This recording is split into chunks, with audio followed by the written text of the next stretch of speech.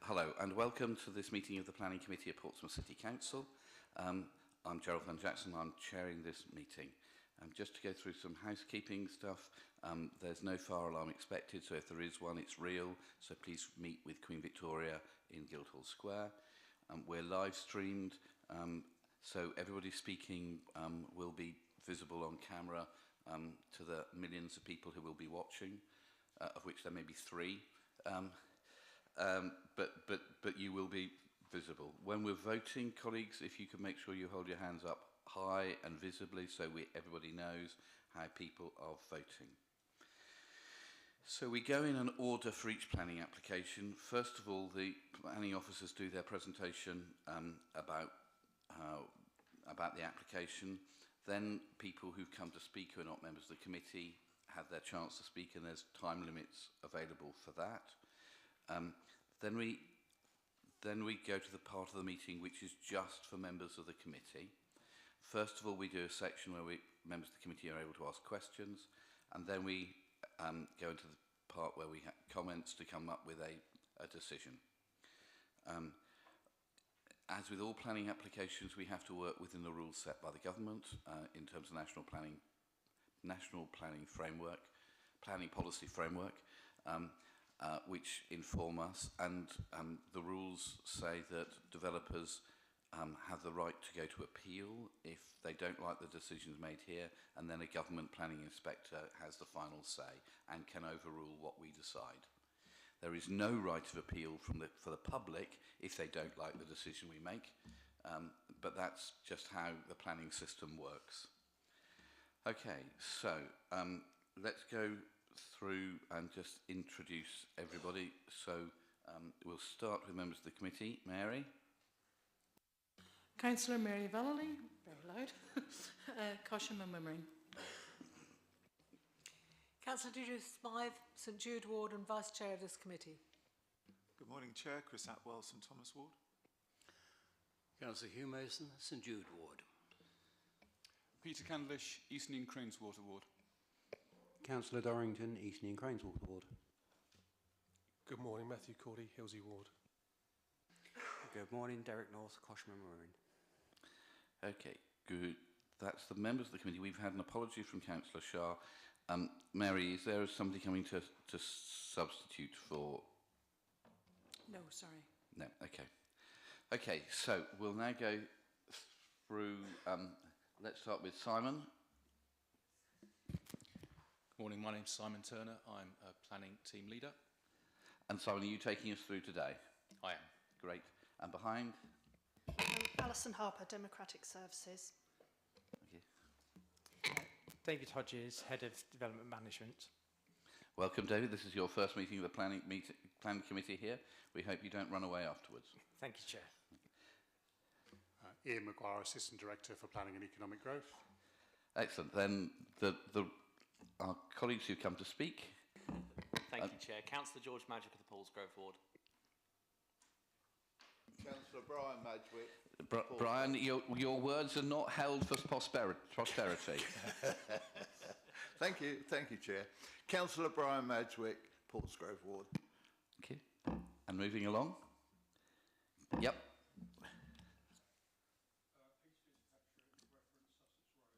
Lovely.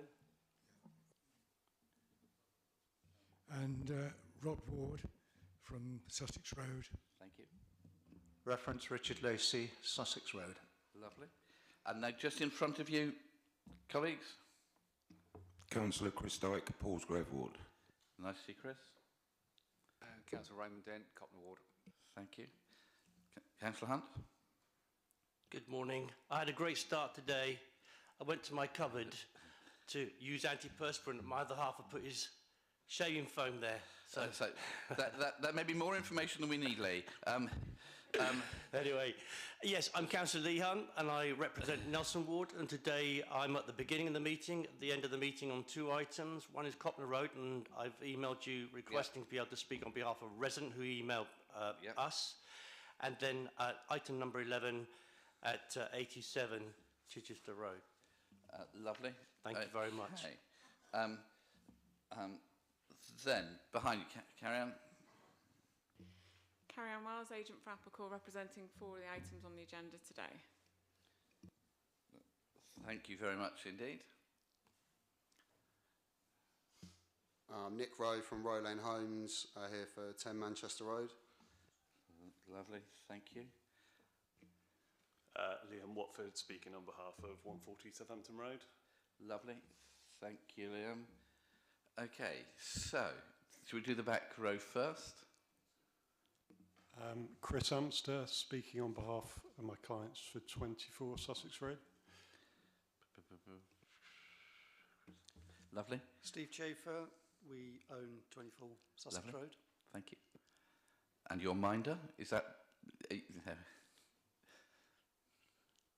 Julian Childs, representing 12 Burbage Grove. Okay, yes. Ursula Spraggs, 12 Burbage Grove. Lovely, thank you. Ellie Magri, 83 Copner Road. Oh yes, there we are, thank you.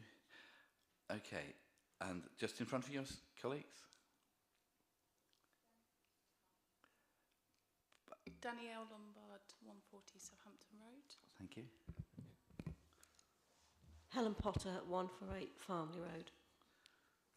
Lovely. Okay, now, Juliet? Good morning all, my name is Juliet Gill, I'm the Principal Planning Solicitor.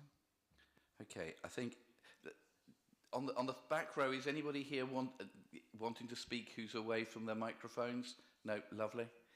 And the only person we've on my list who's asked to speak, who I don't think is here, is Councillor Benedict Swan.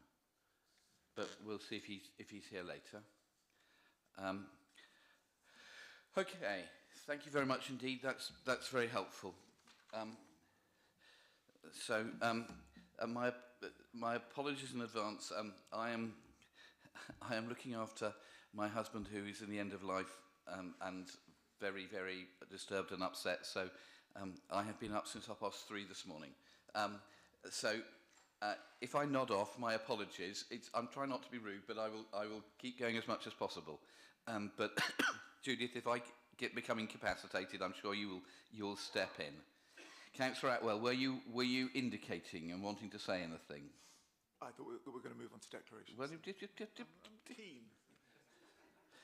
Now, we might, Councillor Atwell, follow your normal policy and do the agenda in the opposite order. But I'm sure I'll be told off for that. Now, I had an agenda here. Okay, so we've had apologies, colleagues, declarations of interest.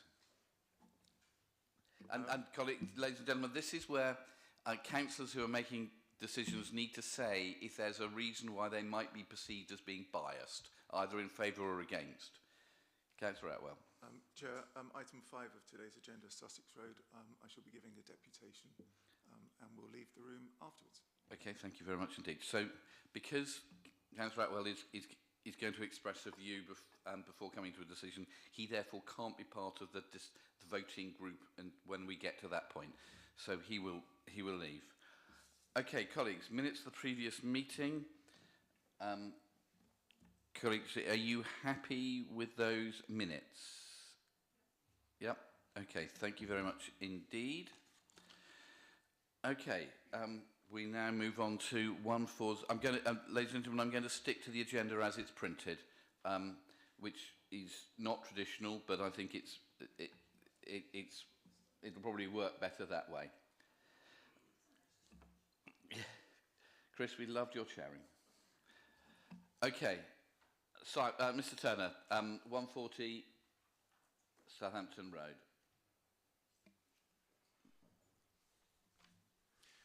Thank you, Chairman.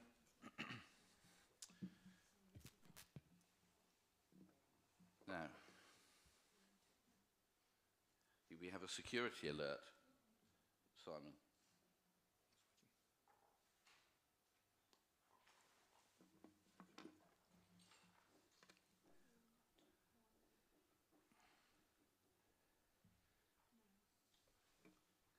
Ladies and gentlemen, we sometimes have hassle with our technology. It is sent to try us.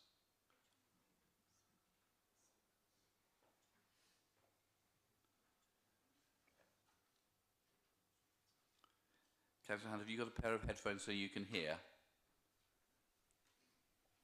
The answer to that is clearly no. Lee, have you got headphones that work? You're okay. All right. Oh, okay. We'll do things in semaphore for you. Okay, Chairman. Lovely. The technology appears to work. Thank you. This is an application at the site of 140 Southampton Road, Portsmouth, an outline application for the construction of a 4-storey building comprising up to 27 retirement apartments. It's an outline application, but the principles of access, scale and design are to be considered. The application has come to committee at the request of Councillor George Madgwick, as well as a large number of objections, some 82.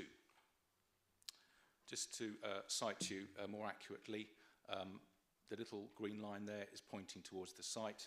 So it's the former petrol station demolished some 20 years ago, I believe, on the north side of Southampton Road. So we're not far away from the entrance to Port Solent, and the city's recycling unit. The commercial areas further to the east, just under the motorway there, and then west along to Porchester local centre and the station, etc. So just to place where we are.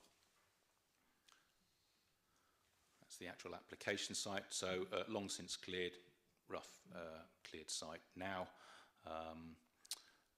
Post-war, 1970s, mostly housing, I think, certainly to the rear, 2-storey housing, and more spacious housing slightly to the west, and a large garage rear, garage court off to the northeast corner.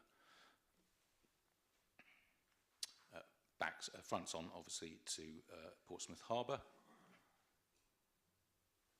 Just a view of the site from the street looking north across the site. So it's a cleared site, as you can see, with elements of hard standing, etc.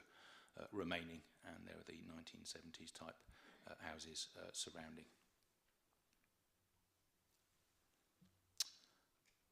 This is the application site, so looking west across the front of the application site, had an access point at the eastern side and at the western side, so in and out, so egress, exit, etc. for the petrol station. 1 lane heading west towards Porchester and Fareham, 2 lanes coming east. Cycling is discouraged or prohibited on the northern footpath, but the southern path is a shared cycle and pedestrian path, which I think is pretty handy for getting around rather than going on this road if you're cycling. This is standing just beyond the western side of the application site, looking at the same view, looking west, but standing from about this point, looking west, just to indicate where the double yellow line finishes, and then we go beyond across to Porchester. So the site you would have read in the report has a fair bit of history dating from 2010, a series of consents and refusals. The last application in 2021 set out in front of you has 7 reasons for refusal, and the report takes you handily through each one of those in turn to address those matters. And clearly officers feel that each one of those has been satisfactorily addressed, hence the recommendation to approve. The site is a 3- and 4-storey complex of flats intended for retirement living. It has an undercroft here. I'll show you the elevations in a minute, of course, but the undercroft on the left-hand side, the western side, would take you through to a rear parking area, 13 spaces for the 27 flats, and a visitor space on the front. It's set back from the road, reasonable distance to allow for landscape. It does step forward slightly of the adjoining properties, but in a staggered manner with modulation to the front to break up the massing, and to give sufficient space at the back to accommodate the parking and manoeuvring space. The buildings start from 2-storey at either end and build up into the centre to the 4-storey, and the rear wing is 2-storey. Access points, there's a front door here, back door off the parking space there, and a side door, and this individual unit on the ground floor has its own front door tucked in there.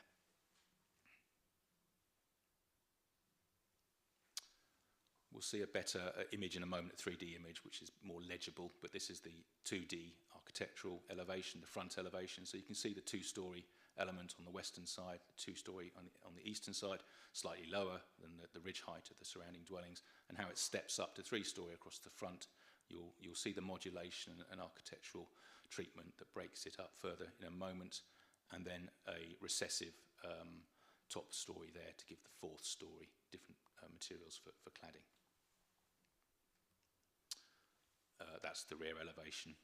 This is the west elevation, so you're looking effectively across the car park, west to east. That's the rear two-storey wing I referred to a few moments ago. I hope you can make these out. This is perhaps the best image to give you an overall feel in the northeast corner, sorry, the top right-hand corner of this screen. So you can see the two-storey elements stepping up to three, and the modulation on the front of the building with step backs and projections of the main building form, as well as the fenestration and the balconies, providing richness and interest to the elevation, striking officers think the appropriate balance between interest and variety in the elevation without it being overly busy. And then the top story, recessive in form and height, setback and materials. So it reads principally as a 2- and 3-storey building with a roof effectively. And then you can get the view. This is obviously from the air, not how you'd see it, but you can get a feel for the site with the Undercroft coming underneath and the parking at the back, and residents at the back looking over that area, and residents to the front. We'll see the floor plans in a moment. There are some, apart from all the balconies you can see, rather lovely if you happen to live on the front, with a view over the harbour.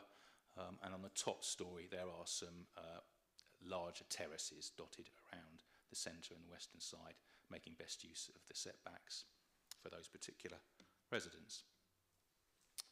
This is the ground floor plan. So the front of the site is here at the bottom of the picture, and there is the Undercroft access. I mentioned the front doors there at the rear, to the side, and individually to this unit. A lift there. Mobility store and/or cycles at the back, a couple of visitor cycling hoops, bin store to the right-hand side, obviously acceptable to waste services, and then a series of flats, 2-bedroom and 1-bedroomed flats. Up on the first floor, more flats, separate access for the western unit. This is the staff area, so you've got a staff meeting room, so-called, as a table and a kitchenette. A little laundry there, staff toilet, and a staff mini office there. So that's the sort of staff accommodation.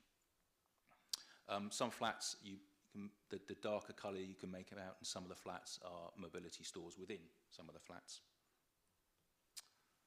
Second floor, so this is the third tier effectively, so you notice how it's drawn away from the edges of the site to give that step up you've seen in the elevations.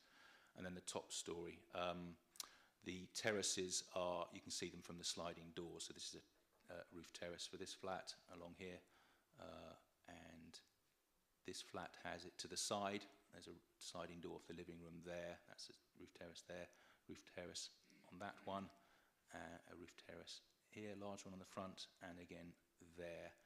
You may have picked up from the reports and the conditions, just to ensure privacy for the neighbours to the western side mostly. We've got a condition talking about privacy screens in these areas, just to avoid any perception of overlooking. So frosted glazing screens along certain parts of the terraces, just to avoid that overlooking.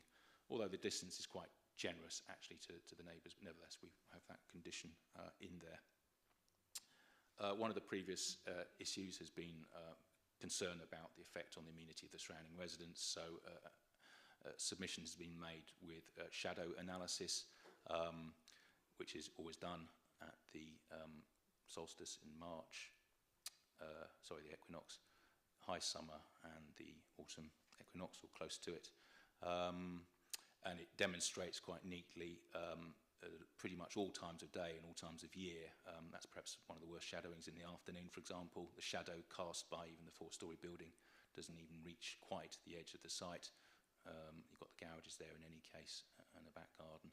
So the effects on the neighbours has been taken with some care, I think, by the applicant in terms of the position and height of the building to avoid any undue effect in terms of shadow. For completeness, this is a previously refused scheme. You can start to see the coverage, rather excessive, of the building, rather filling the site to pretty much most of the boundaries. No space for landscaping on front, very unfortunate. And it had a basement, so drive down there straight into an Undercroft car park, which I think would have been very expensive and technically challenging, with potential land contamination issues from the former petrol station, and cost and drainage issues as well in the floodplain there just up from the harbour. So I'm not surprised that is no longer a case, and we have now surface parking proposed. That is an elevation of the previously refused scheme as well. Again, I think most people may agree that was rather too imposing and uninspiring in design, top heavy with a roof there, and quite an abrupt change from the neighbours. So the scheme, we think, is a significant improvement and acceptable in its own right. And just for completeness, this is the allowed scheme back in 2010. Sort of Art Deco-ish feel to it. Again, pretty large to the sides at 3-storey, pretty hefty stories. But there we are. That scheme is been and gone and wasn't implemented. So that's taking you through the main elements of the scheme. I will just take you through the SMAT. We do have some updates. We needed to include the formal colleagues. SMAT, for those people who have not been before, is supplementary matters. So things that have come in recently, just to update everybody. But in here, we always refer to by its initials as the SMAT. Thank you, Chairman. I usually do, but I forgot today. Thank you. So it is updates, further considerations, any typos, that sort of thing. Here we've got the full recommendation that's needed.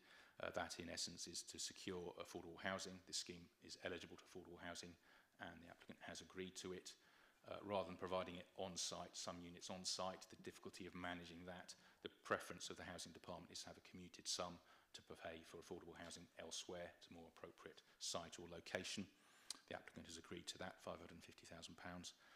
And then we need the standard mitigation of the special protection areas with respect to recreational bird disturbance and nutrient neutrality. So that is secured by the recommendation and a legal agreement to come.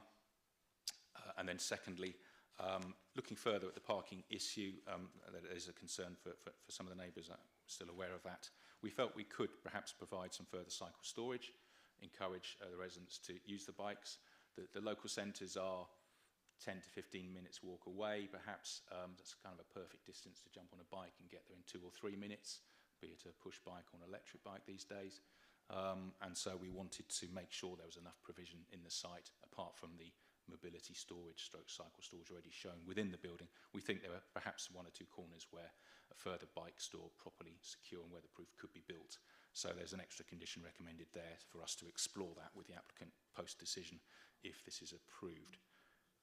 Thank you, Chairman. Okay. Chair, before we go on, sorry, I haven't got a copy of the SMAT. Is there a spare one around?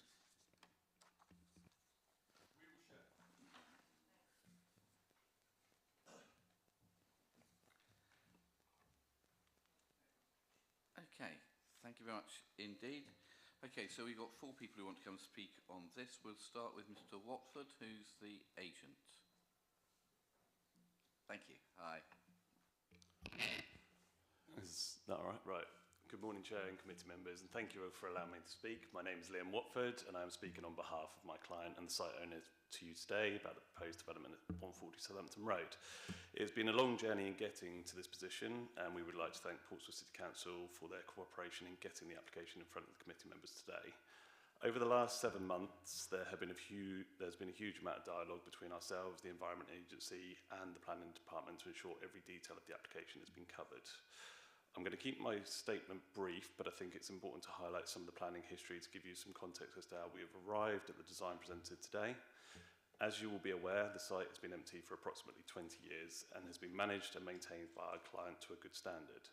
In the last few months, you may have noticed that our client has enhanced the perimeter fencing to ensure the site can remain secure.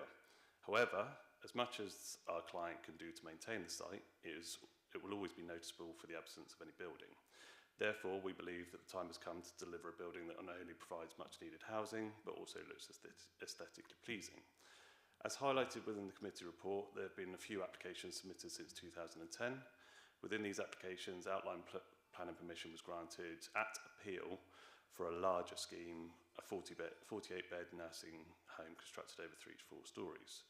More recently, however, in 2021, and as highlighted by Simon, a scheme for 34 sheltered housing apartments over 5 stories was refused. Although refused, our client proactively worked with the planning officer at the time, and in a meeting in 2021 discussed the reasons for refusal.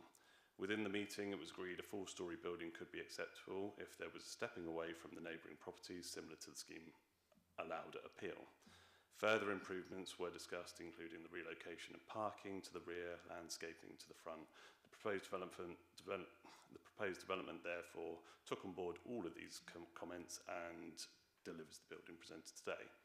Naturally, we agree with the recommendation for approval. However, we're not blind to the points that have been raised throughout the consultation period and the points potentially going to be raised today. Therefore, in order to alleviate some of the concerns raised by these points, we wanted to provide some further clarity on the concerns that have been raised.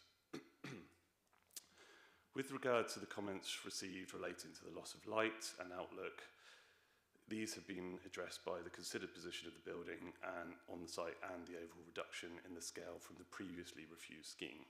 As shown on the site plan, drawing 899401, the main section of the building has been positioned towards the front southern boundary of the site. This has meant that through the use of sun studies, we have been able to demonstrate that the main concerns of the potential loss of light or overshadowing have been mitigated. In relation to the issues relating to loss of outlook, we believe that this has been mitigated again through siting, scale and improved layout of the proposed building. I think in this instance it's important not to conflate the term loss of outlook with the loss of view in planning terms. As highlighted in the committee report, any development on a brownfield site such as this will result in some impact on neighbouring properties. As part of the concerns raised about loss of privacy, it's important to note, as Simon highlighted, that condition 4 of the recommending conditions states that prior to the first occupation of any apartment, details of privacy screening for the terraces and the westernmost rear balconies shall be submitted and approved in writing by the LPA.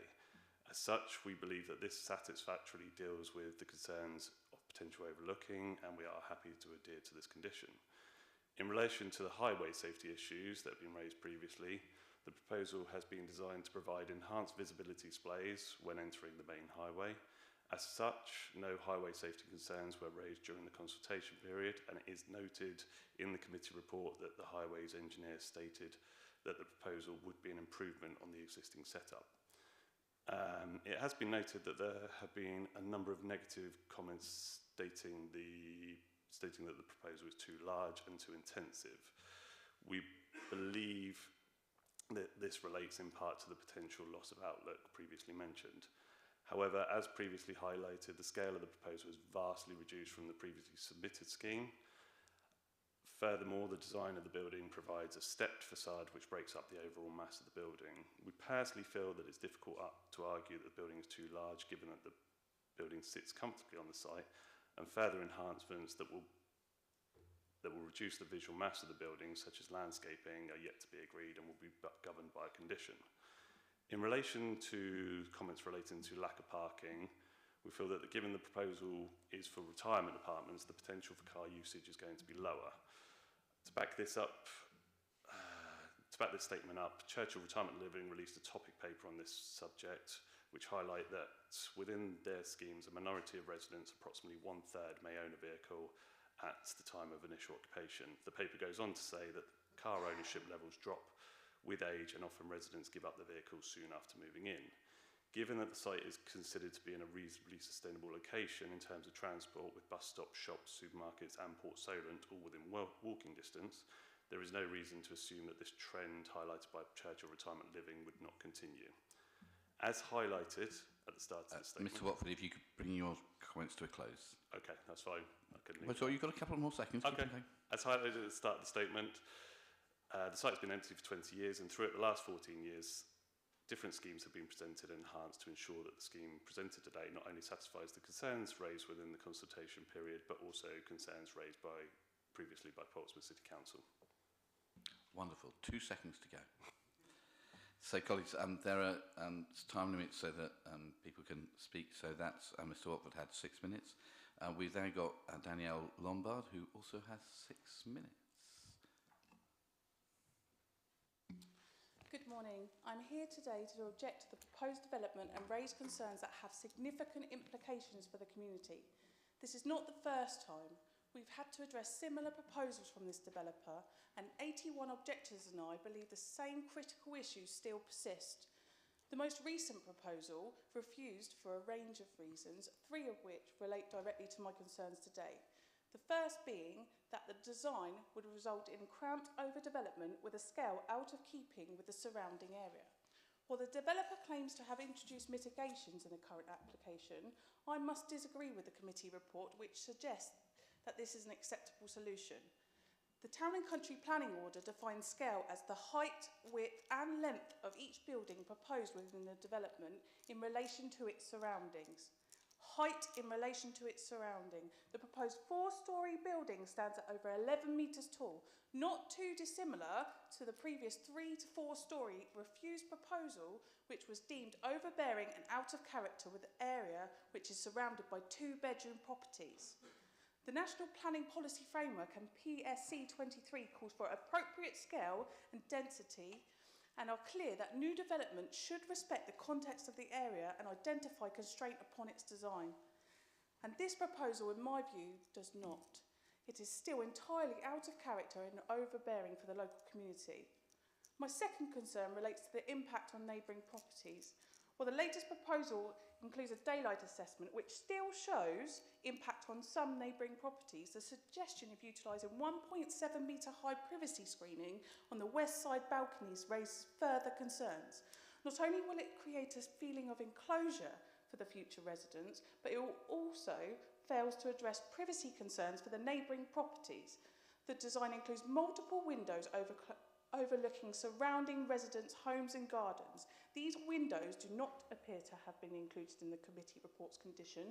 Therefore, privacy, in my view, remains compromised. Thirdly, and perhaps most crucially, I want to address the issue of parking. As noted in 62 objections submitted by local residents, parking is already a significant problem in this area. With the recent development in Nautilus Road and the introduction of parking bollards along Southampton Road, it has become increasingly difficult for residents to park near their homes. We are unable to park on the main Southampton Road and neighbouring streets are too far away. This is reflected in the rise in parking enforcement actions in the area over the past year. The Parking Standards and Transport Assessment Supplementary Planning Document for Portsmouth City Council recommends that this development should provide 36 parking spaces, inclusive of visitor parking. However, the transport statement provided by this developer has applied the standards for C3 sheltered accommodation, which requires fewer spaces. This results in a deficit of 22 spaces in the area where parking is already under significant strain. This is completely unacceptable. I would like to remind the committee that Southampton Road is not within the defined area of the city centre detailed within these standards, where lower parking provision is expected. Moreover, whilst I understand this is an expected parking standard, the standard places very clear emphasis that developers must provide robust evidence to justify any deviation from this standard. This includes a thorough assessment of current parking situation, as well as any alternative parking options. This quite clearly hasn't been done adequately here. In fact, section 3.9 of the standards suggests curbside parking surveys should be conducted to assess the availability of parking in the area. I asked the committee, has this been done? Because if it had, you would have been able to see the pictures that I have provided to you today, which would clearly show the immense pressure already placed on local parking. This development would undoubtedly only exacerbate this problem. Additionally, section 3.13 clearly states potential parking opportunities should not be designed out of developments as a way of increasing density. However, this is exactly what appears to be happening in this case, which is in direct conflict with the needs of our area. We are not expecting to park directly outside our homes, merely within reasonable walking distance, and this development will inevitably prevent this. Additionally, I would like to note the memo from Mr. Neve from Transport Planning suggests there would be no objection in terms of parking, as the provision of parking is higher than previously submitted scheme.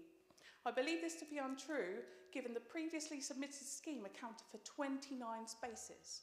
I would also like to note, if this is a C3 classification, where is the disabled parking for users that are of a demographic that might potentially need it?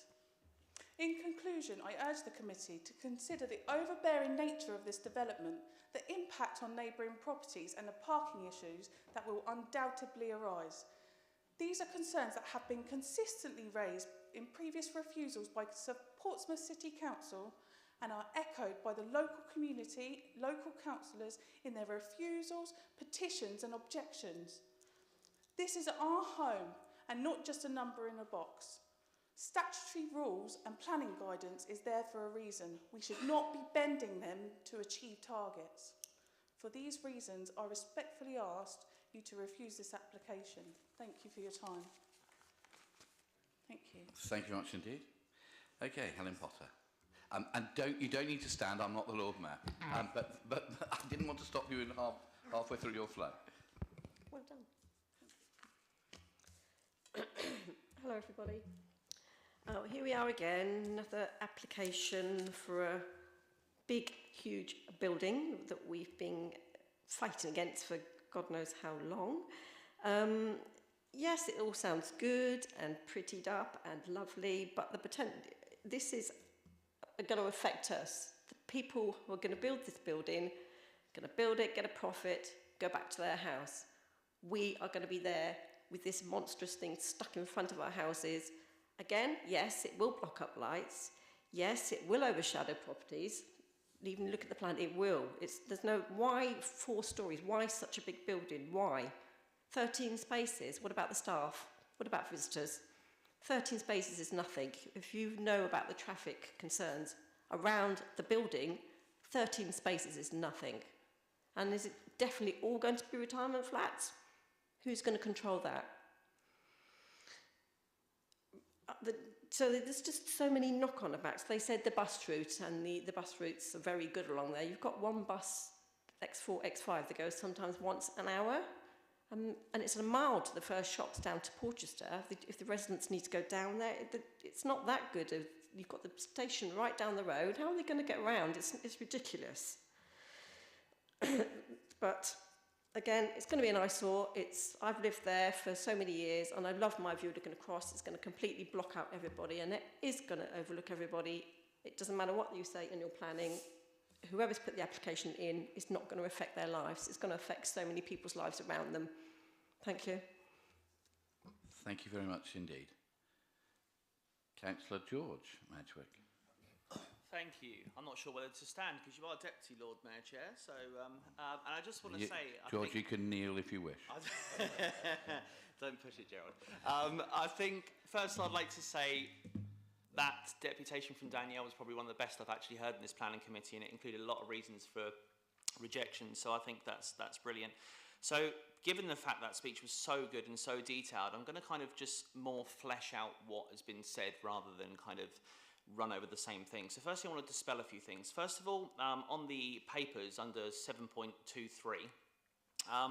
it makes a number of reports how the site is dilapidated and how it's an eyesore, but I think it's really pertinent to remember that it's an eyesore because the landowner has left it an eyesore for 20 years, and I don't think that we should be considering the fact that, oh, they'll make it better as a reason for consideration, which has been given in this report a number of times. The reason it's so bad is because they've left it to become so bad. So that's the first thing. We shouldn't be kind of rewarding them for treating the land so poorly for 20 years. The other thing I just want to bring up is the fact that obviously it's mentioned that cycling has been brought in, which I kind of found laughable in my head, that you're suggesting that 80-year-olds and 90-year-olds should be going on a cycle down to the local shops, picking up 4 bags of shopping, then cycling back over an A road that's used with 3-lane traffic. I think that suggestion is daft at best. I've got an issue with C2 and C3. The agent brought up that there was a plan approved in 2010 which included 4 stories, and that should be given weight. I just remember that that building is a C2 permission for a nursing home, and it's not C3, so they're not comparable. C3, which is one of the things that alarms me, I know a lot of the residents, is that it's being labelled as retirement living, but there is nothing at all within these plans that mean they have to keep it retirement living. And there is a big difference between having up to 70 residents that are 60, 70, 80, 90 years old than there is 21, 22 years old. There's a big difference between that. The report also notes that there's 81 objections, and they don't know if people still wish to object because they didn't ask them. I don't think that should be given any weight, because maybe they should have asked them whether they still wanted to object, rather than putting that in the report to kind of create a disillusion that they might not want to. And the agent himself here today said that a third of people, bearing in mind that in his own research, a third of people have cars when they occupy these buildings that initially started. Well, by my calculations, quick calculations, based on the bedroom sizes, there could be a minimum of 50 people move in and a maximum of 70 people move in. So even a third of those, by his own admission, would still take it over the amount of parking spaces that they've allowed for. So let's just go on to the 2 things that are reasons for refusals. So I think parking needs to be given significant weight. We've already heard why, but let me tell you why. We did an FOI request on the Transport Department to find out how many parking tickets have been issued in the only 2 roads that are near to the property, Farmley and Water's Edge. There's over 100 parking tickets been issued in the last year for that area, which I've been told by the traffic team is the highest number of parking tickets issued off island versus the number of houses that are on the road. So there's already a significant parking issue. I think, Chair, from an emotive perspective, I'm not sure if any members here or committee members here have members of family that have ever been in retirement homes, but I can guarantee you there's a lot of ambulances, care staff, people that come in, day out to look after the staff, visitors, because people want to visit their elderly relatives. One visitor space is not simply enough. So my final thing that I'll go on to, Chair, if you allow me to, is in relation to the design, which obviously Danielle mentioned comes under the policy PCS 2.3 of the Portsmouth Plan and the National Planning Policy Framework. Now, it's not in keeping with the area. So we did a little bit of research, and a number of officers I spoke to, and just let's play a little game quickly. How many buildings do you think that are in the area in Southampton Road that contain 4 stories? The answer is none. Excluding loft conversions, how many buildings do you think are 3 stories in the area? The answer is none. Let's go a little further. How many flats or apartments do you think exist on Southampton Road? The answer is none. So let's go one crazy step further. Let's look at the roads surrounding the place, half a mile distance. And bear with me here, Chair. Southampton Road, Farmley's Road, Water's Edge, Paddock Walk, Nautilus Drive, The Edge, Beach Drive, Coltsmead, Sedgefield Close, Elgar Close, Sullivan Close, Hopkins Close, Parry Close, Neelands Close, Portsdown Road, Hamilton Road. Let's move to the right of the building. Seddon Place, Calm Place, Kelsey Head, Newland Way, Carbis Close, Cadgwith Place, Hollywell Drive, Briar Island, Tintagel Way, Mullion Close, Cobrak Way. Who wants to have a guess at how many flats or apartments are on any of those 27 roads that are covering 2,000 residents? Anyone? None. So it's not in keeping with the area whatsoever. It's highly inappropriate for the development. We should not be rewarding the landowner for literally mismanaging this site for 20 years. And although it's not a planning consideration, Chair, I would say that the landowner needs to look at the site reasonably. It's a large space which could fit 10 terraced houses of 2 bedrooms, all with private off-road parking, and the residents would be probably more than happy with that, because our concerns are not that there's going to be development in the area. Our concerns are not that there's going to be more residents living in the area. Our concerns merely are the objections to the usage of that space and it being appropriate and applicable for the area. And for the reason that Danielle mentioned, I think you've got enough grounds for rejection, and I really hope the committee listen to the residents. Thank you very much, Councillor Medwick. Okay, colleagues, we now move into the part of the meeting which is for the councillors on the committee. We'll start with questions, and I've got a couple of questions to start with, and I'm sure others will have. Looking at the conditions, Mr. Simon, where is the condition that says this is for retirement living only? There isn't one. We've assessed it as presented.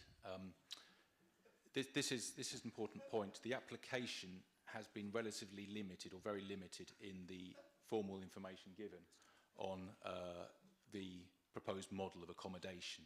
On that basis, we've treated it as an open Class C3 flats. Okay.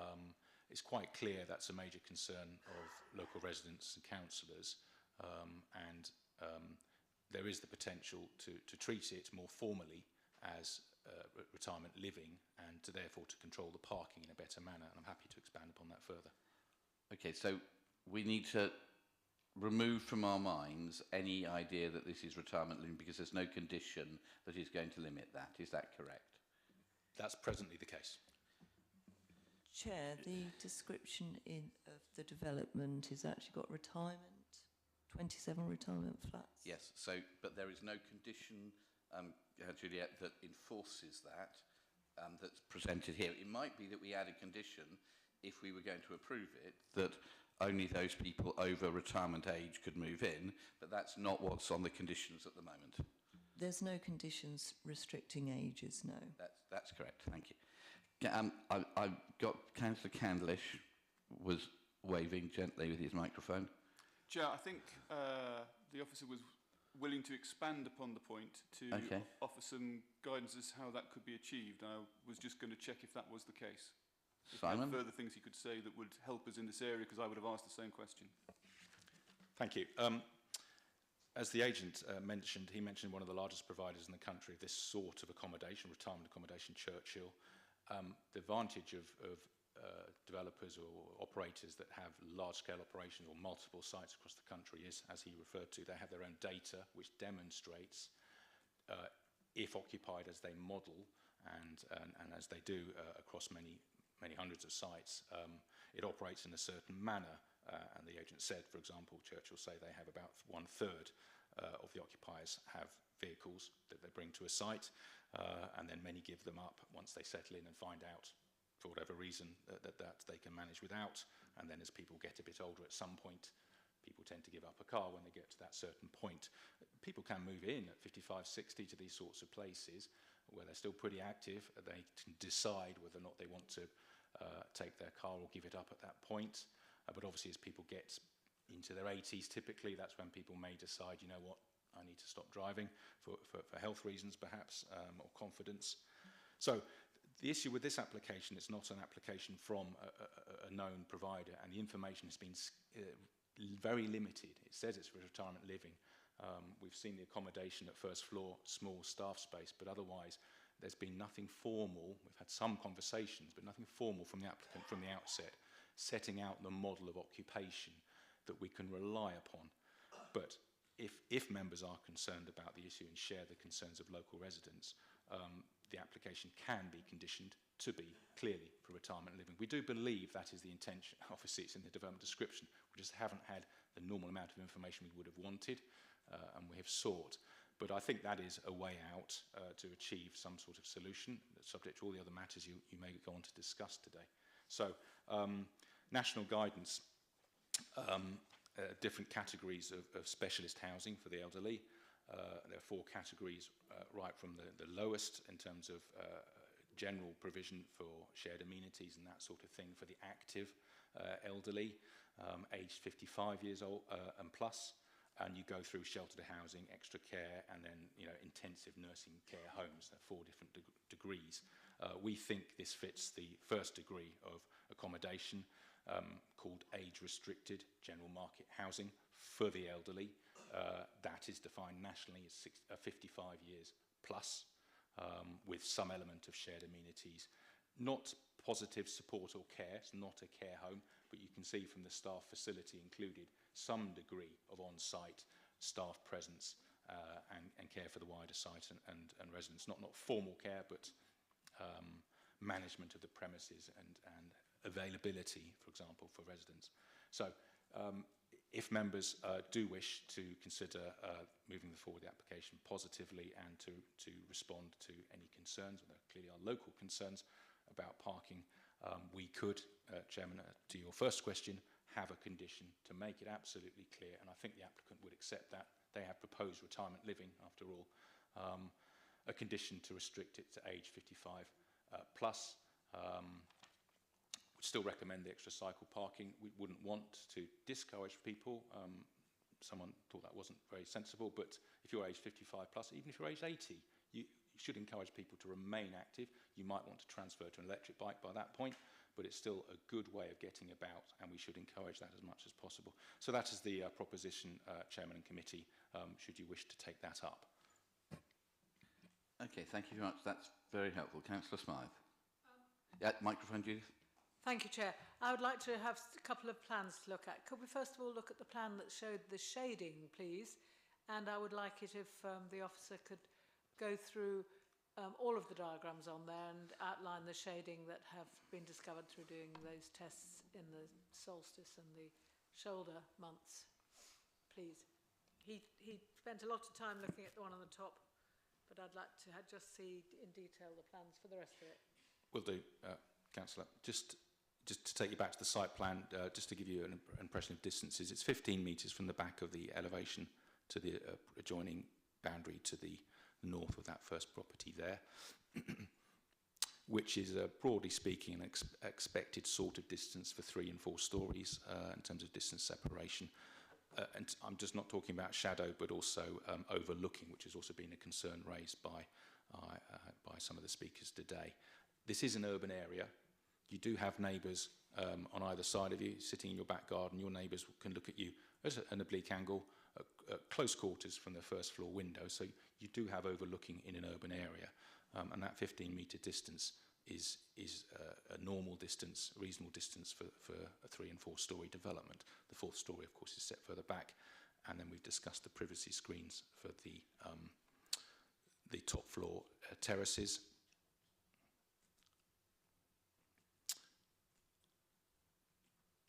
Here we are. I'll see if I can zoom in.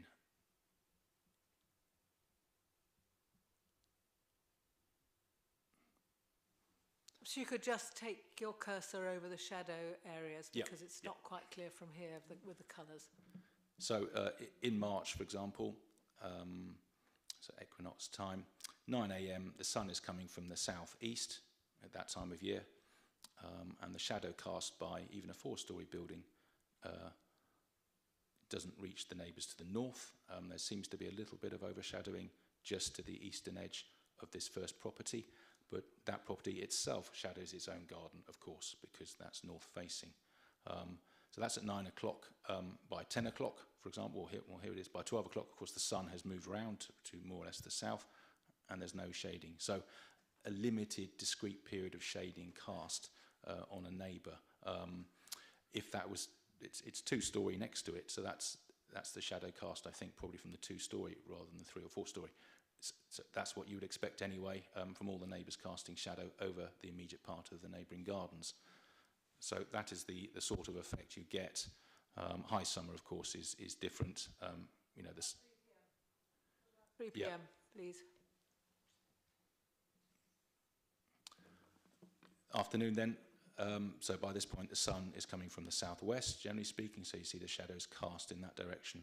So again, there's a shadow cast clearly from the 3-4 story element here towards the northeast of this first property, but look at these gardens. The terrace itself already covers and shadows the rear garden at that time of day, so the difference is well, the garden's already shadowed to some degree. And the shadow in the far corner is going over the front of some of the cars parked in the back car park there. Okay. And the other diagrams, please. Okay. Well, high summer. Here you are. That's the afternoon, so the sun is still high in the sky and not apparently casting any shadow even on that garden. Even things like fences cast a shadow, of course, depending on the angle of the sun. Midday, nothing cast on the neighbours. Morning, again from the southeast, not much. I think I can see any cast on the neighbours. So, and then autumn is the same as March, more or less. You have more or less the same effect because they're both around the equinox.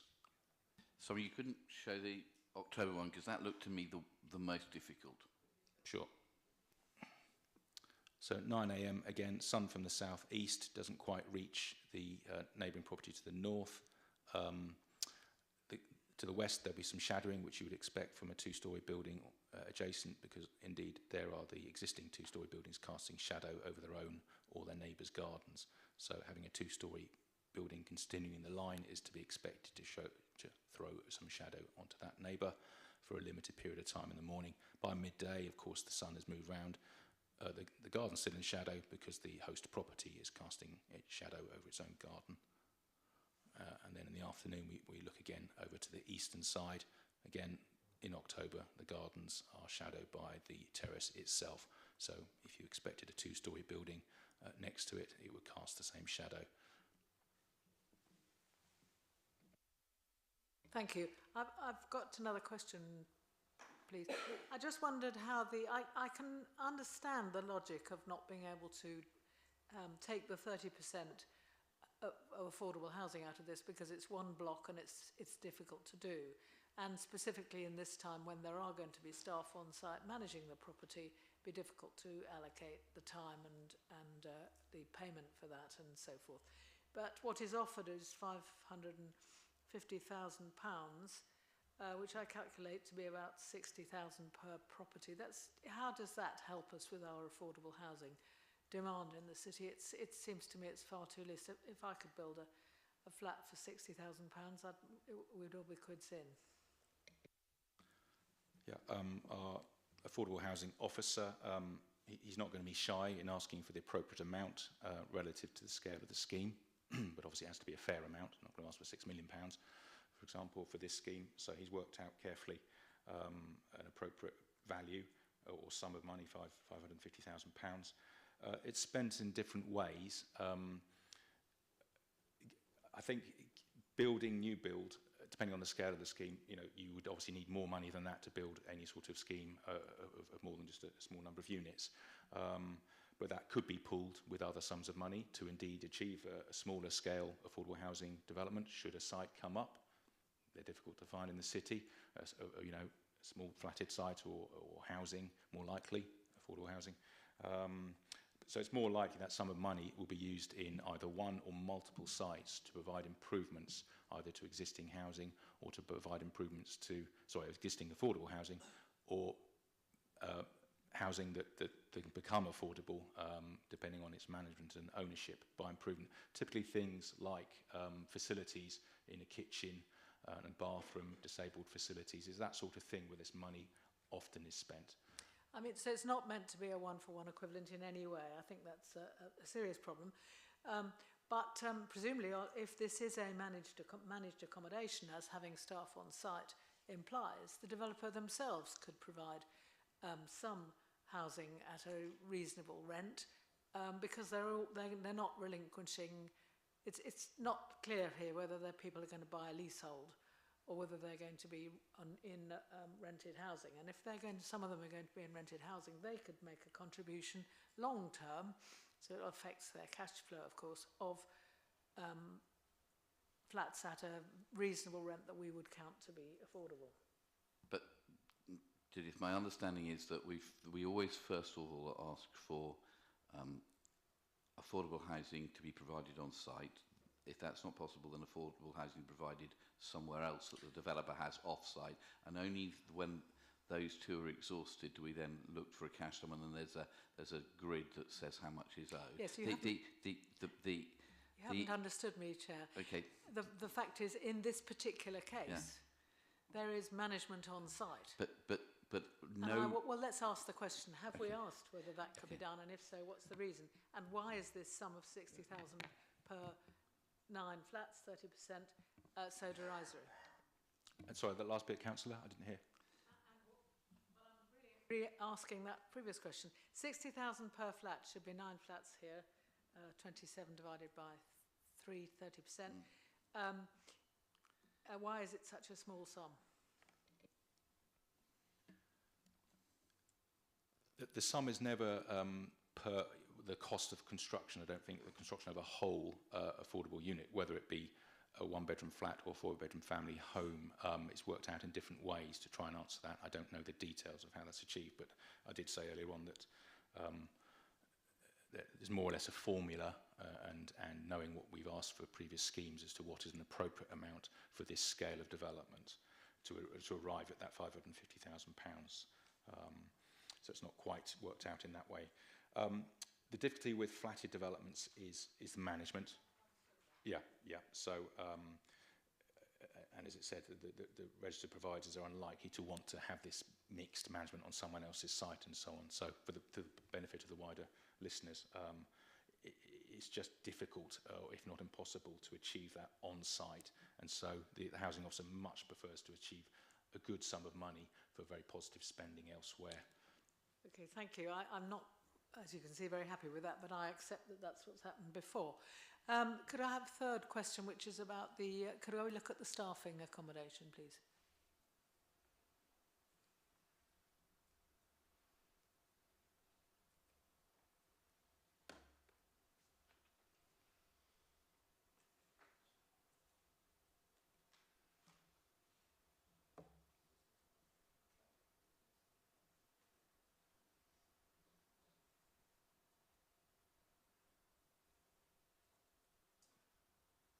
So I think it's important to note here that this is staffing accommodation which don't contain a bed, so there's no overnight stay of staff, which does change the category of retirement accommodation that we have in front of us.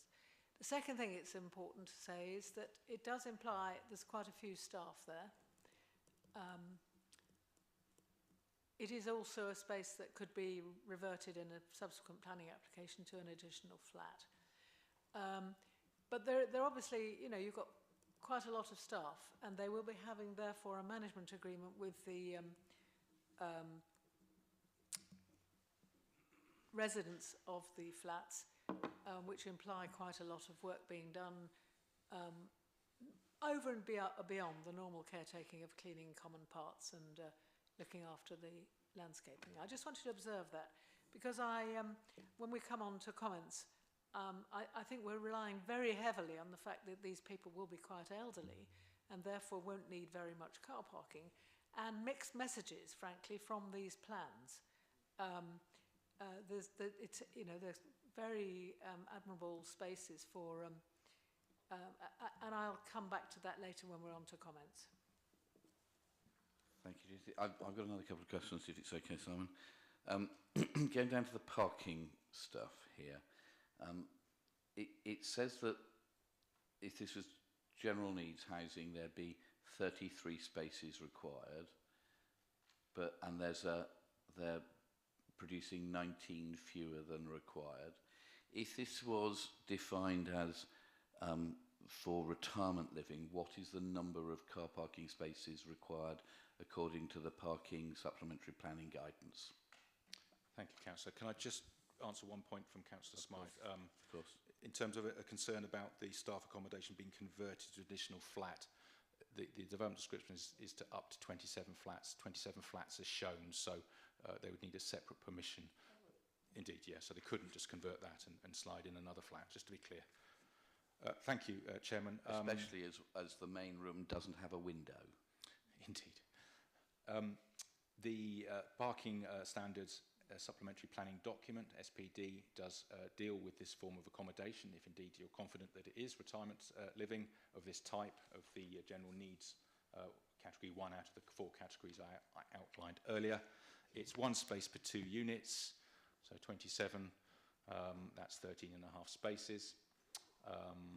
1 space per resident staff. We can't see any resident staff accommodation. Half a space per non-resident staff. We don't have a figure on the staff numbers. What do we think they could be? 1, 2, 3 on the site at any time. And then when you've achieved that figure, that might be around 15 and a half spaces perhaps, let's say. And then you add 10% for visitor parking. You get up to around about 17 parking spaces, not exact, and there are 14 on site. So it's close to the overall expectation. Of course, then you go on to analyse the area and think about public transport, distance to facilities, cycle storage, etc. Thank you very much indeed. And then in 7.20, it says, in quantifiable terms, the SPD requirement for off-street car parking is a set number. However, while an out-of-town location, the site is considered to be a sustainable location and could reasonably support car-free living for a number of residents. My understanding of the policy was that in city centre locations, we go for a lower amount of car parking because there's lots of public transport, there's a railway, there's lots of buses, etc. And therefore, and the statistics say that many fewer people who live in the city centre have cars than live outside.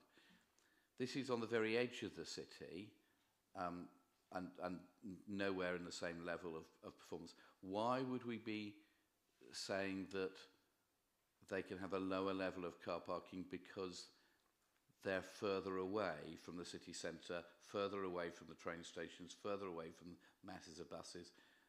It would seem that we're interpreting the policy in two ways, in a contradictory manner. Thank you, Chairman. In the city centre, a lot of the schemes would achieve significantly less than half. This is approximately number of units, 27, 13, 14 spaces on site, approximately half, whatever the accommodation is actually used for, whether it's open or age restricted. Whereas in city centre, typically we're getting much, much lower proportions than that. So you're right, it's not the same level of sustainable location as in the city centre, but it's not such a depressed level of car parking, so it's not quite comparable at all. This is still a reasonable location with respect to distance to local facilities, walking or cycling, if you're able-bodied enough to do that. Hence, the standard I've just outlined would appear to be appropriate, and that's your decision to make. Thank you. And so, with the description of retirement living, my expectation, my mum lived in one for a while, which worked remarkably well. There's always a communal lounge, and there's always a visitors, somewhere for visitors to come and stay, because they're normally one bedroom or two at the maximum. Where are those facilities within this development? They don't exist. There's no communal facilities that I can see. It's just that staff area we've seen before, and there's no visitor flat proposed.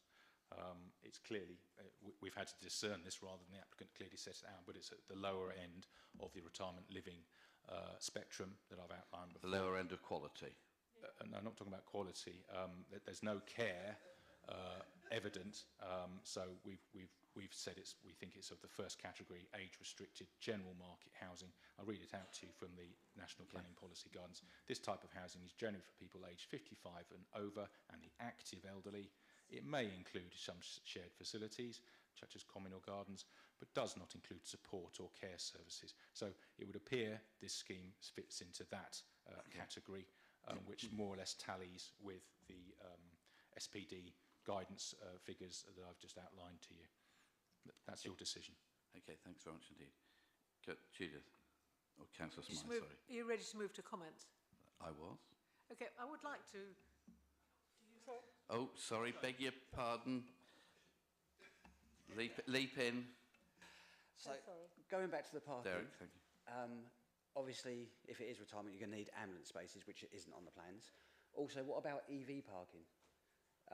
Obviously, with all the electronic cars and that coming, there's nothing in the plans for that either. Can we have that clarified as well, please? Chair, as we do, can we also have the picture of the site with the car parking spaces up? Because that's what we're focusing on at the moment, please.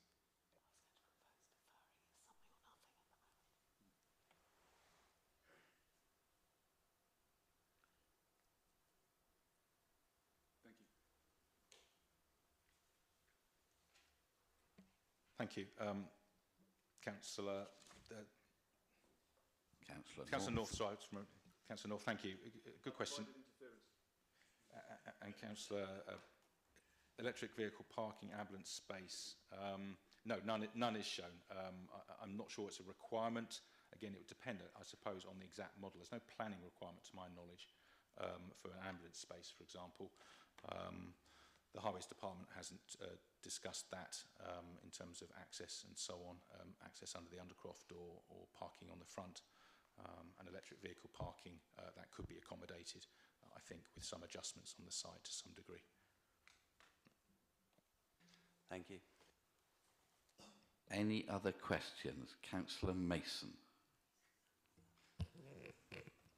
I think Councillor Madgwick is right that this will be a prominent building in the landscape. What are the materials which are being used in this building? Are the differences at different heights? And what is the fenestration making? Will that be UPVC, or what are we looking for?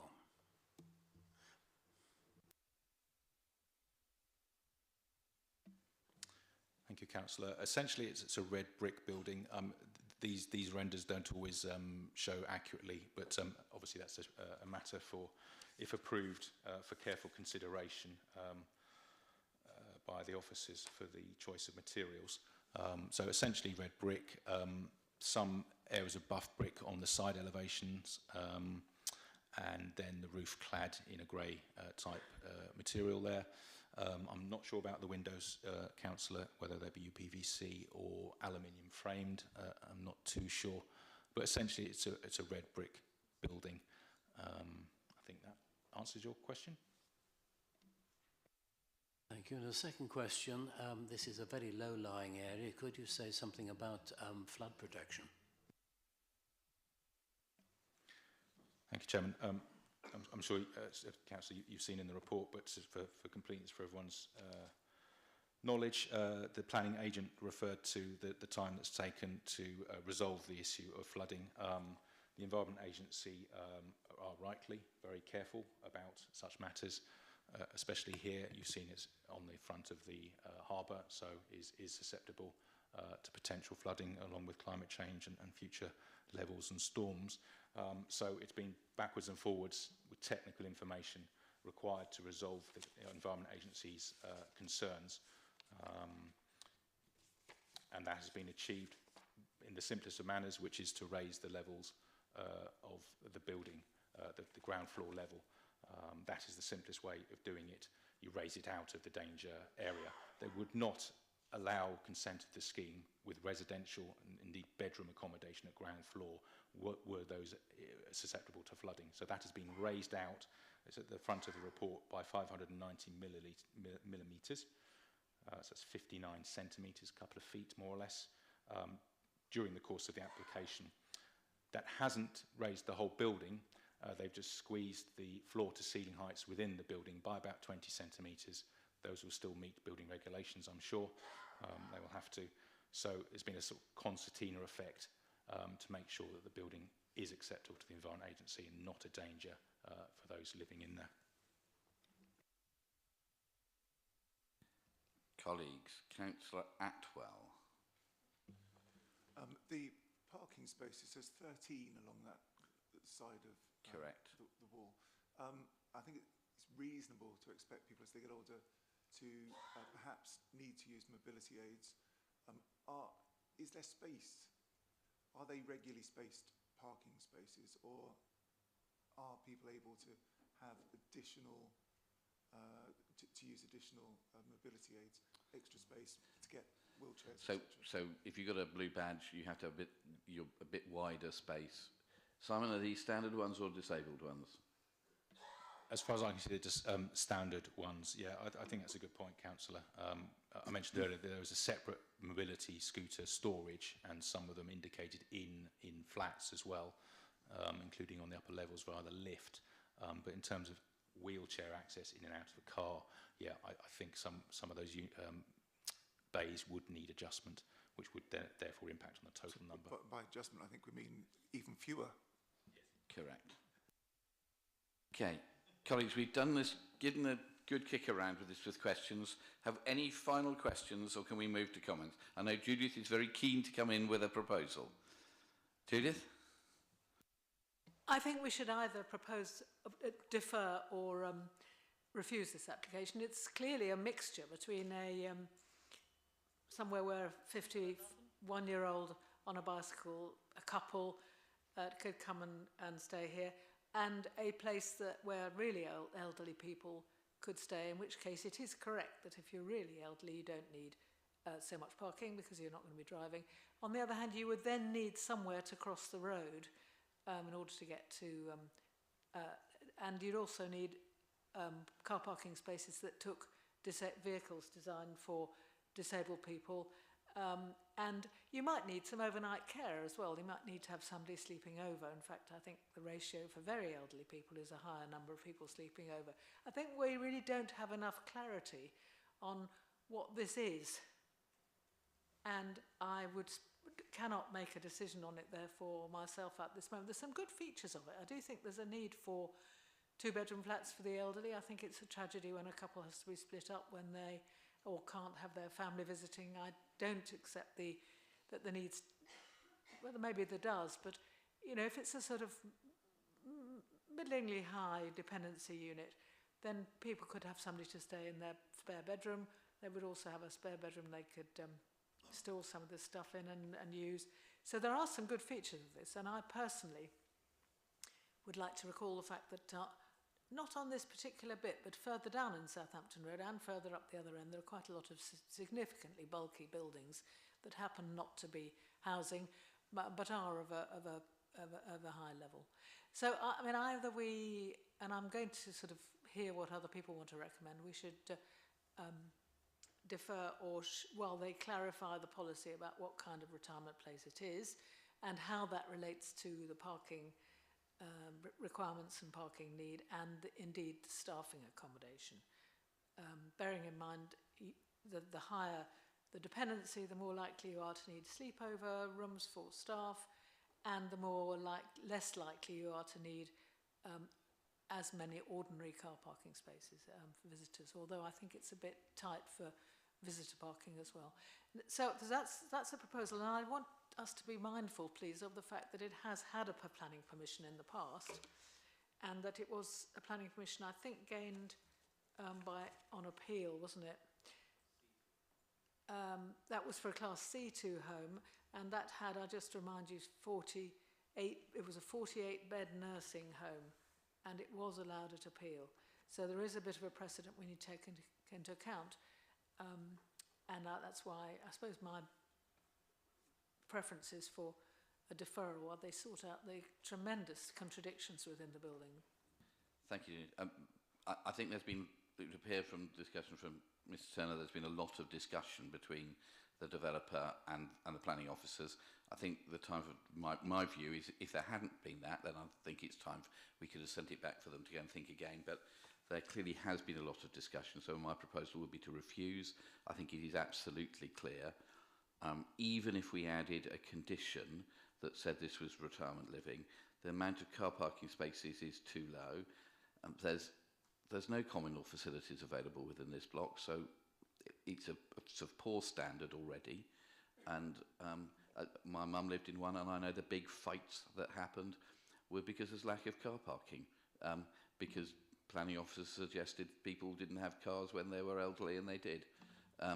So I'm sorry, I'm going to propose refusal for this. I think it fails to hit even the level of car parking required for retirement living, and that would be the absolute minimum required, and it hasn't even done that. So I would propose refusal on that grounds. I know lots of people are waving, but Councillor Atwell did wave first. I'm very sorry. So, Councillor Atwell, are you seconding that? I'm very sorry, Matthew. He really did. So that's a formal proposal that's been proposed and seconded. I think would be if the applicant, if that does go through and comes back with another plan that addresses the concerns of residents and the committee, then again we can look at it, and we'll look at it with an open mind. But at the moment, my view is that it doesn't hit the standards that we require. Councillor Candlish. I might end up agreeing with the proposal that's put on the table, but I think the committee also needs to give some guidance on some other matters and exactly what sorts of things we would like to see. So I think there was a superb deputation at the beginning. I think someone said it was one of the best I've heard. I'm going to give you 2 out of 3 in terms of the points you raised. So, is this Strictly Come Dancing?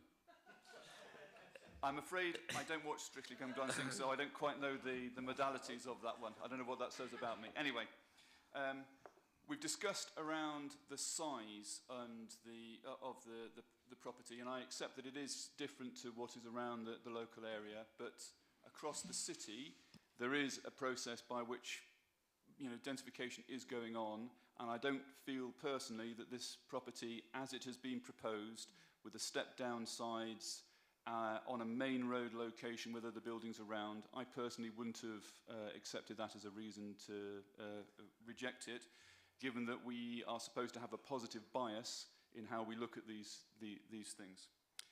There were also concerns around privacy, and similarly, I accept there is definitely a little bit of something around there, but I don't think that compared to other developments that we approve across the city, that I would be troubled by that.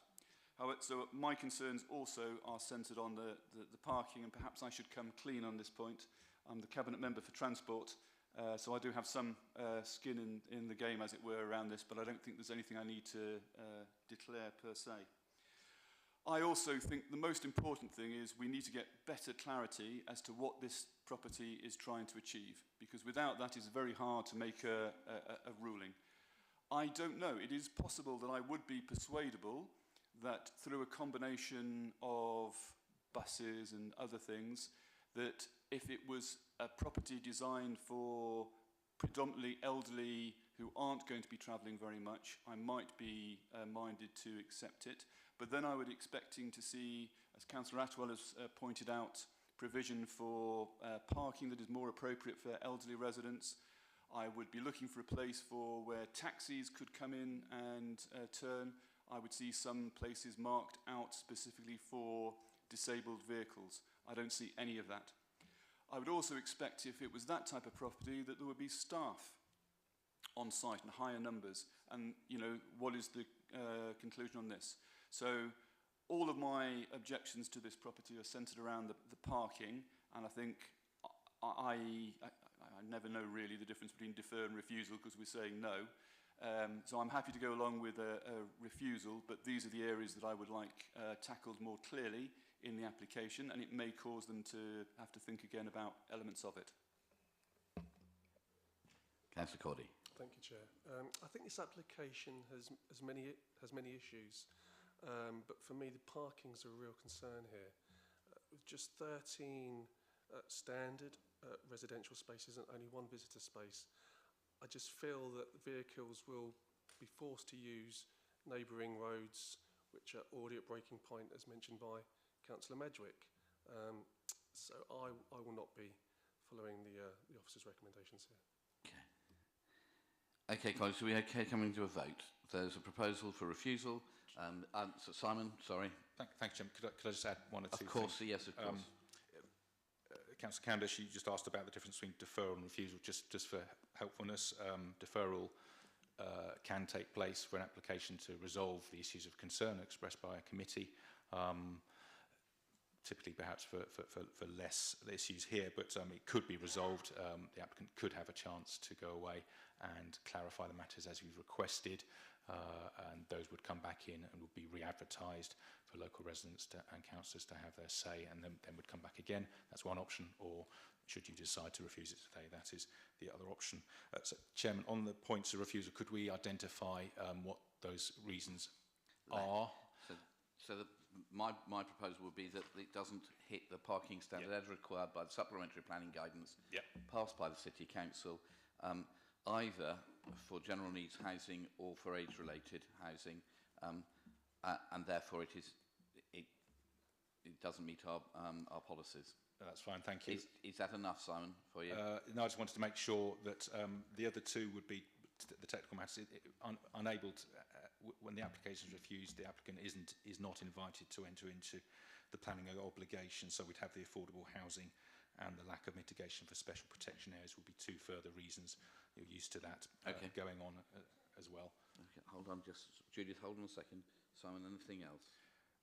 Those are the three matters. Well, there may be another one. Councillor Smythe. Can we raise an objection to the fact that it's unclear how this building will be used and managed, and that the plans are ambiguous at the moment, and we can't approve it because And that links to the parking requirement, of course. Simon, can you produce some words for that? I'm sorry, could you just repeat that so I can be very clear? It's just I think it's very unclear how this... It is completely unclear what sort of retirement accommodation this will be in terms of, I mean, for example, the provision of communal space. Yeah. If you have very dependent elderly people, they need communal space more than they need parking. That's why I was asking again, because that had been mentioned. A planning authority can't refuse an application for being unambiguous. It has to be a reason for refusal. No overnight accommodation for staff? So that's either a reason or it's a clear request, obviously expectation the applicant needs to clarify these matters. So Councillor Valley, not all McCarthy's don't, or general needs retirement living, lots of it doesn't have overnight accommodation. But everyone I have been to has always got a communal lounge, and everyone I've ever been to has always got a spare suite for visitors to be able to, and neither of those are provided in this case. So that would be, if members decide the lack of communal facilities is a problem, that would probably be PCS 23, although the flats are all individual flats and are of appropriate standard, they meet the national standard in terms of size and disposition. Nevertheless, as retirement flats, if the expectation is for communal facilities, that would probably be our PCS 23. I'd have to check against the housing policies as well. But if you do wish to refuse it on those grounds and it is refused, if I could take that away under delegated powers to draft those up in full, Chairman. Yeah. Is that okay, Judith? I wondered if we could put something about affordable housing. I mean, if this is all to be rented and managed accommodation, it's not impossible for us to put a condition on with sheltered housing, that some of those flats should be available for people of limited means. Yeah. Okay.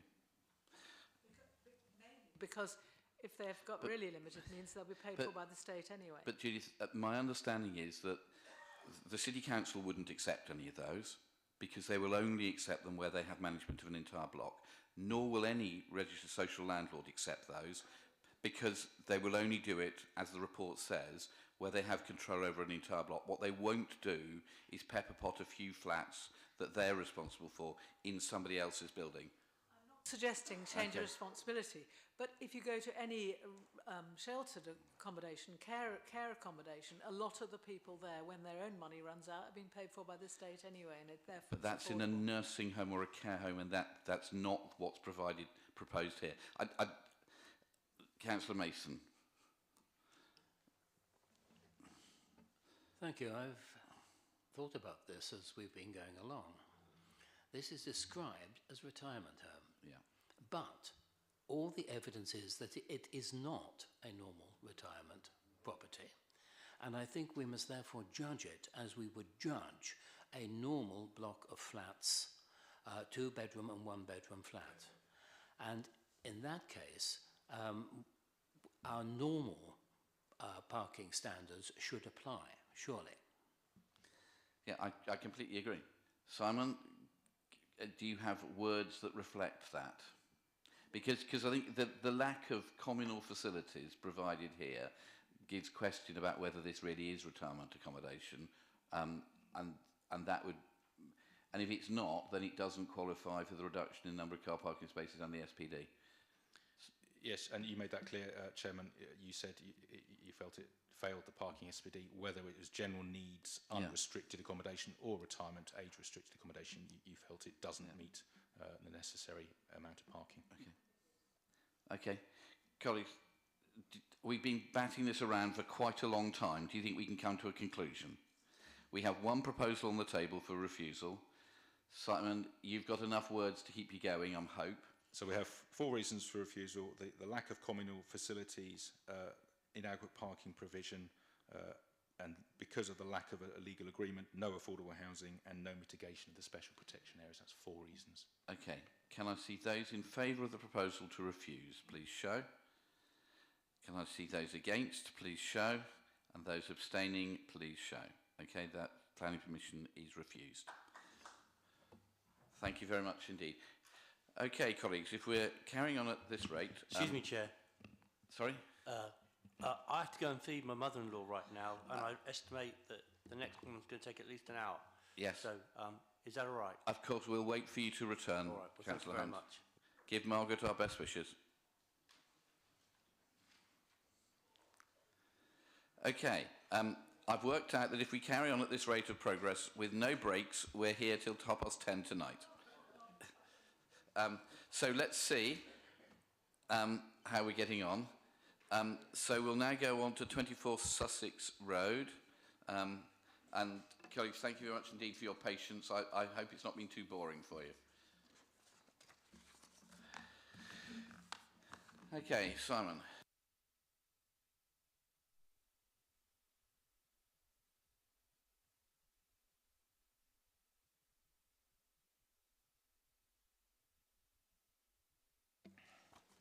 Thank you, Chairman.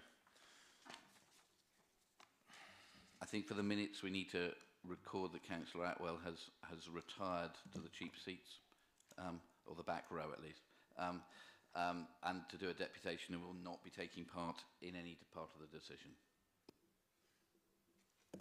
Thank you, Chairman.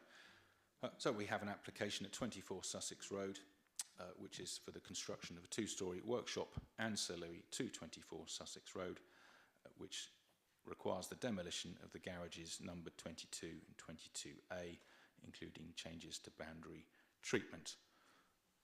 This application has come to the Planning Committee due to the number of objections, 21. There's also one letter of support from the Portsmouth Society. We have some deputations to come, so I will take you through the application, and then we have some supplementary matters with her SMAT to take you through as well. So just to locate you, here's Southsea Town Centre, St Jude's Church, Kent Road going along to Southsea Common, the northwest corner of Southsea Common.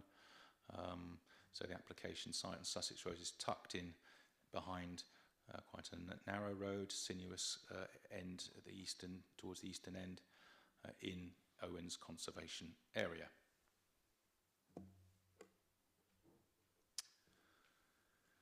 The host building is number 24, which is believed to be a former coach house to the larger property to the south. It's sort of since been carved off and now faces north onto Sussex Road in terms of its function. It has the front garage or workshop building, the subject of the application for demolition and replacement. That is the proposal that has two addresses, 22 and 22A, just for clarity, but that is now part of the residential unit formed by number 24 setback here. So it's back of pavement. It has a driveway here where you can fit two cars. Whether or not they can squeeze through the chicane will depend on their width and length, but I don't think they try. This is really a garden courtyard for the host dwelling number 24. To the immediate west, number 20, you'll see some photographs after that at the moment with some sort of physical connection to number 20. And then buildings set back at 26, 28, 30 with varying degrees of setback from the road in the conservation area. Locally listed buildings, the host property, and then 26, 28, 30, etc. This is the application building in question. We believe it dates from the mid-1800s, potentially built as a narrower building with the one garage door, stable door, whatever it may have been, with an upper floor door there. It looks like it's been added to with this extension on the western side. This is north facing. You can make out some differences in brickwork and so on that suggests that. And there's relatively limited information on the details of this building. Brick built, white painted timber doors, single skin in places, some evidence of, it's an old building, so not surprisingly, some evidence of structural problems. Witnessed a couple of the supports to deal with horizontal deflection on this side, another one on the eastern side.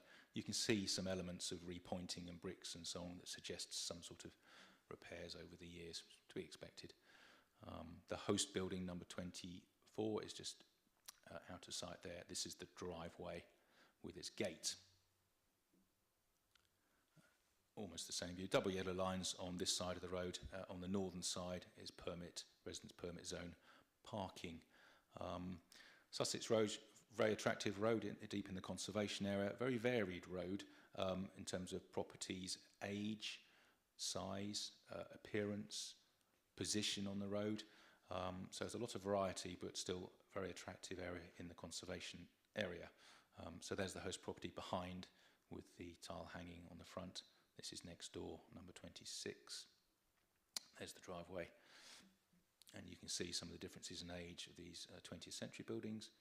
Another building forward there, that's the electricity station.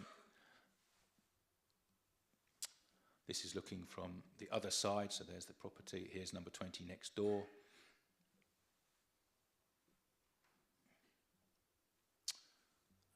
There's the eastern flank of the application property, so there's a slightly better view of the host property behind, and these are all locally listed buildings, the host property and these ones here, set back at varying distances. This is the rear of the application property, so this is looking north to the street, the driveway on the eastern side. There's the flank wall of number 20. This is the garden courtyard I referred to earlier, and the current building. Just a wider street view so you can see the cars parked on the northern side in the permit zone parking. Quite narrow lane left behind, or left, and other different buildings on the northern side tend to be close to, on the back of footpath, the terrace at the end, and this building here. Inside, number 22A is the taller part of the building, and that's the upper door you saw earlier on the front elevation. So we're looking at first floor out. This is at ground floor. I think this is the door on the left-hand side, so that's the street just outside this. That's the side window. Access to the first floor is a bit rickety. This is, I think, a fixed ladder-type stair, clearly very steep without a balustrade and so on, through the hatch up into this image is first floor, and this is image is first floor. This is the rear of the site. I think that is the window facing the garden courtyard. Just to give you a feel for the structure. This is the one next to number 20, so that's separate gate open to the roof there. It's got the sliding roof, so there's less roof space in terms of two-storey. It's got a mezzanine and this ladder thrown up to get into the back of it. This is looking back into the site with your back to the front gate. Just for completeness, a map from the mid-1800s. There's the host property, and there is the building in question. Moving on to the application proposal, got all the floor plans and elevations to show you in a moment, but I thought it was helpful for you to show straight away the artist's impression of the 3D image of what the development looked like. We've got almost the same view, not quite the same view as the existing. So the existing has a workshopy, stable, ancillary building character to it. Brick built roof, sliding roof. The upper door, that you can winch things up perhaps into the upper story. The garage doors or the stable or the workshop doors onto the street.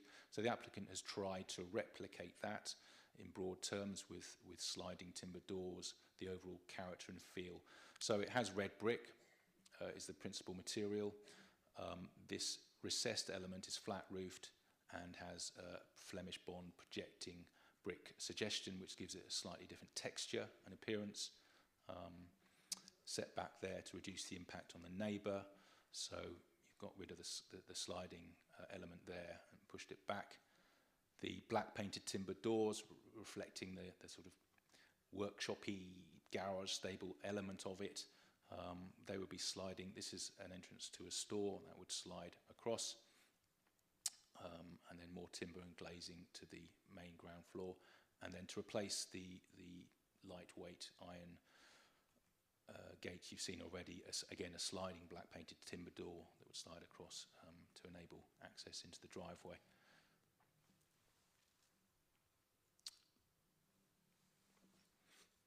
this is an exact the same view provided by the applicant. It's just got the dots are indicating the different materials proposed. There will be some solar panels proposed on the flat roof there.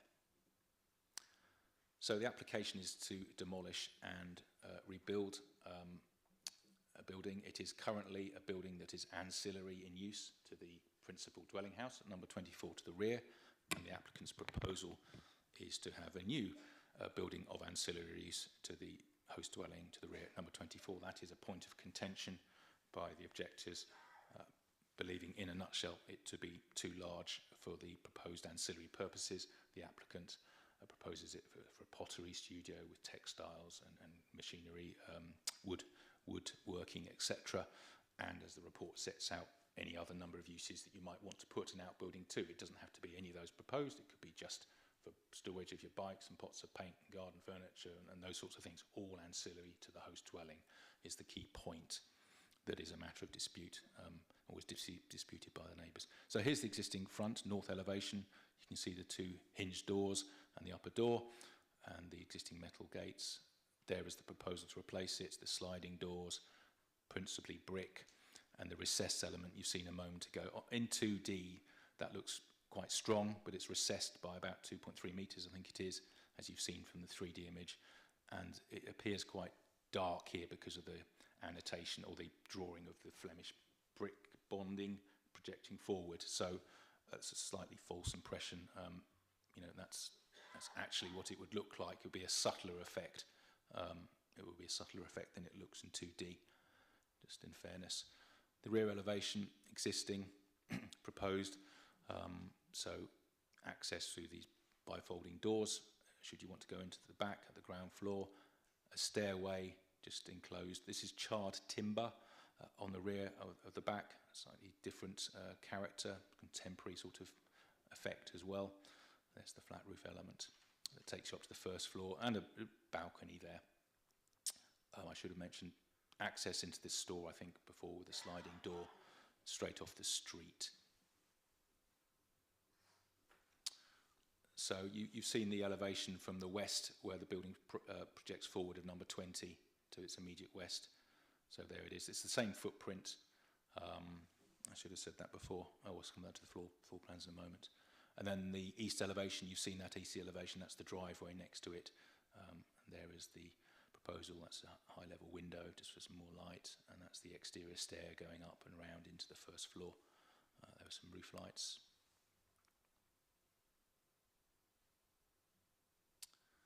So in comparison to the floor plans, that's the existing back of pavement, two doors opening out and a back door and the driveway.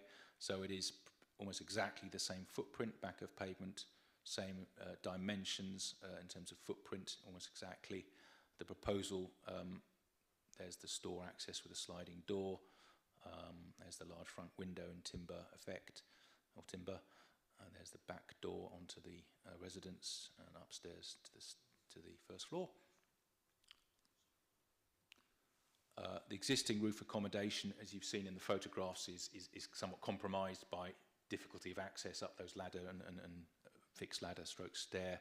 That's the better two-storey element. That was the fixed ladder there, and then there's a ladder not shown here. And the headspace is compromised on this side, of course, by the sliding roof, as you've seen. So the applicants would provide full headspace in the proposal, so better first floor in that sense, in terms of usability. These are the roof lights dotted on the floor plan to show them above. That's the kiln room proposed, just a WC in the store and a main workshop. Upstairs, again, more storage and workshop space. Just an indication of what the applicant has in mind, so these illustrations of the sorts of materiality, the red bricks, the projection pattern, metal railings to the balcony, the charred timber cladding at the rear, internal ideas, and this timber sliding gates as an example. It's the roof plan showing the roof lights and the flat roofed area recessed from the front. That's a gap.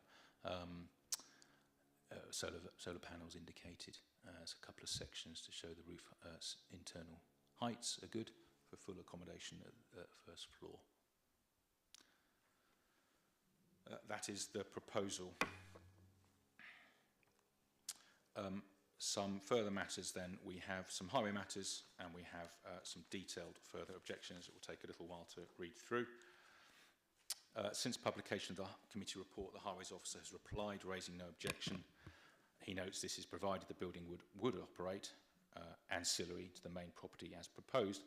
As such, there would be no additional vehicle trips nor additional parking demand. The Highways Officer advised that no doors or gates should open over or overhang the highway when open or shut, and that should be secured by condition. If the store is not available for vehicle access, he advises the curb should be reinstated to full height. We can do the curb reinstatement by condition. The overhang should be an informative, not a condition. So we have that condition for the curb reinstatement where necessary, and the informative about telling the applicant there should be no gates or doors overhanging the highway, which means the pavement. And then extensive further objections. These points will be made, I'm sure, in a few moments in the deputations, but they were submitted in full, so as per normal, they are repeated and set out for you in the Supplementary Matters report. So we've had 3 further objection letters raising the following points, repeating many already raised, set out and addressed in the committee report. They may be summarised as follows, with the planning officer response to each. So objection point is that the building is far too large for the 2 residents. The proposal is in fact for business use. The claim of personal use is misleading. The officer response is that the application is for a replacement building stated to be for use ancillary to the function of the dwelling house, and the application must be assessed and determined as such. The objection point, if that alleged business fails, it could be replaced by another inappropriate use, for example, car repairs. No business is proposed, is the response. Thirdly, objection point is that adding a storey, increasing floor space by 68%. That's a concern, and the ground floor shows 6 tables to 4 people, which means 24 clients. The officer response is that the replacement building will be the same footprint. The existing building is 2-storey, albeit there is different access and head height, as I've outlined. The tables referred to are not tables. These are just showing the roof lights dotted on above common practice. Next objection point, the building survey is inadequate. The building has been used recently without issue. It could be retained and converted easily. You will have seen from the report there was a building survey, a brief survey, not a full survey. The officer response is that it's not considered the applicant needed to demonstrate matters of structural stability in full detail, because in officer's opinion, the demolition of the building is considered to be acceptable in any event. So we didn't feel they needed to demonstrate issues of stability or soundness. We can come back to that as necessary. Objection point, the conservation guidelines indicate the building should not be demolished and various features should not be removed, for example, doors, windows, walls. The conservation guidelines, this is the officer response, date from 1994, 30 years ago, updated 2006. And mostly address alterations to retained buildings. So they're not relevant because the applicant proposes demolition. It's demolition, not alteration, that needs to be considered. The guidelines do briefly address redevelopment, but that appears to be aimed at larger scale proposals. For example, they talk about development briefs. Councils are not doing development briefs for multiple small sites. Development briefs are now superseded by the design and access statements that the applicants provide instead of the council doing the work. So the application has been considered in the context of current local and national policy, is the point in response. The objectors note that other residents follow the Article 4 direction for repair and maintenance of those properties. This surely applies to the application building.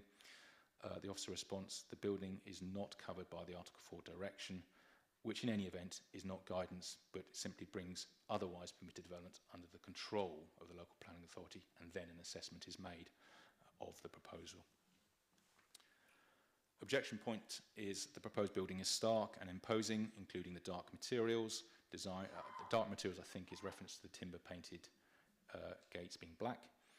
Design materials are out of character and would provide additional bulk adjacent to number 20, which is the flat roof instead of the cat slide, and the 160 millimetre gap to number 20 would look ridiculous. The officer response, the design materials are considered to be good quality and appropriate to the setting and as a replacement building, including the dark timber gates, I would say. You see others on the same street. On Street View, I've seen them certainly. The first floor element next to number 20 is recessive. I've shown you that already, being set back by 2.35, and number 20 is taller. The gap of 160 millimetres is immaterial to overall appearance in officer opinion.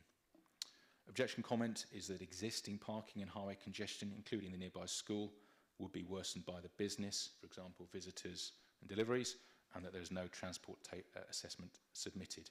The response is no business use is proposed. The application is for an ancillary use ancillary to the host dwelling.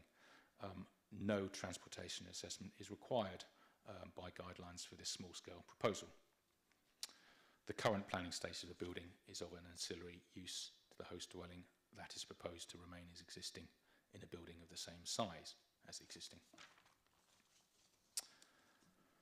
Ninth point from the objectors, the BAT survey is inadequate. For example, in the time of day it has taken place and during the sunny daytime, I think, rather than at night. And more than one survey date should have happened throughout the year. And they note a gap to number 20, which they feel could be used by gaps. And as part of that, they feel wider biodiversity regulations have been avoided. The BAT survey is not for an emergent survey of known or expected bats, which would take place at night, or at dusk, I should say. This survey was indeed carried out during the day, on a sunny day, looking at the photographs. It was a survey for the potential for roosting bats, which can be done during the day. It was carried out by qualified ecologists from a reputable, apparently reputable consultancy. Since no potential for bats was found, there was no need for an emergent survey. That is normal practice. Referring to biodiversity, biodiversity net gain provisions do not apply for a householder application. Objections and concerns about health and safety, for example, from the kiln, ventilation for fumes, any noisy machinery, fire hazards, and so on. The applicant hasn't specified exactly what would go into this premises. It is identified to be used for pottery. It doesn't have to be. It could be an ancillary building. They could change their mind and just use it for other ancillary purposes. So no submission is required of details of machinery and kiln and so on. Clearly, should anything actually, should this be approved and should it be built, if there were any concerns about what actually goes in, regulatory services naturally would visit and assess such matters, and fire safety would be for the building regulations, I would imagine. Simon, can I? Nearly there, Chairman. Thank you. Local development procedures, there's local development precedents used by the applicant to support the scheme are invalid. The officers are not unduly influenced by those ones that have been set out by the applicant. We are really looking at this particular site, its merits, whether they stand or fall, and not wider examples that on different sites will have different circumstances. Lastly, the objectors believe the case officer was predetermined in his position. There's no evidence to support this. Thank you, Chairman. Okay. Sorry to hurry you on, Simon, but we have a lot to get through. Okay, colleagues, we have 2 people coming to speak in favour, and they have 12 minutes between them. 3 people coming to speak against, and they have 12 minutes between them, and then one of the local councillors who gets 6 minutes. So we'll start with Mr. Amster. Hello, welcome. Hello. I'm speaking in favour of the application, so I'm the architect for the project, speaking on behalf of my clients, who are the owners of 24, 22 and 22A Sussex Road. We were appointed in 2023 to prepare a scheme for planning approval to develop the buildings at 22 and 22A Sussex Road to better suit our clients' requirements. From the outset of the project, we were keen to retain as much of the existing building form as possible, while sympathetically improving the functionality of the building and relationship with 24 and the surrounding context. We work closely with the Council and Conservation Officer to develop the current design, undertaking a pre-application submission and rationalising the scheme to align with the Council's feedback. Although there are no clear records, we believe the original building was used as ancillary use to St Vincent Lodge as a coach house. We had considered the retention of the existing building. However, on inspection of the building elements, they were structurally unsound, particularly the first floor mezzanine level and the single skin brick construction. This opinion was shared by a local structure engineer appointed by my client to undertake a condition survey of the existing building. He concluded the building would require large areas to be demolished to suit the current proposal. Improving the building's sustainability was important to us and our clients. We have proposed a combination of new high-performance windows, highly insulated floors and walls, and solar panels on the roof.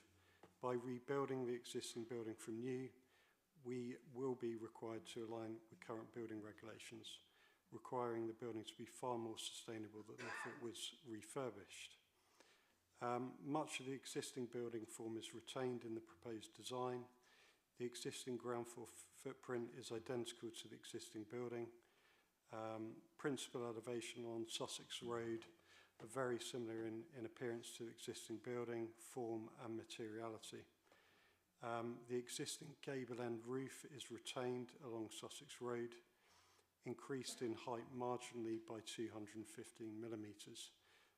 That's to provide suitable headroom on the upper floor. The relationship with 20 Sussex Road has been improved by reducing the massing adjacent to the front garden of number 20. The existing eaves height has been reduced by more than 700 millimetres. This reinstates what we believe to be the original building form of a symmetrical gable end elevation, and that's apparent in the existing brickwork or change in brickwork. The extensions to the existing building form include a new infill extension adjacent to 20 Sussex Road. This is set back from the principal elevation in Flemish bond brickwork. This will distinguish the new extension form from the host building while creating a characterful elevation on Sussex Road. The east or side elevation will be near identical to the existing building with the addition of a high-level ribbon window and 3 new roof lights. The new building materials will match existing along the principal elevations with stock red bricks and a slate roof. To the rear courtyard elevation, we have introduced sustainable timber cladding, charred in a traditional method to prolong and protect the timber. Several objections were raised towards the application and are speculative rather than planning related. We would like to reassure the committee we have considered these and would like to raise the following comments. So the proposed building use, in contrary to speculation from the objectors, this application is not seeking to change the current use class, and it will remain as ancillary use to 24 Sussex Road. In regards to bats, it wasn't requested that we undertake a bat survey, but we did. That was submitted to the planning department, and the assessment concluded there's no evidence of bats on the site. There is reference to disabled access. Although not required, the doors to the rear courtyard elevation will be DDA accessible. Noise, the proposed building will have a greater acoustic performance than existing, with thicker external walls, highly insulated roof and double glazing. In regards to demolition, Councillor's report considers the demolition of the building would have a neutral effect on the conservation area. The loss of significance to the conservation area would not be great and is considered that design meets all relevant policy. So in conclusion, we believe the scheme has been well designed and will enhance the character of the conservation area and would have no effect on the amenities currently enjoyed by the neighbouring dwellings. The proposal would ensure the longevity of this part of the applicant's home and would improve their quality of life for years to come. So therefore it's requested that planning permission be granted, aligning with the Council's recommendation for approval. Thank you very much indeed. Mr. Schaefer. Thank you. I'm Steve Schaefer. This is Melissa Schaefer. We bought the property in November last year. Thank you, Chris. That's a good overview of the project. But we wanted to put some context into this building and our proposal, and so thank you for the chance to speak here. I'm just about to retire. I currently work from home and will continue to do so. Melissa, who studied ceramics at Camberwell School of Art, has always wanted her own pottery studio. And so when we were looking around for our next move, that was one of our priorities, being able to incorporate our hobbies into our plans for our future home. The house had been on the market for quite a while. It didn't sell at auction. No one seemed interested in taking on what is quite a large and quirky project.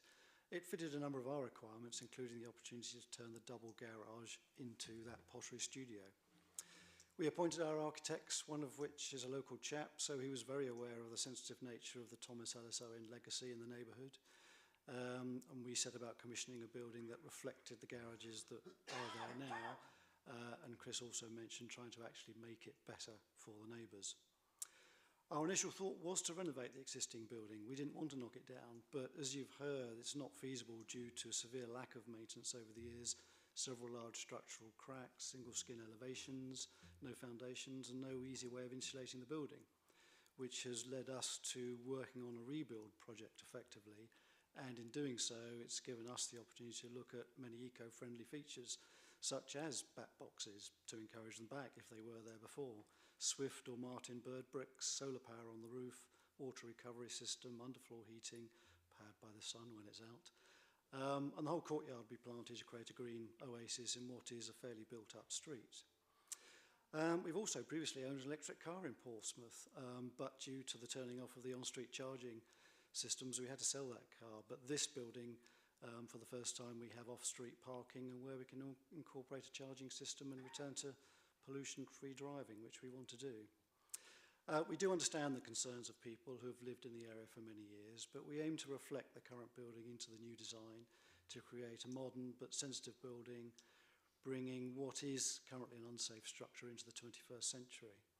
Our ambition is to create a beautiful building which will enhance the street, make the best use of the plot. Space is at a premium in Portsmouth, so leaving a building to fall down seems like a heinous waste. One of the beauties of Sussex Road is the integration of a mixture of styles over time, from 60s flats at one end to Thomas Ellis Owen and beyond. And we appreciate our building has to fit within that mix. Thank you. Thank you very much indeed. Okay, we have 3 people coming to speak in objection, and you're limited to 4 minutes each because that's the split of the 12 minutes. So we'll go first to Mr. Ward. Good morning. Good morning. Many residents of Sussex Road object to the proposed demolition and replacement of 2222A and ask you to refuse this application. These form a single building built pre-1865. Its prominent position directly adjacent to the pavement gives it a pivotal role in the overall streetscape and provides an important feature of the character of this key conservation area.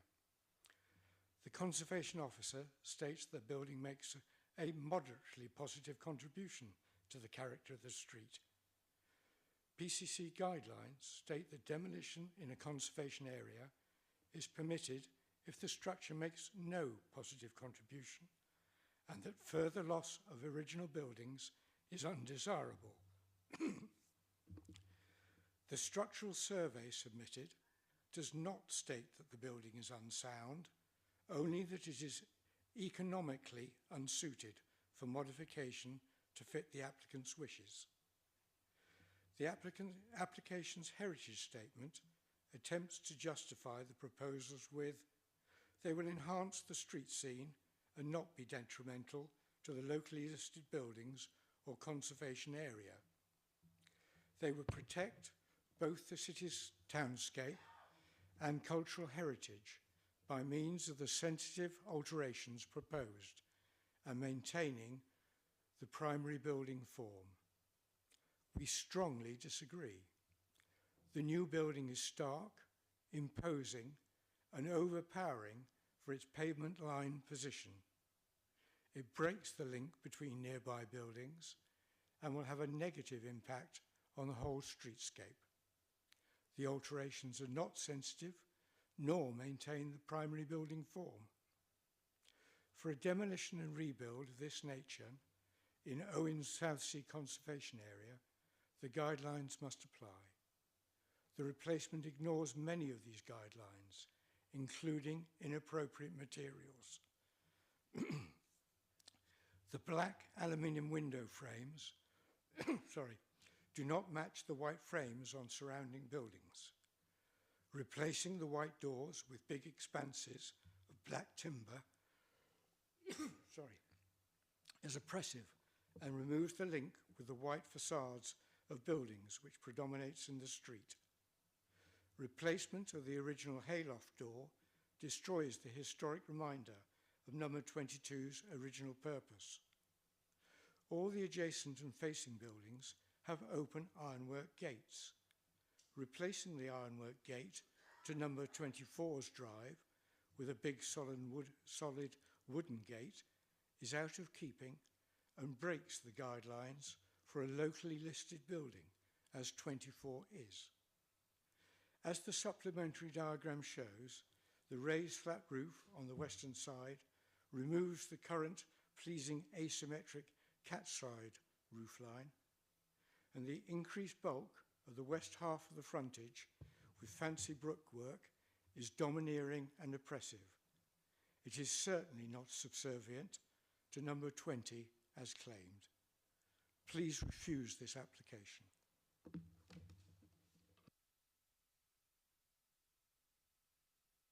Thank you very much indeed. Mr. Fitzpatrick. Good morning.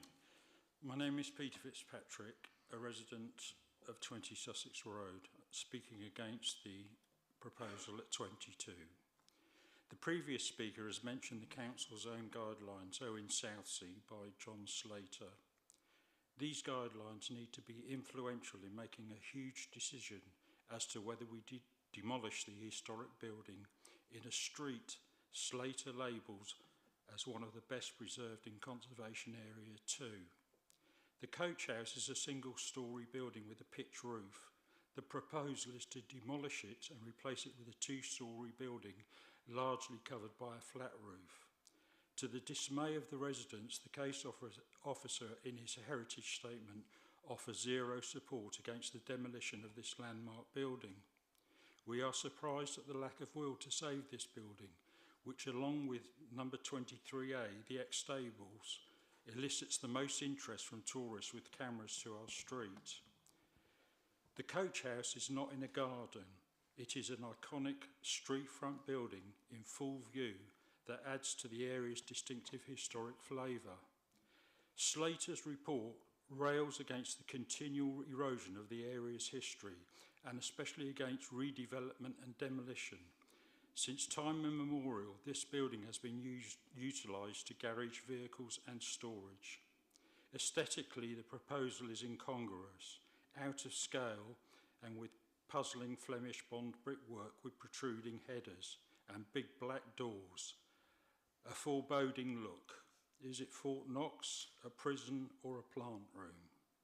It is definitely not in harmony with Sussex Road. I point you to Dr. Haskell's notes in the supplementary notes. Slater's publication states redevelopment and demolition will not generally be acceptable in this area on pages 26 and 38. This proposal fails the three criteria listed. In my nearly 40 years in Sussex Road, there has only been one new building, the bungalow opposite number 34, which was demolished and thankfully rebuilt in empathy with its surroundings. The question has to be asked, why do two citizens of senior age require such a vast area, 117 square metres, to pursue their hobbies? This is a commercial enterprise by the back door. I have no doubt that pottery classes will be held on these premises, compounding the huge problems with parking now available only on one side of the street. On page 20, Slater discouraged upward enlargement of street-fronting properties.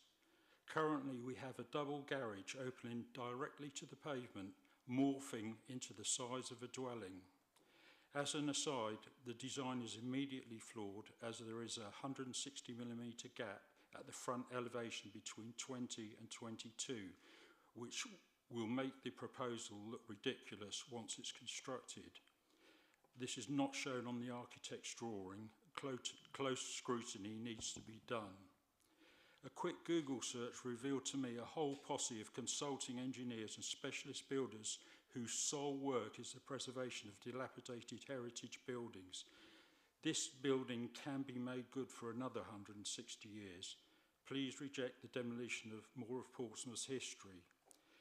Contrary to the Portsmouth Society, the Sussex Road Conservation Group could not find a single resident supporting the destruction of this Victorian building. Please save it. Thank you very much indeed. And finally, in the is Mr. Lacey. The Sussex Road Place and Terrace community strongly disagree with the case officer's opinion that this application is appropriate. There are 21 objections and no residential support for this application. A 4-minute presentation cannot fully convey our concerns. Therefore, we have sent supplementary material to you to highlight key issues. These include misleading description of the development, covert change of use into a commercial venture, health and safety risks, increased road congestion, etc.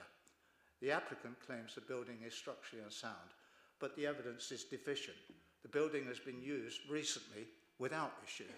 Internal renovations could easily convert it for personal use, preserving its historic character. The claim of personal use is misleading. The increase in floor and cubic size goes far beyond personal use. Plans show for pottery, carpentry, textiles, and workshop training activities, implying a commercial change of use. The application does not clarify or define workshop. A 68% increase in floor area with room for up to 24 people indicates this is designed for a business, not individual use. This development is intended for manufacturing activities which belong in a trading venue, not a residential area. If the venture fails, it could be easily by something inappropriate, like a car repair workshop.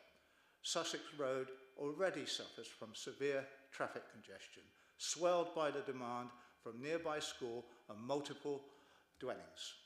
A commercial venture will increase congestion, block emergency vehicles, and intensify parking problems for residents. Also, there's no plan for delivery logistics and the strain this will place on the road's infrastructure. There are serious health and safety concerns, such as kiln ventilation, noise from machinery, and fire risk from inflammable materials. These have been disregarded by the applicant. In conclusion, this application is a veiled attempt to introduce a commercial enterprise into residential conservation area, threatening the area's historic character and residents' quality of life. I hope you have read the supplementary material supplied. If so, I urge the committee to reject this application and protect the integrity of the Thomas Owen Conservation Area. To summarise, constructed before 1865, this building is integral to the streetscape and character of the conservation area. The Conservation Officer notes it makes moderately positive contribution, but PCC guidelines state that demolition should only occur if no positive contribution is made. The structural survey does not declare it unsound, only unsuited for the applicant's plans. The scale and size of the application demonstrates that it is not for personal use. It is intended as a business, changing the character of Sussex Road. Residents recognise that they live in a conservation area, maintaining their properties accordingly to agree to destroy this historic, irreplaceable building would be a regrettable, negative decision flying in the face of PCC conservation policy. Thank you very much indeed. Finally, Councillor Atwell. Councillor Atwell, you have 6 minutes. Thank you, Chair. Colleagues, I've taken what is for me the unusual decision to remove myself from the committee for this agenda item and to give a deputation, because I'm simply unable to come here today with an open mind in respect of this application.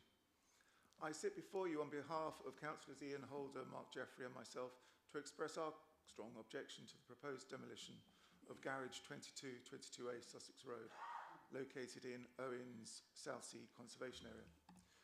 This building is not just a structure, it embodies the local community's history and archaeological heritage. Its design and historical significance helps to tell the story of our city's past.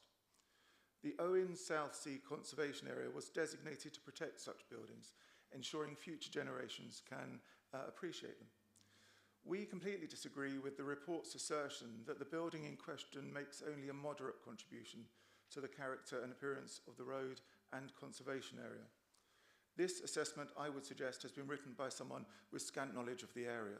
The building proposed for demolition is wholly integral to the character and appearance of the road.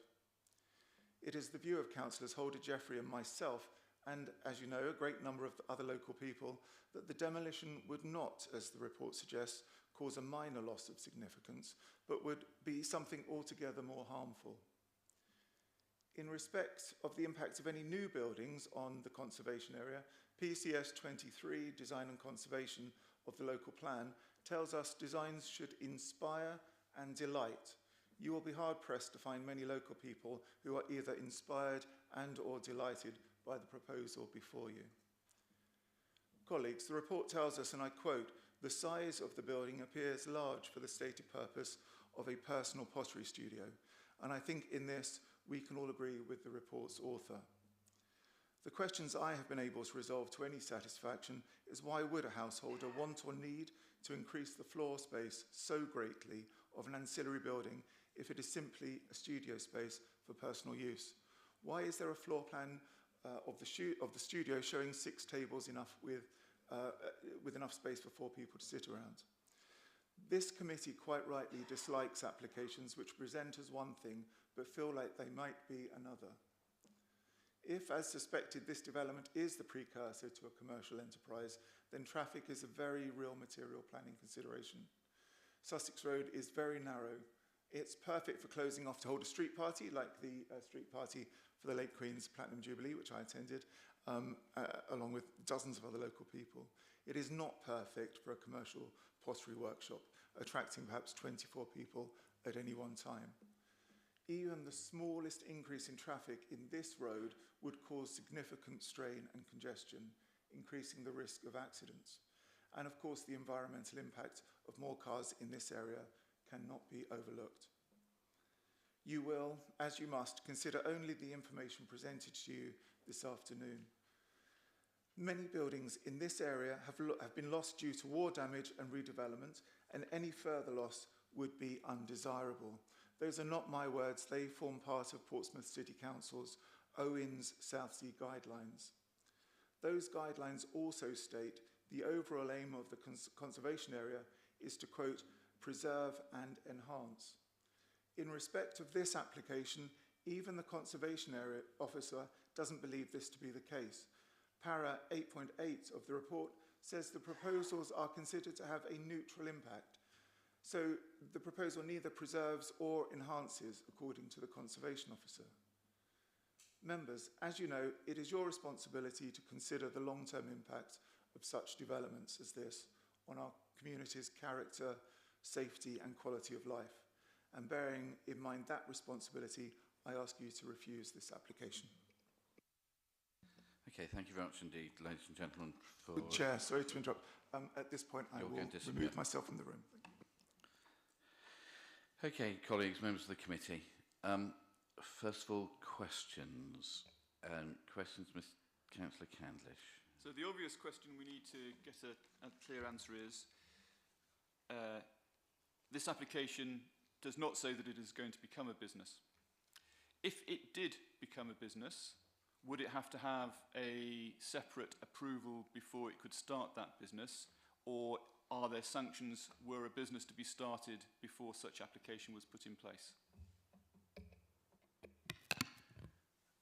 A business use of either the existing or the proposed building would need planning permission. Change of use from residential to a business class use. And were an application made for such a use, we would assess that on its own merits.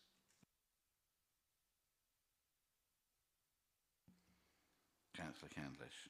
I guess the second part of that would be, were someone to set up, as it were, an illegal business, and I can imagine there might be some grey zones if you were doing 2 bits of something for, you know, selling on eBay. But if someone was actually to set up a business, residents have expressed concerns that the workshop area is big enough to have classes, for example. If that was to be done on a commercial basis, what kind of sanctions, who would enforce against that? What would stop that happening? Yeah, of course, many people do operate, work from home to some degree or other, so it's a matter of fact and degree. We shouldn't spend too long rehearsing how many people visiting or this, that, and the other, but you know, a lot of people will use a spare bedroom or some other spare room, or build an outbuilding in the back garden for their home office, where they conduct their job from. If that's low key, you're there on a computer, on the telephone, no one's coming and going, etc., etc. That remains ancillary to the residential use of the property and has ever been such. So it's to do with the degree of use. If and when a property, we receive a complaint from a neighbour, for example, that they feel a property may have changed use from someone working from home in their spare room to something rather different, we would investigate and take it from there. Sorry, just to conclude, if I may, Councillor Mason. And after investigation, what would happen? So can they be told to stop, deter? Because otherwise the concern of the residents is it gradually builds, they complain, nothing happens. Again, we're into hypotheticals. There's a whole range of permutations, as you can imagine. We receive enforcement complaints on all sorts of matters, but for an alleged change of use of a building, for example, that alleged change of use may simply not be happening whatsoever.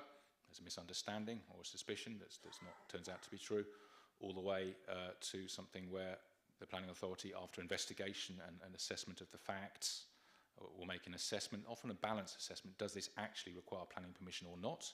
Because there's no exact point along the level of activity and the characteristics of that use going on. But at some point, if the local planning authority believes a change of use to have taken place, then it's a question of whether or not they think it might be acceptable.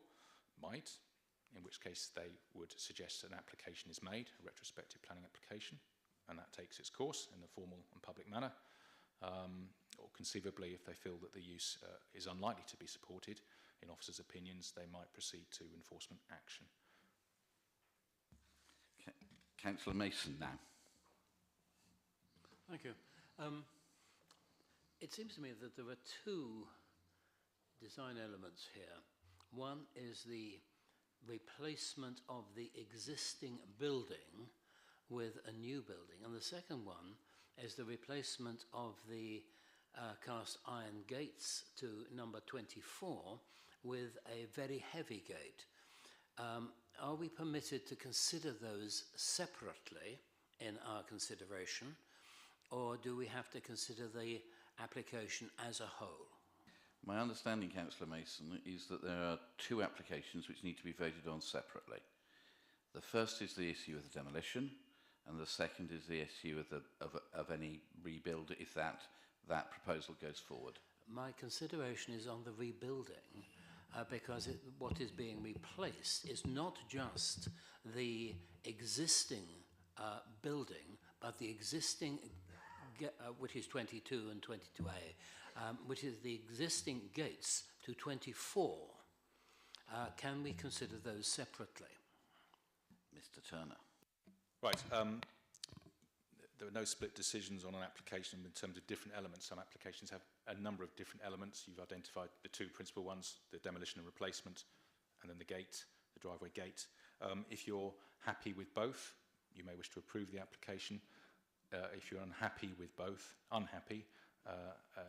think they cause sufficient harm, you would have 2 reasons for refusal perhaps, one for each.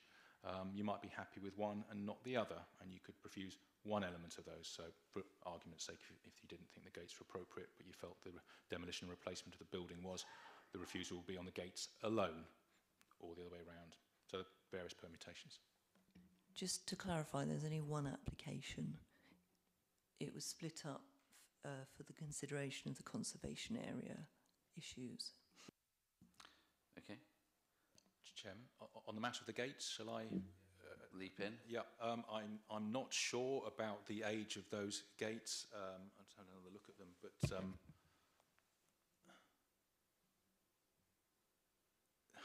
yeah, I'm no expert in metalwork gates, but I'm not sure that they're original. They're fairly slimline, whereas timber gates of whatever painted colour are a traditional feature. As I said earlier on Google Street View, but I presume they're still there. Just 50 yards down the road at the eastern end at the chicane, I saw 2 timber gates, very similar to the ones proposed here. So I think that feature is entirely normal and expected in a conservation area, including the colour.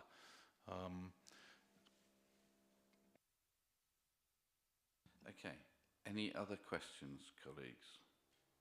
No, moving on to comments. I'm sort of going to take Chair's prerogative to put my thoughts in first. I have to say I am very unhappy with this proposal. It seems to me that a conservation area is made up of a whole variety of different buildings that reflect its history. And there seems to me almost a snobbery, that it's okay to get rid of a stable, but it wouldn't be okay to get rid of a nice middle-class house. But it's the history of the area is made up of all the different bits of this. And I think the conservation area asks us to look at anything that's going to be demolished and replacement about being preserved and enhanced in the area. And I cannot see how taking away part of the history of this area enhances and preserves. It's different in other parts of the city, but this is defined as a conservation area. And that gives us an extra level of responsibility. So this building has been used for years successfully. It may not be able to be used economically for the way the applicants want to use it, and we have to absolutely take them as honourable people, and that what they're saying they'd use it for is what they would use it for. But also our responsibility is not just for the current owners, but for what might happen in future years with different owners. And personally, I can see this as somebody coming back in a time saying, oh, we'd just like to convert this to a house. Now we've demolished the old one, we built this, oh, it makes a perfect house. And that worries me a great deal. So I think this is an inappropriate design, inappropriate colours and textures and materials, and it would reduce the quality of the conservation area. And I think, therefore, we have absolutely no choice, because our policy is very clear that demolition should not be approved in conservation area, except where it is going to preserve and enhance, and I can't see any way in which this does. So I'm proposing that we say no both to the demolition order and therefore by nature to the redevelopment. I have 2 others, Councillor Smythe first, then Councillor Vallely. I'm kind of shocked at the ambition, the lack of imagination in retaining what frankly is a rather rundown old garage. It's a historic building, we can see the footprint is there from 18 whatever, but this new building proposed is on the same footprint. And I actually think that it's not a coincidence, for example, that we don't have a comment from the Portsmouth Society. They actually quite like it. I took some advice. And I think the new building will enhance the road enormously. It'll look like the road is cared for by its owners.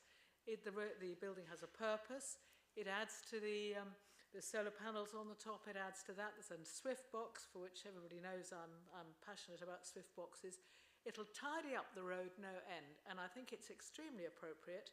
I fully understand the importance of that conservation area. I love walking down there, but I really think it will improve that street, and it'll give a feeling to people that this is a cared-for area, not just a back area where there's a sort of possibly falling down garage, which I'm afraid is how I see it at the moment.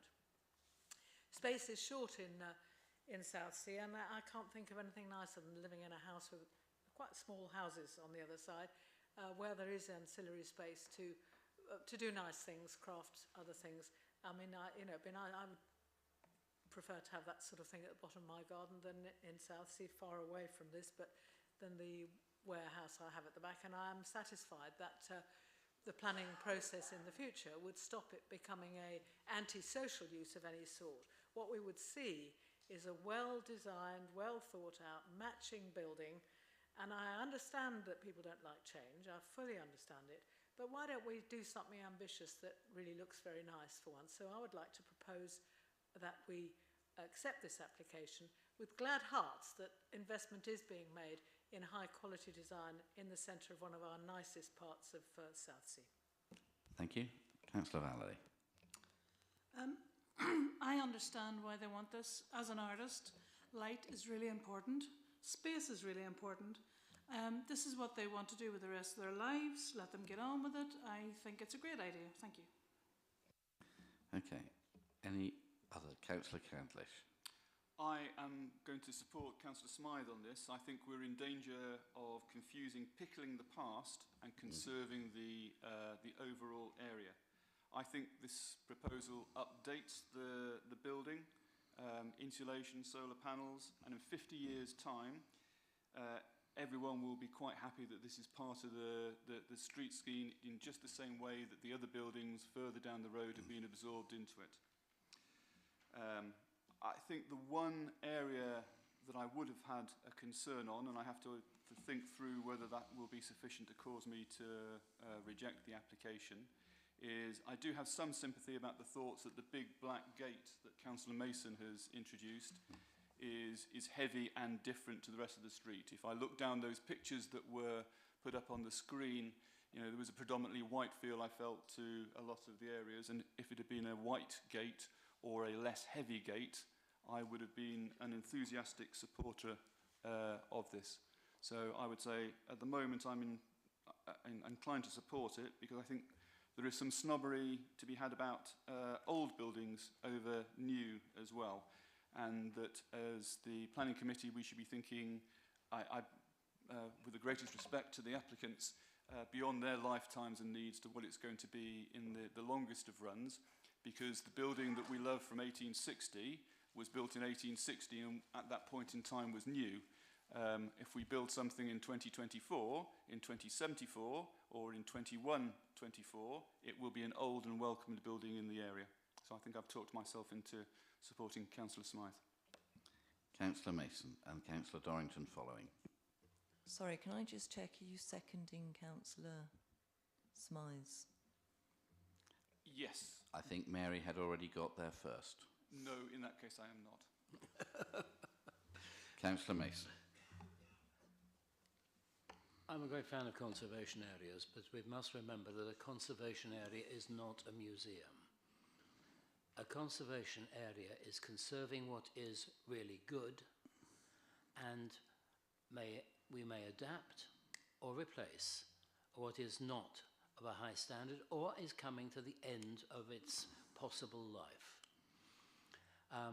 I share with Councillor Candlish the view that this general development generally is an improvement. I think the Portsmouth Society is right that this building will look better than what is there at the moment. My only concern, as with Councillor Candlish, is that exceptionally heavy gate which is being proposed, which would look massive and out of place in front of the entrance to number 24. Were that to be modified, I would be very happy with this, but as it stands, unless that can be removed by condition, I will not vote in favour of this. Okay. If it can be removed by condition, I will vote in favour of it.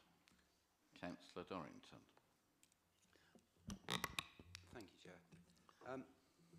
What I see before me is actually what I think is really a quaint and beautiful building. I think that building's been there long before any of us.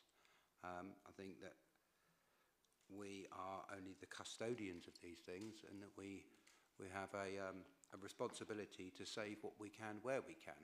I remember this coming up in auction, and I'm pretty sure in the auction description it was an 18th century coach house with a further 3-bed detached dwelling to it. I believe that the coach house itself is the main purpose of this development, and then everything else is subsidiary from that. I don't believe the building can't be saved. I don't believe that it isn't big enough to use for the auxiliary use of the household, and I am in agreement with yourself that we should look to refuse this one. Okay. All right. I don't have any other speakers. Chair. Oh, sorry. Councillor Mason raised a, yes, a point question about yeah, the condition. Thank you, Chairman. If I may come back on a few points. That, clearly, matters of opinion and subjectivity are fine, and not things to be corrected, but matters of fact are important just to correct briefly where they occur.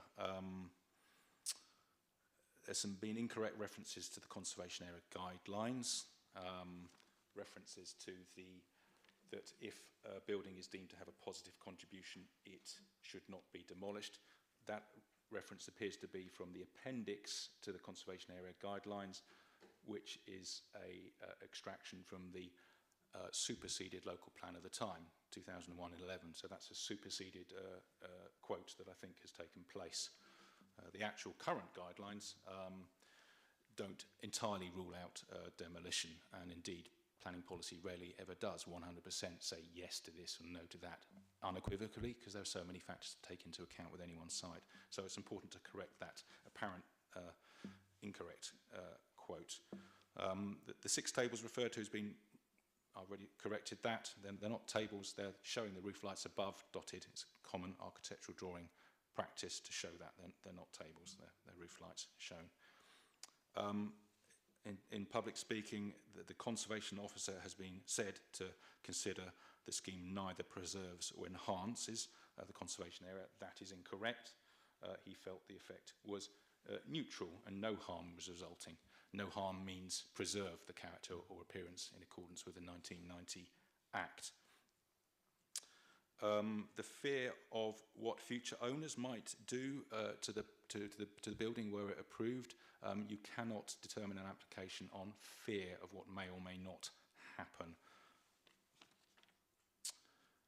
The gates, I didn't have a chance to check on site, but as I said last night, I looked online, and just 50 odd metres to the east of the site where the road chicanes, there are 2 gateways in walls to a building which has timber, black painted gates. They're entirely normal, I think, in a conservation area. And then I remembered Auckland Road East, I think it is, which has a row of 7 former stables, 3-storey, very large stable houses that served a much larger building and estate that fronts onto South Sea Common and the parade there. They each have a stable door originally. 6 of the 7 still have black timber doors, just like this, except they're hinged, not sliding. The only one that doesn't is a white shutter replacement. Looks terrible because of the materials and the change in colour. So there's absolutely nothing wrong, in my opinion, with a black timber gate. If members do feel that is a concern collectively, though, I would recommend that rather than refusing the application on that one limited point, you could condition that amended details are required of the materials and or colour, just to avoid really, I think, an unnecessary refusal. But I wouldn't even recommend that, that the proposal is amended in that sense for that reason. Thank you, Chairman. Thank you. Councillor Smythe. made the initial proposal about the approval of the building, I'd be willing to accept a condition that said that subject to review of the size, height and colour of the gate and make that into a condition as suggested by by Officer Turner. So I think you had a good phrasing, but I would think it's to do with officers working with the applicant on amendments, revisions to the size, colour and height of or just size and colour of the proposed gate. But otherwise, I think that would meet your need? That meet your need? Yes, I think it's agreed. Is that Thank agreed? you. And that's a discussion between the applicant and Mr. Turner? Absolutely. Okay, who has been clear that black is an acceptable thing close by. Well, I think that's why, because I do recall those other black gates as it happens, but I don't think we should let this splendid building be lost as a result of not having another look at those gates. Okay, thank you. Councillor Candlish. And Chair, I think the point is that we're not trying to redesign the gate No, on no. the spot, but we're highlighting that as an area of concern and should be discussed, and I think the applicant will have heard some of the concerns that have been raised, and I would trust the officers to have a good discussion around that. Okay, so the first proposal that was proposed and seconded is from Councillor Smythe to accept this, but with that condition. Can I see those in favour of that proposal, please show. Can I see those against, please show. So the casting vote is with me, and I will say I'm not going to change my view that it should therefore be that lost. Therefore, the second proposal is a refusal of consent for demolition, which was proposed by myself and seconded by Councillor Dorrington. Can I see those in favour of that proposal? Please share. Sorry. Could we be crystal clear, please, on the reasons for refusal, please? Because of the the loss of the quality of the conservation area, the loss of history, of the history of the conservation area, and the ability of the existing building to be reused.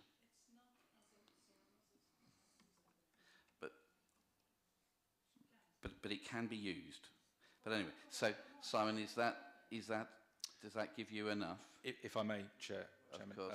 So the loss of quality and history of the conservation area, is that just for the demolition or just the new build or both?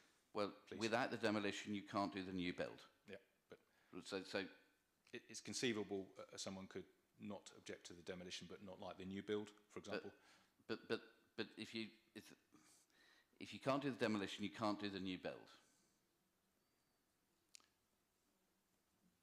But Chairman, you're actually saying don't demolish. Yes. So your objection is surely to the demolition. Correct. First off.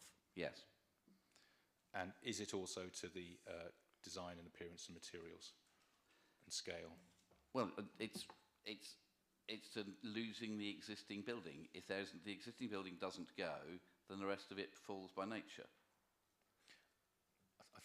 I would recommend it's still necessary to comment on the merits of the replacement building as well, please. The loss of historic building would mean that you get a modern building that is inappropriate within that street scene, and causes a loss of amenity and loss of historic character of the conservation area. Councillor Dorrington, you may know more than me. Sorry, I'm a little bit confused there. The demolition, so at the moment we're voting to not demolish the building. Regardless of anything else, we're voting to keep the building as is. Well, we're halfway through a vote. Yeah. So that would be the loss of heritage. Yes. Yeah. So I am slightly amused why we're having to then comment on something that couldn't then happen, but Mr. Turner is a professional planner and tells us we need to. Well, yeah, I just think that while it's obviously, if you don't approve of the demolition, it's conceivable, but nevertheless, you object to the demolition because of the loss of historic character, history, appearance, etc. It's conceivable that you may or may not like the replacement building, which is why I think it's incumbent upon to get a view on that. And I think you've just said that you feel the building is modern and inappropriate in the street scene and conservation area, you said. And reduces the quality of the conservation area. So I have the answer to both of those. Okay. Concerned about both of them. Sorry, Shall we go back to the vote? Yeah. Chair, I think if we just vote on the demolition first, then the second one, because... Juliet, is that what we do? Well, do we do 2 votes or 1 vote? they would be different motions, I think, if you're covering both of them in one, as Gerald is. If you were just, you know, if it was just a demolition, that would be a different vote, I think. Is that how you would deal with it, Simon? I think in case some members may not agree on both points, as the chairman has set out, you could decide on each one, for show of hands for each element. That's not voting on the whole application, it's voting on the 2 elements, and then you could decide, therefore, in the round on the 1 or 2 reasons for refusal in the decision. Okay, I personally think that's illogical, because if you say you're going to not demolish something, then that's it. So I think it's best to do it in 1. So therefore my proposal is that we say no to the demolition and to the new, and therefore can we therefore go to a vote, Juliet? You're including both reasons? Yes. Yes, that's fine. Okay, so therefore those in favour of that, please show. Those against, please show.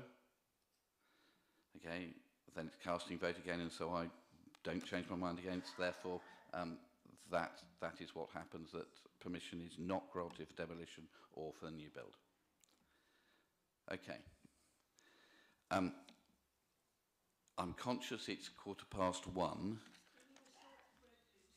Okay, in which case, can I suggest a 15-minute break, ladies and gentlemen? Would that be okay? Thank you.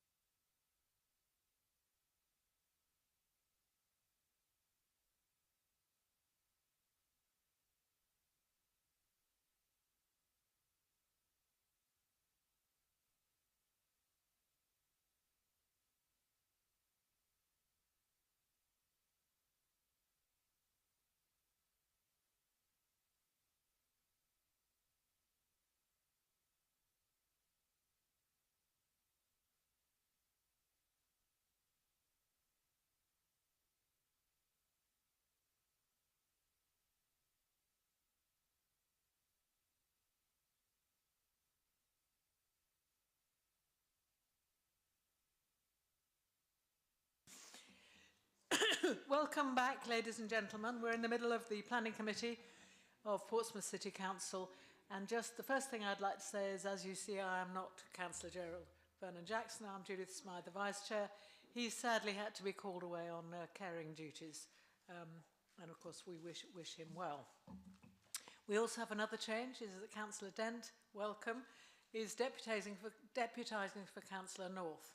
And the rule is that we all have, anybody wanting to participate in a decision about a planning application has to be there for the whole of the item.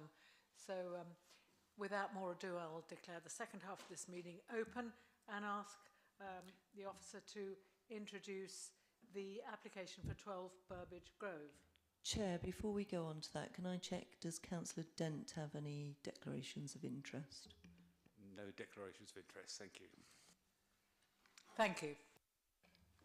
Chair, subsequent to making my earlier declaration, I do note that back in December, I was the applicant sent me an email, and I provided no advice other than they should contact the planning department.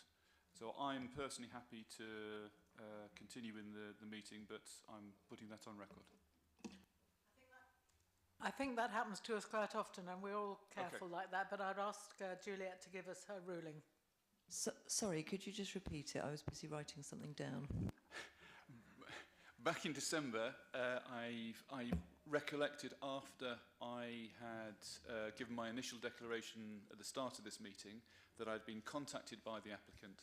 I didn't provide information about the application, but I just directed them on to the planning committee in my recollection, onto the planning officers involved, and I don't feel that I'm in any way compromised, but I wanted to kind of put that on record. That's fine, that's fine. You don't need to declare anything. Thank you very much, Peter. So without more ado, on to 12 Burbage Grove, please.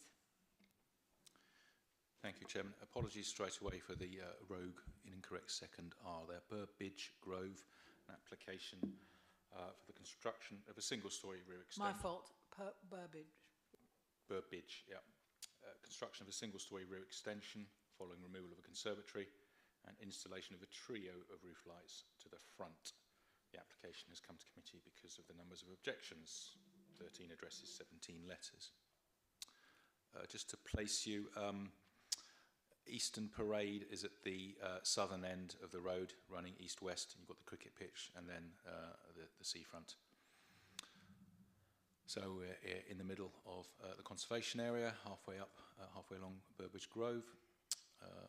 Mostly detached houses, I think. Some semi-detached, apologies. Very attractive road. Here is the application property in the middle with the cross on it.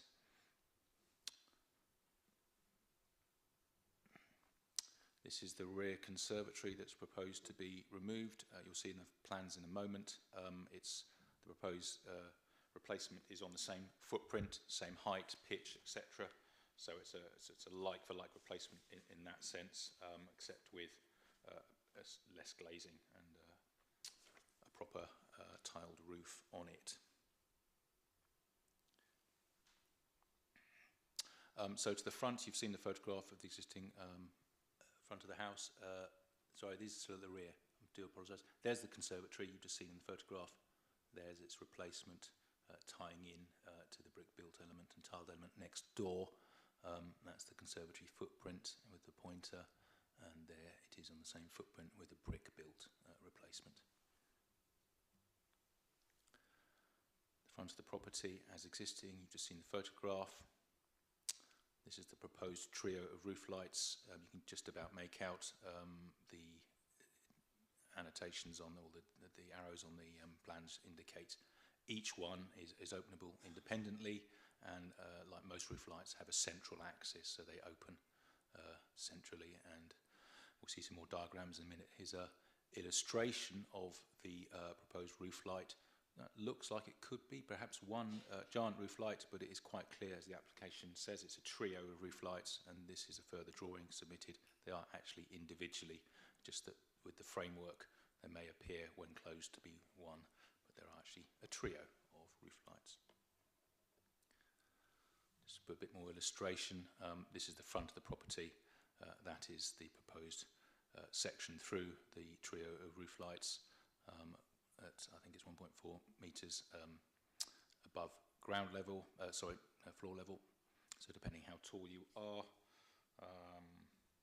1.4 metres is, there you are, at about sternum height for, say, a 1.8 metre person, 5'11", 6 foot. In terms of the floor plan, the conversion of the roof into usable space, the upstairs room, when you come into the back, and you've got a sort of circulation space really with the stair in the middle.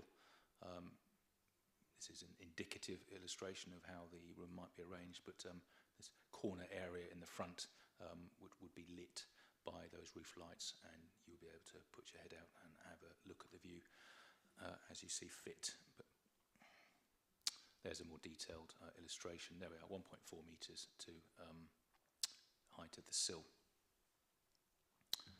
For completeness, some more views of the road. There are 1 or 2 dormers. This is at the northern end, further up, bang opposite. We've got some roof lights on a property, at least one property there.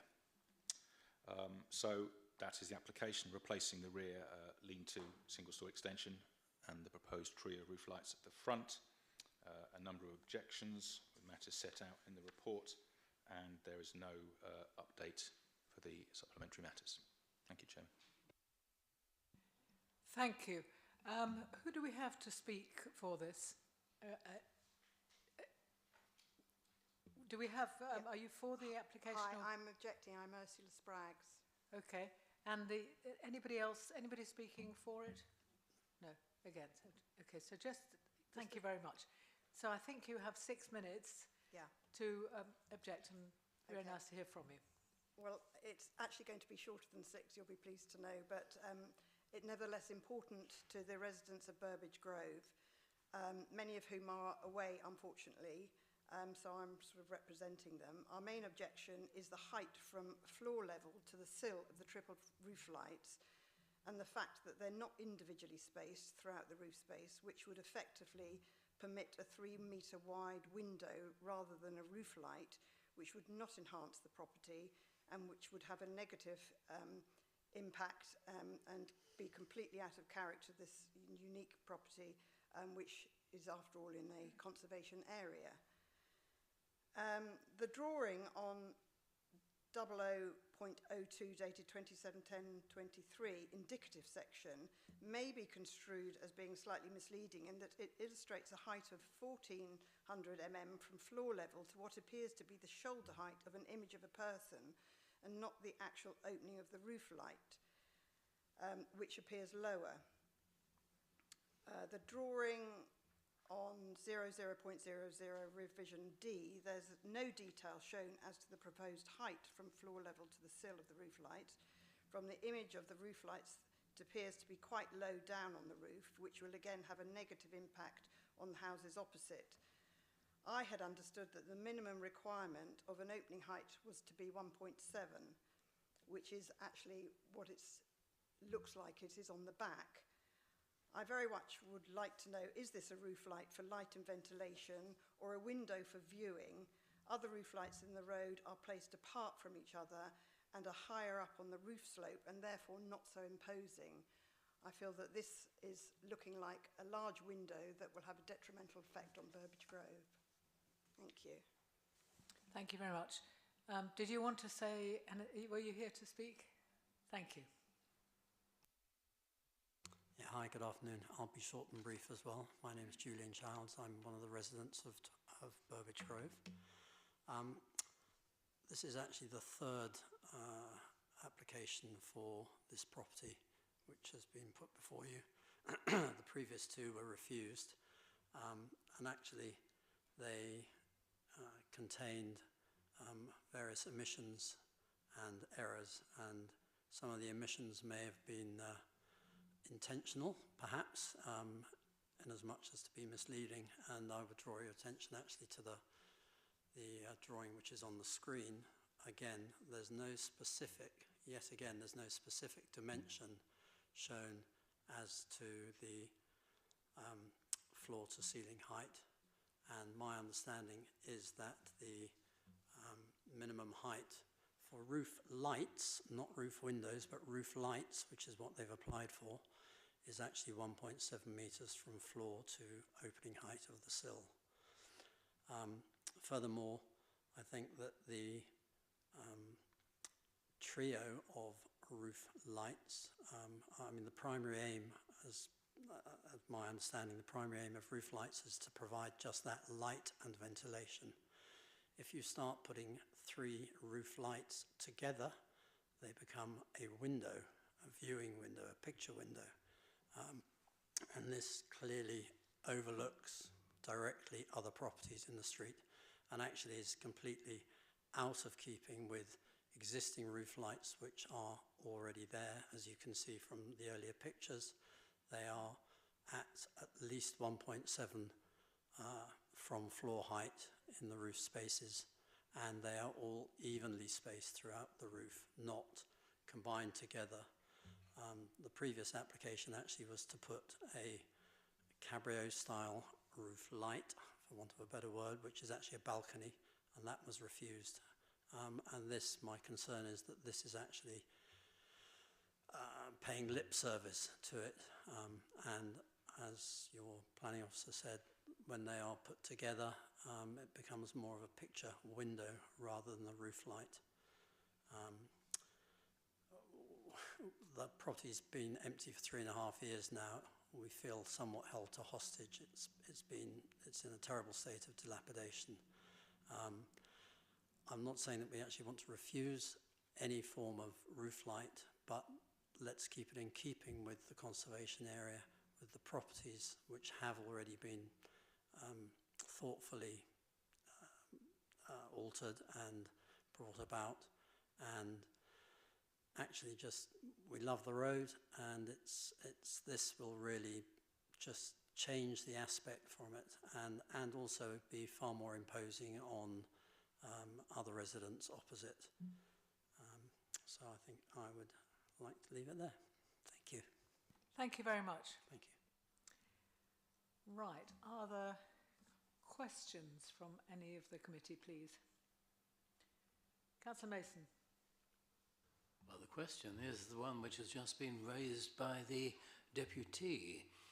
Is there a particular height for roof lights as distinct from windows? And is this relevant?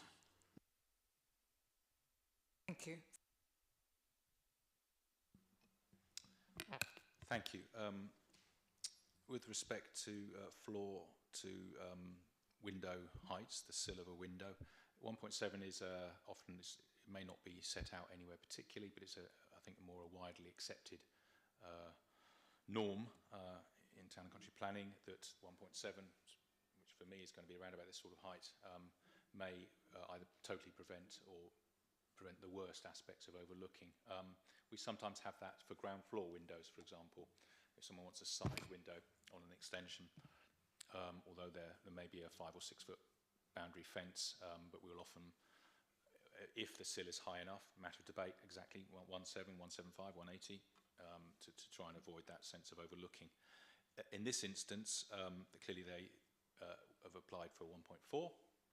There was a reference about how accurate it is. I think that's accurate. That, I think, is to the, when opened, the height of the physical structure will be 1.4. When closed, there might be a bit more frame to the opening pane, but a matter of centimetres, I think. So you've got a good idea of the height. As I said earlier, on my height, I'm 6 foot.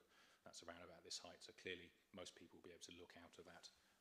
If you open the roof light and stand there, get a view across the street or down the road as you wish, or just for ventilation or light, up to the applicant, how they use it.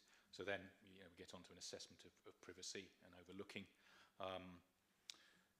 While it has greater height than a first floor window, it's set back slightly, and with the high sill height, the perception of being overlooked is somewhat different. Rather than someone standing in a window with a sill height at waist level, some perception is reduced. It's already a public realm. The street is a public realm. If you're in your first floor bedroom, people in the street can look up into the bedroom. The neighbours opposite can look across into the bedroom at first floor level. if they had a roof light set slightly back, slightly further away, they could look slightly down. But we've made the distinction in the report. The degree of overlooking from this roof lights, if approved, would not be materially different from an existing first floor face-to-face looking across a street. Hence, we haven't felt we were able to recommend it for refusal. Appreciate the concern, but that is the position officers have come to. Members will make up their own mind. And thank you. As to the point about the appearance of three grouped together rather than spaced apart, understood. We've looked carefully at this. The roof lights are slim in profile beyond the plane of the roof, just 3 to 5 centimetres, so quite discreet in that sense.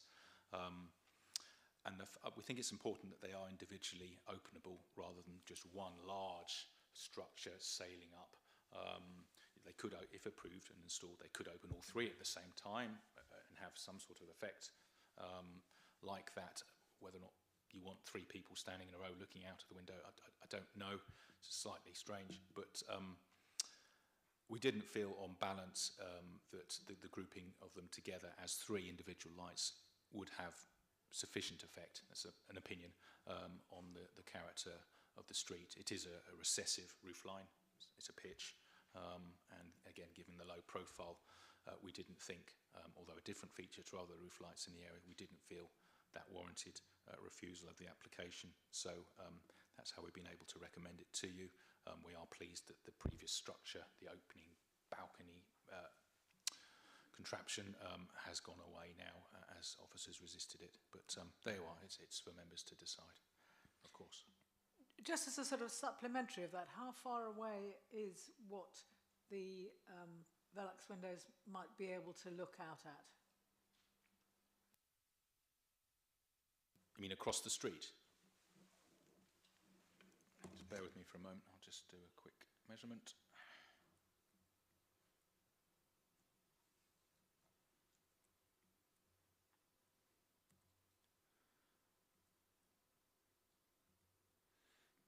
Approximately 16 metres. It's a reasonably wide street, parking on both sides and space in between pavements and small front gardens. You can see an image if you like. If we could get the image up, please, Alison.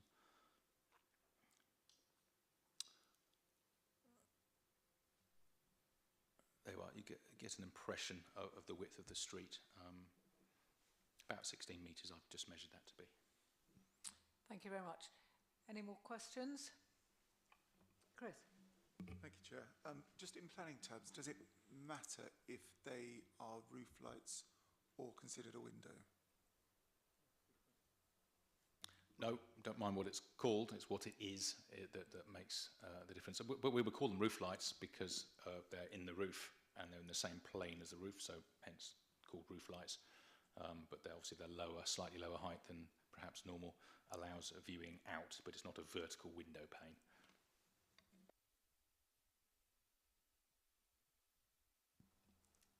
Councillor, yourself. Just for clarification, am I right in assuming that if an occupant was to stand in front of the roof light, they would actually be able to see less than they would if they were to stand in their bedroom window at the front of the property? The distinction I was making between the two is that, well, this is on the other side of the road, but at the moment you can stand in your bedroom window, and I mentioned a sort of waist-high type sill that seems a bit even lower. It depends on net curtains, lighting, time of day, all these other things. But so at the moment you can look across at your neighbour 16 metres away into their bedroom window, depending on what's going on in terms of curtains, etc. That's at the same height, distance across the street, and at the same level. If you were to put a roof light on this property, it's set further back, which I mentioned, so it's a metre or two slightly further away, but you're slightly higher. But as I say, in officer's opinion, the difference, you're slightly higher but slightly further away, slight angle down into the first floor opposite, but materially we wouldn't have said there was so much difference. You're already overlooked by your neighbour opposite. It would be a bit more overlooking of a slightly different type. Any other questions? Can we move to comments then, please?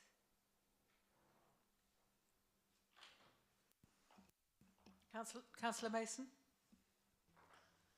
Looking at the street scene ahead of me, I see a variety of roof lights, dormer windows in the front, dormer windows to the side.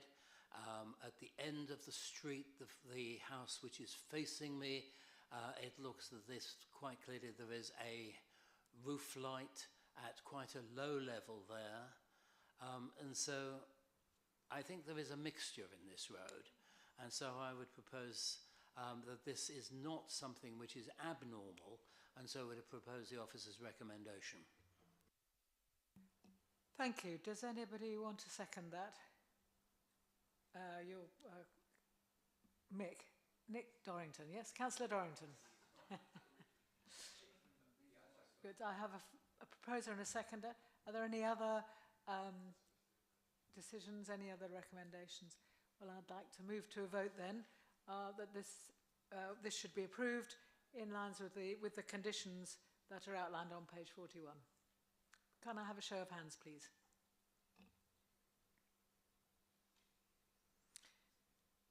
Counting, Juliet? That's unanimous. Planning permission Unanimous. is granted. Permission is granted. Thank you. So now we're going to move on to the application for 85 Copner Road. I see that Councillor Hunt has just left the room. Does anybody know if he's coming back? Okay, well, I'm going to take Chair's action and go straight to 57 Queen's Road so that we don't accidentally exclude him without intending to do so. I'm very sorry, the others that we're postponing further. So 57 Queen's Road.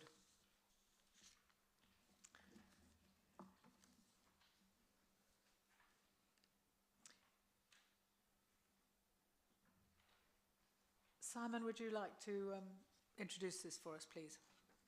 I shall. On page 55.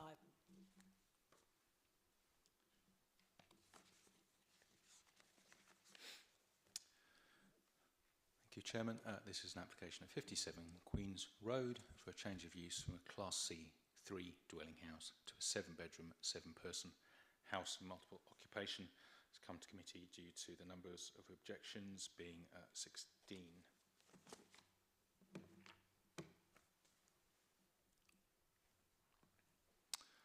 Queen's Road is one of the long east to west roads across the centre of the city.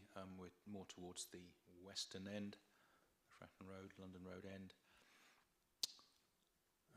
It's a semi-detached property, as you can see from this image. And there it is, with a front door down the side and a garageway and a driveway, and the disposition of the house that we'll see in a moment. With respect to the two principal issues with HMOs, the first being the community balance and the 10% guidance threshold. There's one existing HMO with that purple diamond in the 50-metre radius. Combined with the proposed change of use to an HMO, there would be two, resulting in 2.98%, so well below the indicative maximum threshold of 10%, so officers can recommend it as not causing an imbalance. Just 1 minute, if I can just. We've moved your application later. Okay, thank you. Sorry to interrupt. Carry on. That's fine. Thank you, Councillor. The existing building, so we have the basement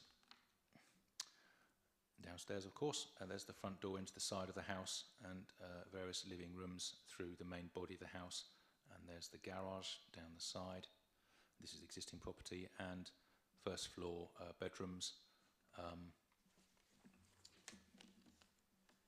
This one already on the flat roof extension of the property, there is an access from one of the bedrooms onto that flat roof, so it's used as a raised terrace with a little balustrade around it. That's existing and proposed.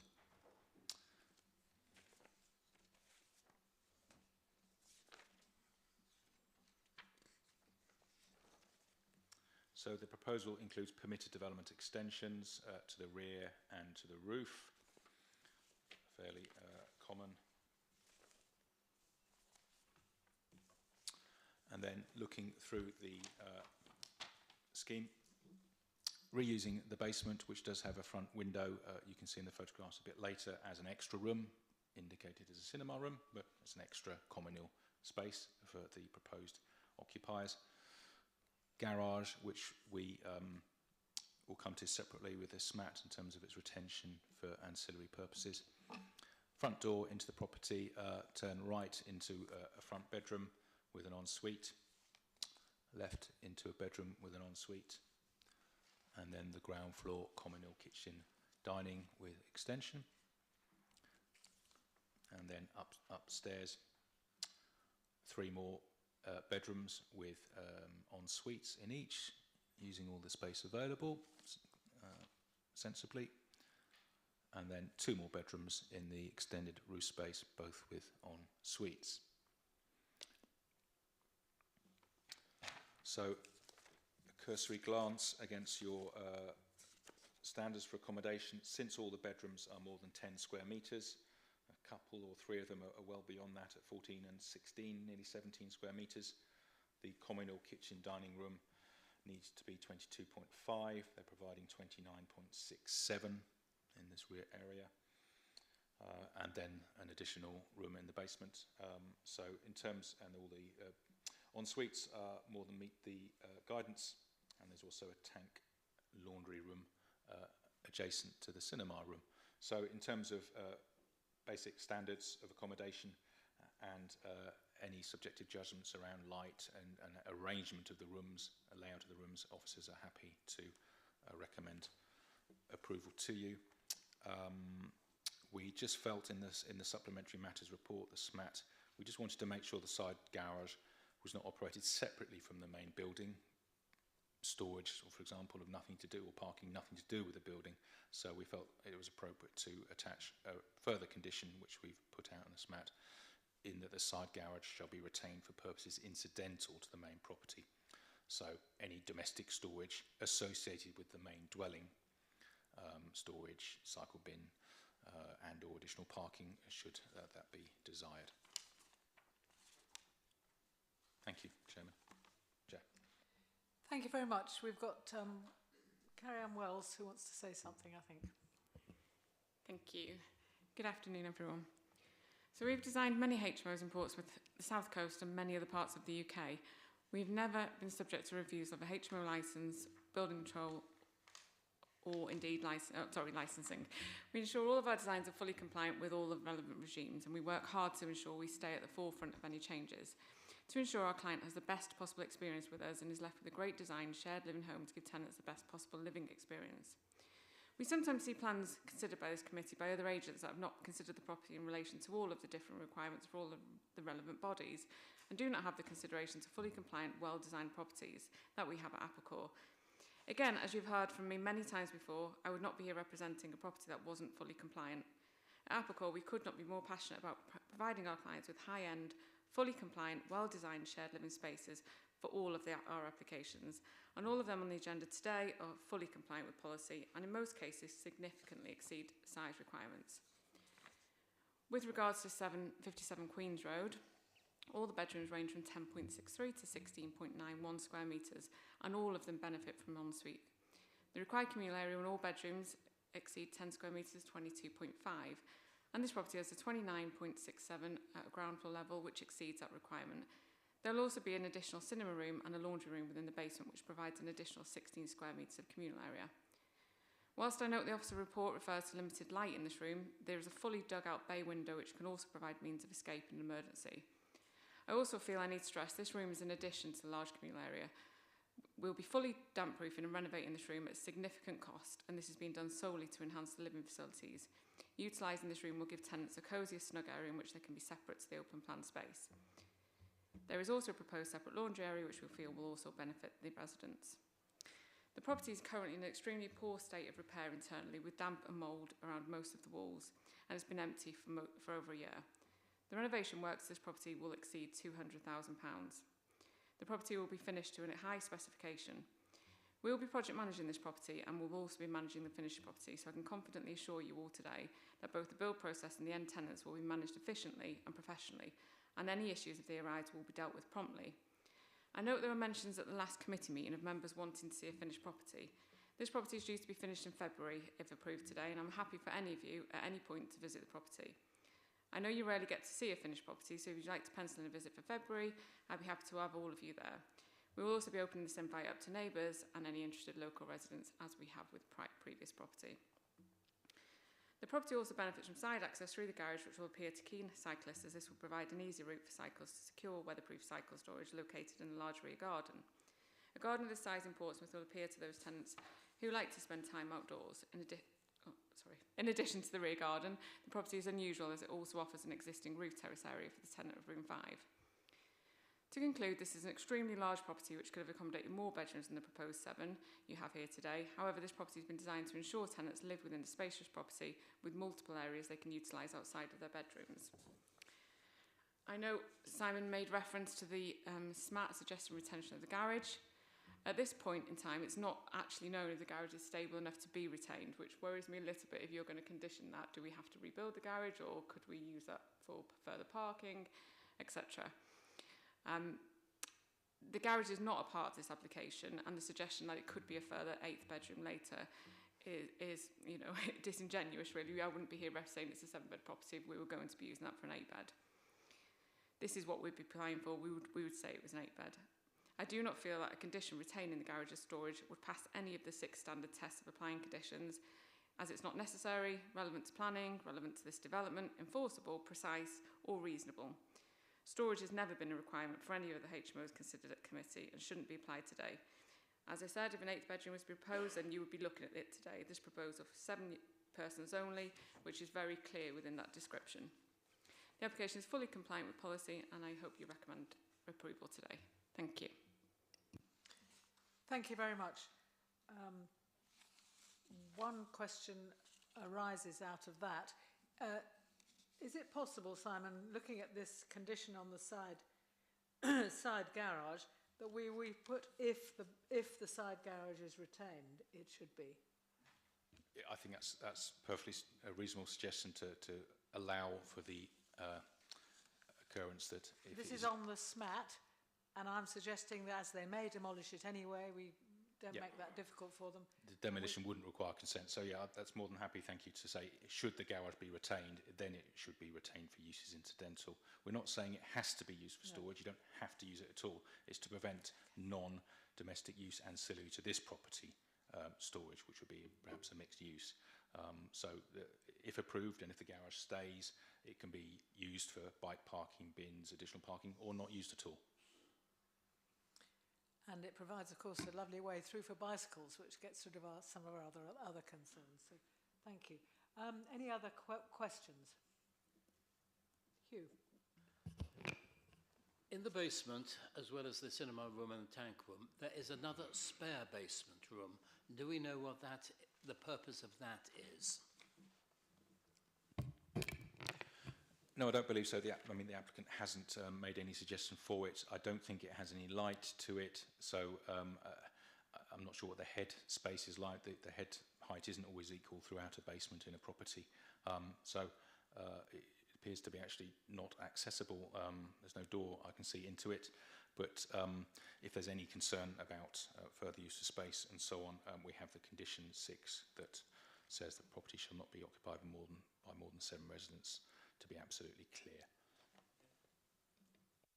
Any further comments, Chris? Just for clarification, for people who might be interested, is there anything to stop the applicant coming back with a proposal to turn the cinema room into a bedroom at some point in the future? Anyone could apply for a different proposal for 8 or more people, and that would be assessed on its own merits. We do have the condition about it being 7 people, which safeguards us to a small extent. Chair, I note 13.29 square metres. That's within the just over the 12.74 square metre that would be required for an 8th bedroom. any other comments? Can we move to Nick? Thank you. Not a fan of 7-bed HMOs in the city in general. However, I do note that they're a necessary evil, and there's lots and lots coming before us. I just want to make a few notes with regards to this one. I mean, it looks like a sizable, spacious house. It looks like it comes with 2, possibly 3 parking spaces, and parking's always an issue. A lot of the rooms are well in excess of what our guidelines are, including some of the en-suites. It's got a nice sized garden, plenty of room for push bikes and accessible for push bikes, as you say. It's also got plenty of communal areas, including sort of basements, terraces, those sorts of things. So I'd like to put it through for us to approve. Thank you. We have a recommendation for approval, subject to the conditions here. Anybody want to second that? Oh, Mary, Hugh, you were first. Okay. Right. It strikes me, we look at many properties and argue up and down as to whether they're suitable for HMOs. This one is eminently suitable. It's a decent size. It has parking. It has availability of space for bicycles and for storage of bins, the whole works. This is eminently suitable for what it's for the purpose. I am happy to second. Thank you very much. Ray, you wanted to say something? Yeah, my one concern, and although it's a terrace at the moment, my one concern is that terrace that could be used for parties and things which could annoy the neighbours and that sort of thing. I know it's existing, but it's existing for a house at the moment. This is not a house, it's going to be turned into an HMO. So that's my major concern with this. I think we'd find there'd be plenty of noisy families that could occupy that as well, but I understood. Shall we move to... We've already moved this, we've already got... Is there any other recommendations? So, can I ask you to raise your hands if you would approve this subject to the conditions already there? So...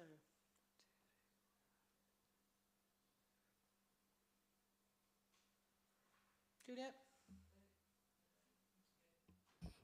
You need to go those against as well, and then those who are abstaining.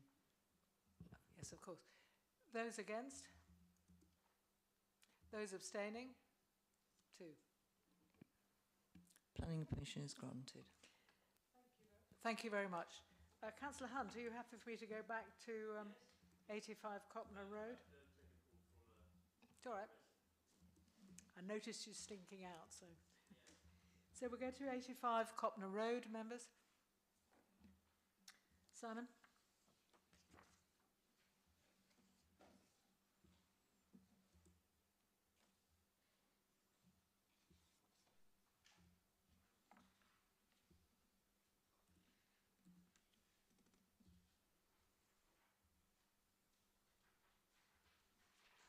So on page 43, this is an application for change of use from a dwelling house class C3 to an 8-bed, 8-person house in multiple occupation. Thank you, Chairman. Application at 85 Copner Road, indeed, change of use from a C3 dwelling house to an 8-bed, 8-person house in multiple occupation. We're towards the southern end of Copner Road, not too far from the railway bridge and Kingston Cemetery. The application is just off the junction with Queen's Road and the Mary Rose Care Home, I think it's called there. This application has come to committee because of 41 objections, and I think we have a deputation today to come up.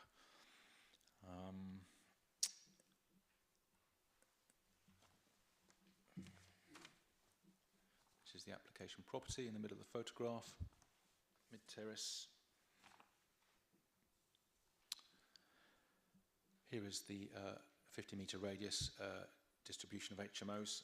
With apologies, and you may see this in the SMAT, it was reported as no HMOs in the area.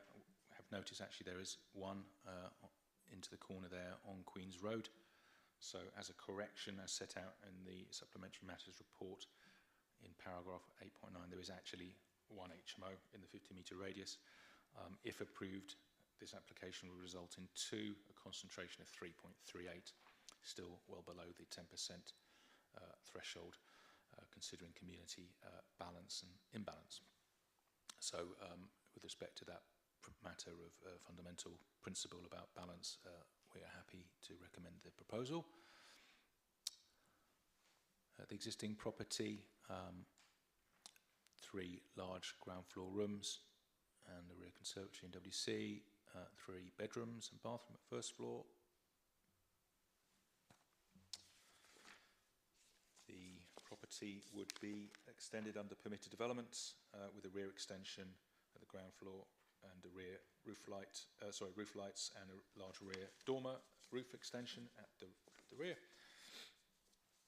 Taking you through the bedrooms, the front bay window, bay room converted into a bedroom, a shared shower room next to that, another bedroom, an ensuite with bedroom at number 8, and then the communal kitchen living room to the rear.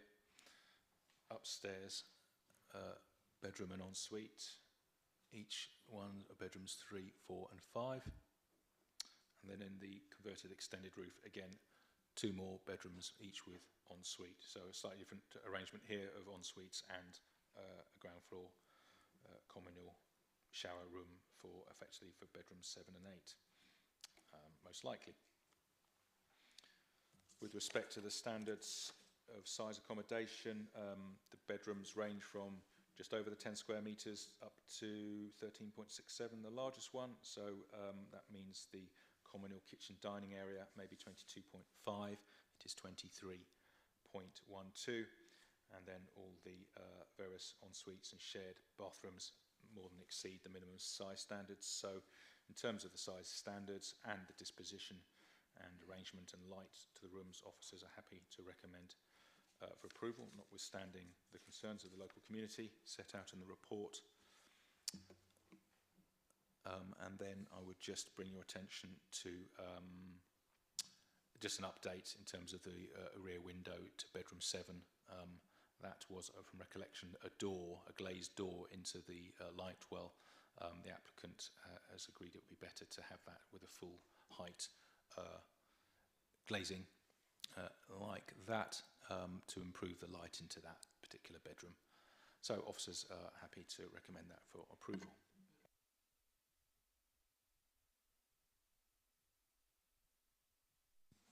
Thank you very much. Carrie Ann, would you like to start, please? So as Simon has introduced, this is a change of use from a dwelling house class C3 to an 8-bed, 8-person house in multiple occupation. Again, all 8 bedrooms meet or exceed the 10 square metres. 6 benefit from en-suite facilities and 2 bedrooms on the ground floor share a shower room. Whilst I appreciate these ground floor rooms are nearer to the 10 square metres, they still exceed the 10 square metres space standard, and they will be attracted to those that are seeking a good quality room at a lower price point than the larger rooms on the upper floors. The required communal area when all bedrooms exceed 10 square metres is 22.5, and it provides 23.12 of usable communal area, which again meets that requirement. Additional light is provided into space with the addition of a large bifold doors at the rear and a roof lantern. I note in the officer's report mention is made of conditions to include the nitrate mitigation and water efficiency, and I can confirm that has also been paid in full in the Section 1.1 return, so this is no longer required as a condition. The property will be finished to a high specification as our client is keen to offer tenants high-end accommodation. The property is going to be professionally managed and any issues that arise will be dealt with promptly. The application is fully compliant with policy PCS 17, PCS 20 and PCS 23 of the local plan and also complies with your housing multiple occupation supplementary planning document. Thank you. Thank you very much. Do we have anybody here objecting to the application, apart from you? Yes. So, okay, I'll go to you first then. Give 6 minutes. Thank you. Good afternoon. Me and my husband and 2 small children bought 83 Copner Road, the adjoining house to where the proposed HMO is located. We bought this house 5 years ago as our forever family home. We strongly oppose this proposal. I strongly agree with all 41 objections already presented online. I ask the planning committee today to strongly consider these points. Why should I have to worry about my children's safety and privacy in their own back garden? I am now filled with anxiety over the thought of not knowing who will be our new neighbours and their backgrounds. With the proposed loft conversion, this would mean that there would be extra windows looking right into our back garden. This is a complete invasion of our privacy. Why, when a young family who has worked so hard to get onto the property ladder and then also worked so hard to be able to do up our home, are we now living in fear that this could all be destroyed? After receiving a letter from a surveyor stating that, and I quote, cutting into the party wall to allow insertion of padstones and structural steels to enable loft conversion and reconfiguration of the property and temporarily exposing the party wall. You can imagine to my horror one evening when just a few weeks back this surveyor turned up banging at my front door asking to talk to me, which again brings me on to the point where why should we now feel unsafe in our own home with not knowing who will be knocking on the door? I should not have to feel obliged or pressurised as he made me feel that evening. The only people benefiting from this will be the landlord and Portsmouth City Council, who will be making a fortune in parking fines. HMOs are everywhere in Portsmouth. The fact that it has to fall within a 50-mile radius is absolutely ludicrous. HMOs are slowly taking over. This proposal is to change a 3-bedroom family home into 8 bedrooms. This is inhumane, and not to mention what a strain this will also put on our sewer system with the impact of 7 showers, toilets and sinks. Planning Committee, I present to you today the grounds for objections. Bedroom 8 barely meets the space requirements by 4 centimetres. If the committee are unsure if to approve or decline the planning application today, I would suggest they defer the decision and send out officers to confirm the space measurements of bedroom 8 due to the fact that it is so close. This is an overdevelopment because 8 bedrooms / 8 people is too many for a communal space that is so small. The communal space is smaller than what they are stating because the door opens inwards in the room. I ask you, can you really use this space in between the door and the ovens on the plan because the door opening would reduce this drastically? Bedroom 8 should be part of the communal area to reduce the overdevelopment and increase the living standards of the people that will be living there. There is no rear access to this property and no direct parking in front of the property. So I ask, where do the builders seem to think they will be putting all their rubbish and park their vehicles? Because currently, for this past week, they have been parking on the double yellow lines, blocking the pavement outside, and actually starting work at 7 AM in the morning, which is actually illegal. Who will be sorting this issue? This has put stress onto my children after waking up frightened with loads of noise because they've had to break the front door in because they can't actually access the property. Mr. Wong has taken no consideration into the neighbours or the local community, and I'm the one having to deal with upset children. On the 24th of the 7th, 24, Robert Neve of Transport Planning to Matthew Garrard of Planning is fast satisfied that the proposal would not have a material impact upon the function of local highway network. Robert Neve also goes on to say, given the constraints of the site, no off-street parking can be accommodated within the curtilage of the property. There is therefore a potential for increased instance of residents driving around the area hunting for a parking space with the additional rooms provided. Mr. Neve appears conflicted. On one hand, he says that it isn't a problem at all, and on the other hand, it probably will be.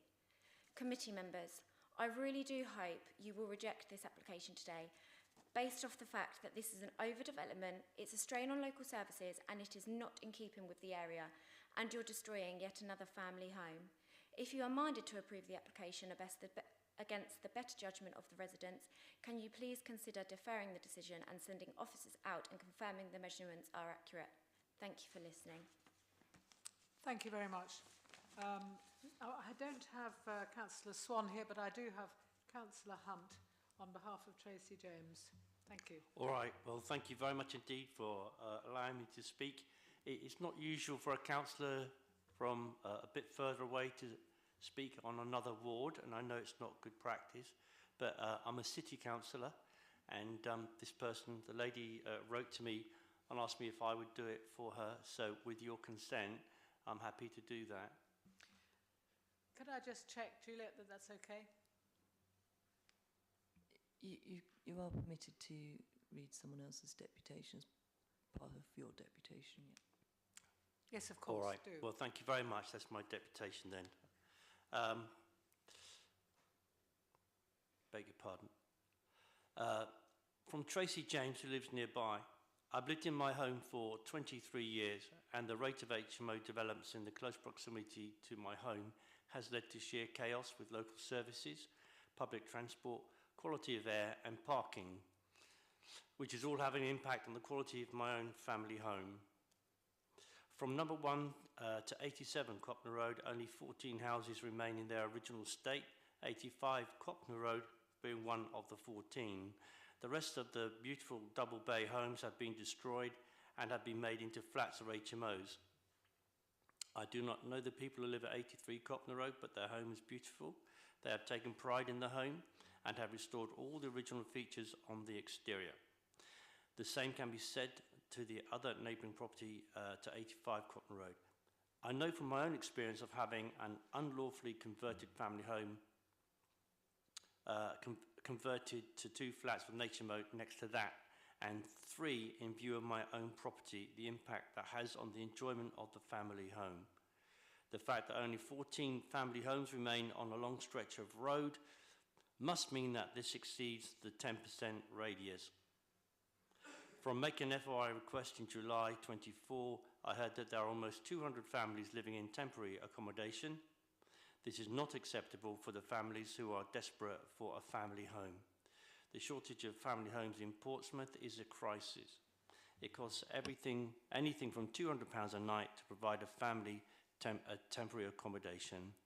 At a time when the City Council is struggling with finances, this makes no sense that they are paying for so many families to live in temporary housing. At the time of writing this statement, there are 934 single rooms to let in Portsmouth. We do not need any more single-room HMO accommodation. Let 85 Copner Road stay as a family home. Copner Road has above the legal limit of pollution, 2.4 times above the World Health Organisation's healthy air quality. 8 more cars in Copner would add to the issue. According to the Office of National Statistics, Portsmouth is still the most densely populated city outside of London. Portsmouth also has the highest number of GPs per patient in the UK. Portsmouth GPs have over 2,000 patients.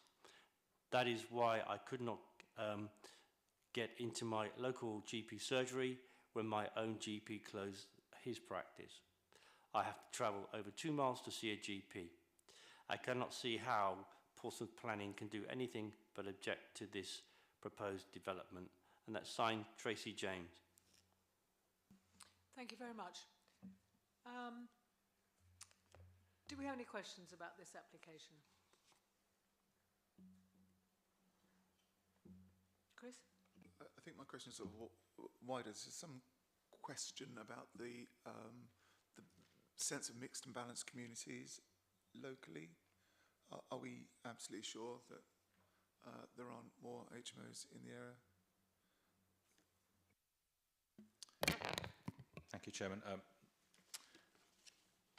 We look at our data that is the available data to us in the first instance, and then as and when, or if and when we get further comments about any specific properties, we always look at those as a double check and see whatever that reveals. So the case officer has done that, and according to our data and any other investigations, we've only found one other within that 50-metre radius.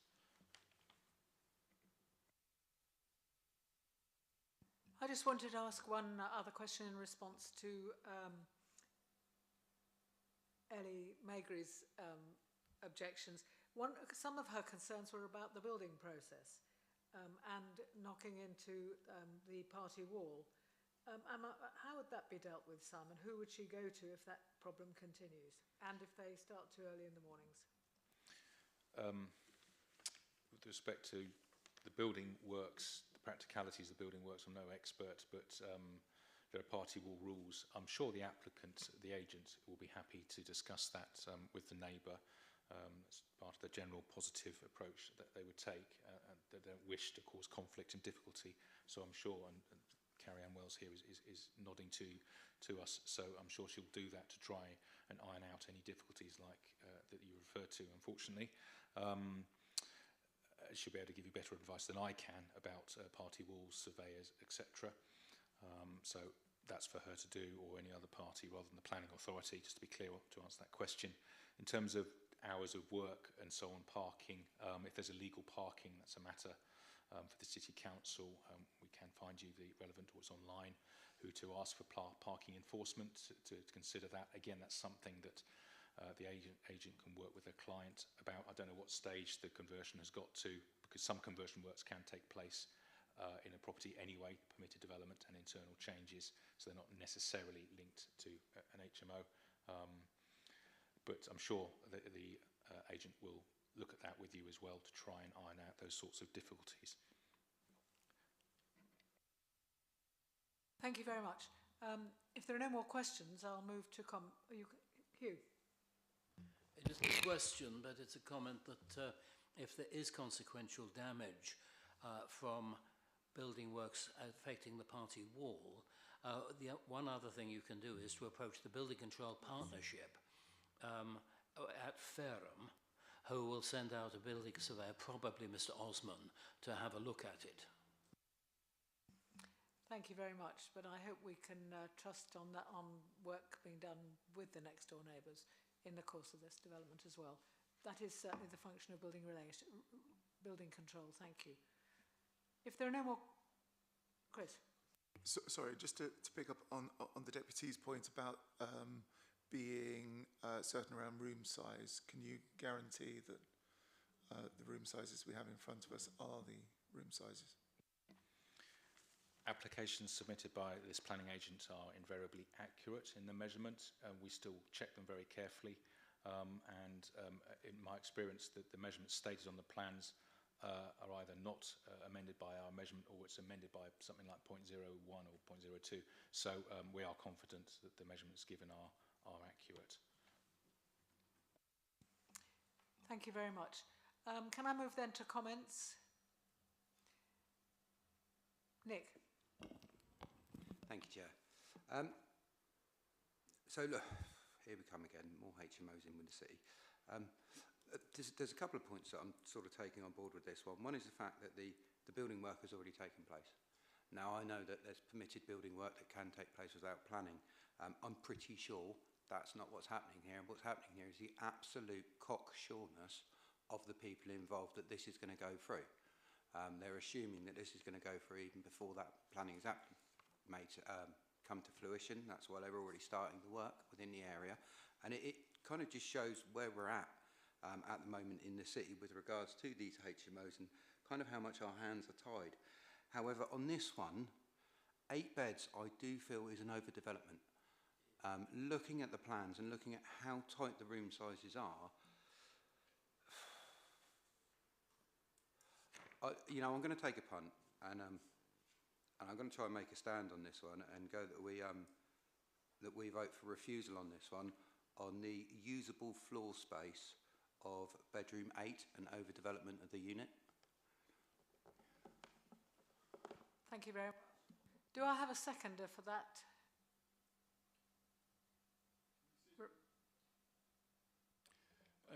Can we see that up on the screen again, please?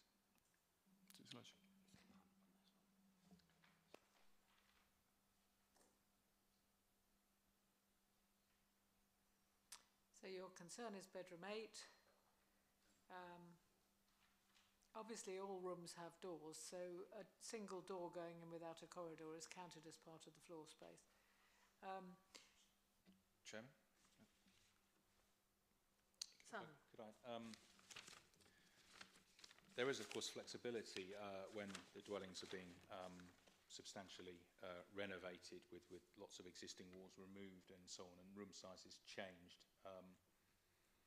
There's a tiny bit of flexibility here in terms of the communal. For example, I've given my opinion that the accuracy of bedroom 8 is reliable, but minor adjustments would be possible.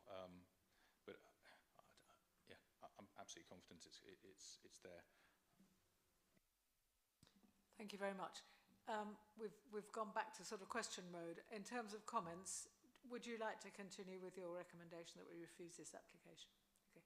Is there a seconder for that? Councillor Dent. And you want to make a comment as well? Yes, good. It's something that Chris picked up on.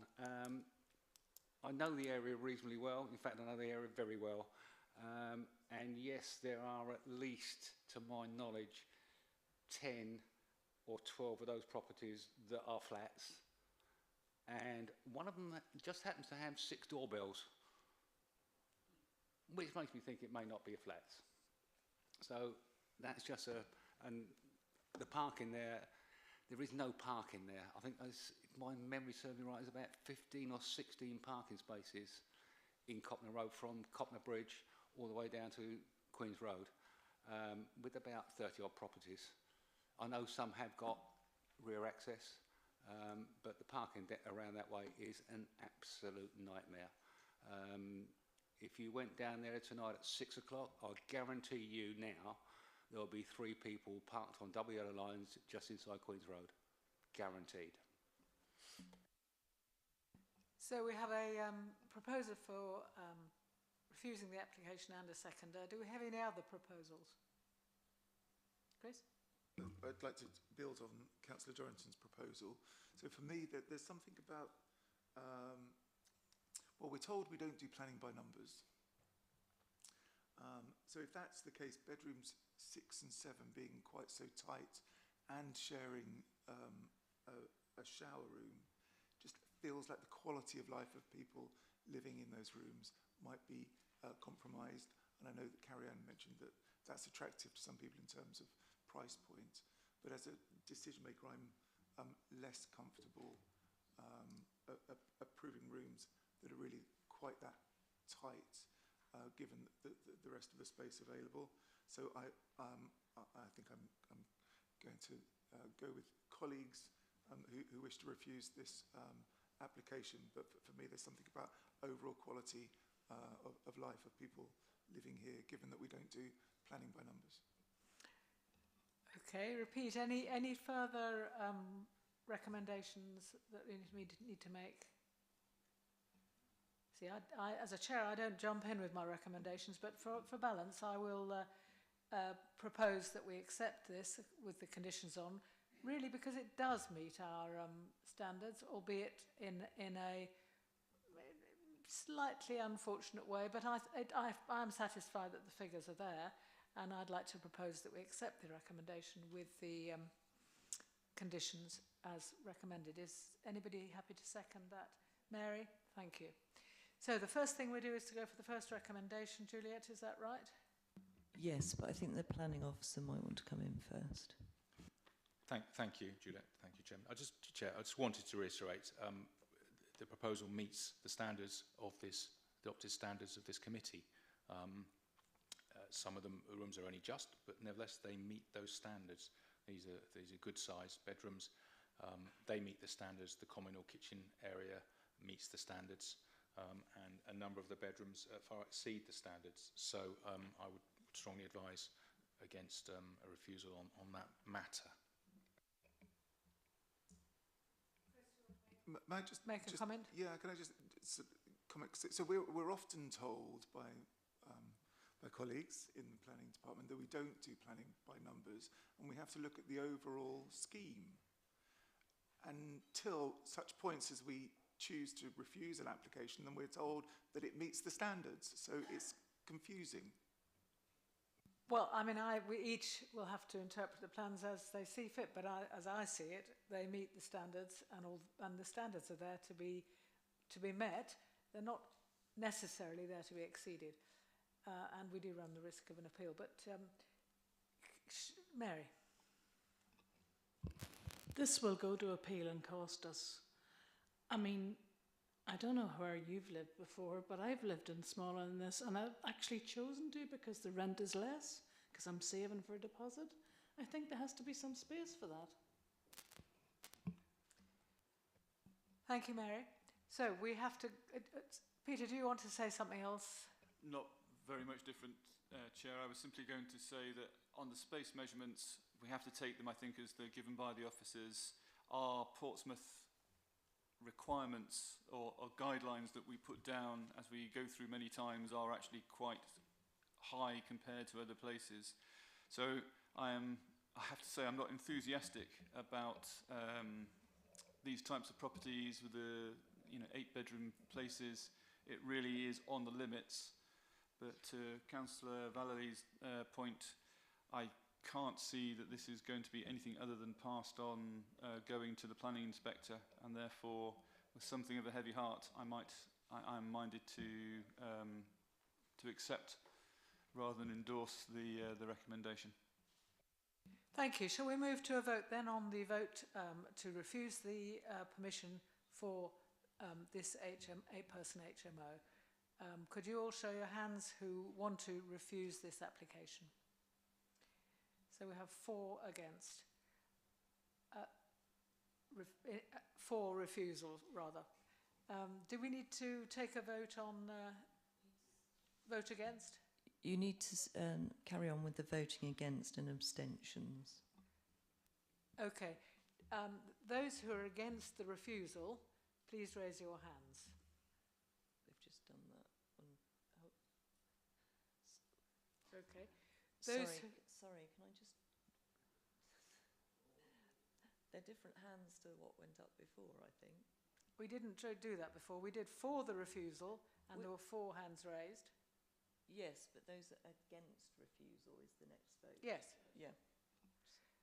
Those who are against the refusal. Sorry, just 1, 2, 3, 4.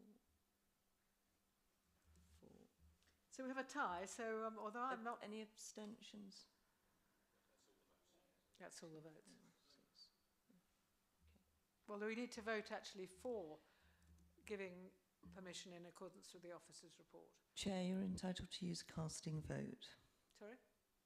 It's 4 against and 4 for the proposals, so you're entitled to use a casting vote. Okay, well, predictably I'm going to use my casting vote with a somewhat heavy heart to approve this application in accordance with the officer report. No, we're still on the same vote for the refusal. Sorry. I am now going to vote against refusing the application.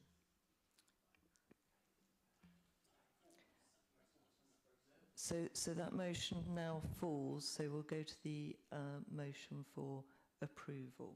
Thank you, Juliet. All those in favour of approving this application subject to the officer's conditions, please raise your hands.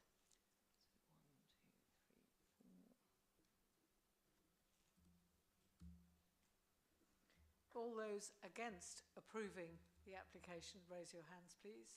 1, 2, 3, 4. And I see I have the Chair's casting vote again, and I would like to approve this application, as I do think the concerns about an appeal on this one are genuine, and I hope very much in the course of the development that you, Carrie Ann and Neighbour, can get together very closely to make sure the building work doesn't cause disruption. Thank you very much, everybody. Planning permission is granted. So the next application we have before us is 10 Manchester Road. And Simon, if you could go forward, we then have the applicant to speak.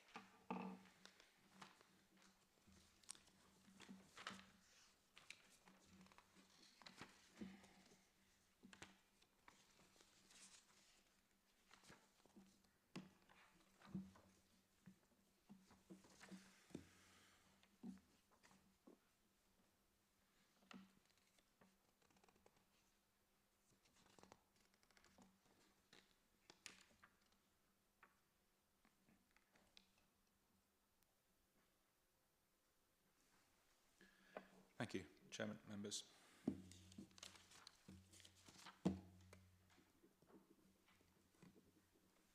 This is an application at 10 Manchester Road, change of use from a dwelling house Class C3 to a flexible use between Class C3 or C4. So that means, should planning permission be granted, the use can be used as Class C3 dwelling house or changed to C4, small HMO, backwards and forwards without the need for a further planning permission for a period of 10 years. Manchester Road is in the heart of Fratton, just off Guildford Road, which you may know, heading north and south. Fratton Road is across to the west of the site and the railway line across to the east. This is a terraced house. There it is with the arrow pointing at it. With respect to the mixed community, or the local mix, I should say, there are 3 confirmed HMOs in the area, 1, 2 and 3, on Guildford Road and Liverpool Road to the north.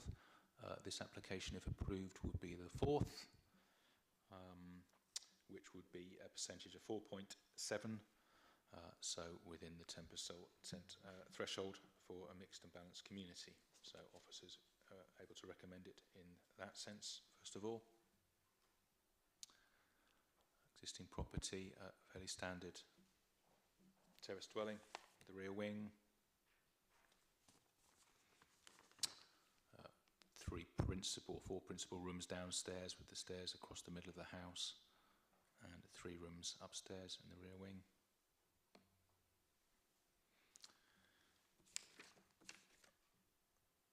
This application proposes a rear dormer and roof light, front roof lights, no change to the rear. So the supplementary matters refers to amended plan, which does show the prospective layout of the kitchen part of the communal living room. It's called living room, but kitchen diner has now been indicated in the front room, with the kitchen element of the fitted cupboards and so on, and sink in that corner. Going through, there's a WC and a secondary dining room or lounge, however they see fit to use it in the event of a consent. And then upstairs, some internal conversions on the first floor to provide 3 bedrooms with a shared bathroom. And then in the extension to the roof, again, 2 bedrooms and a shared shower room and a WC. So those provision of bathrooms and WCs and so on meets your guidance. And in terms of the room sizes,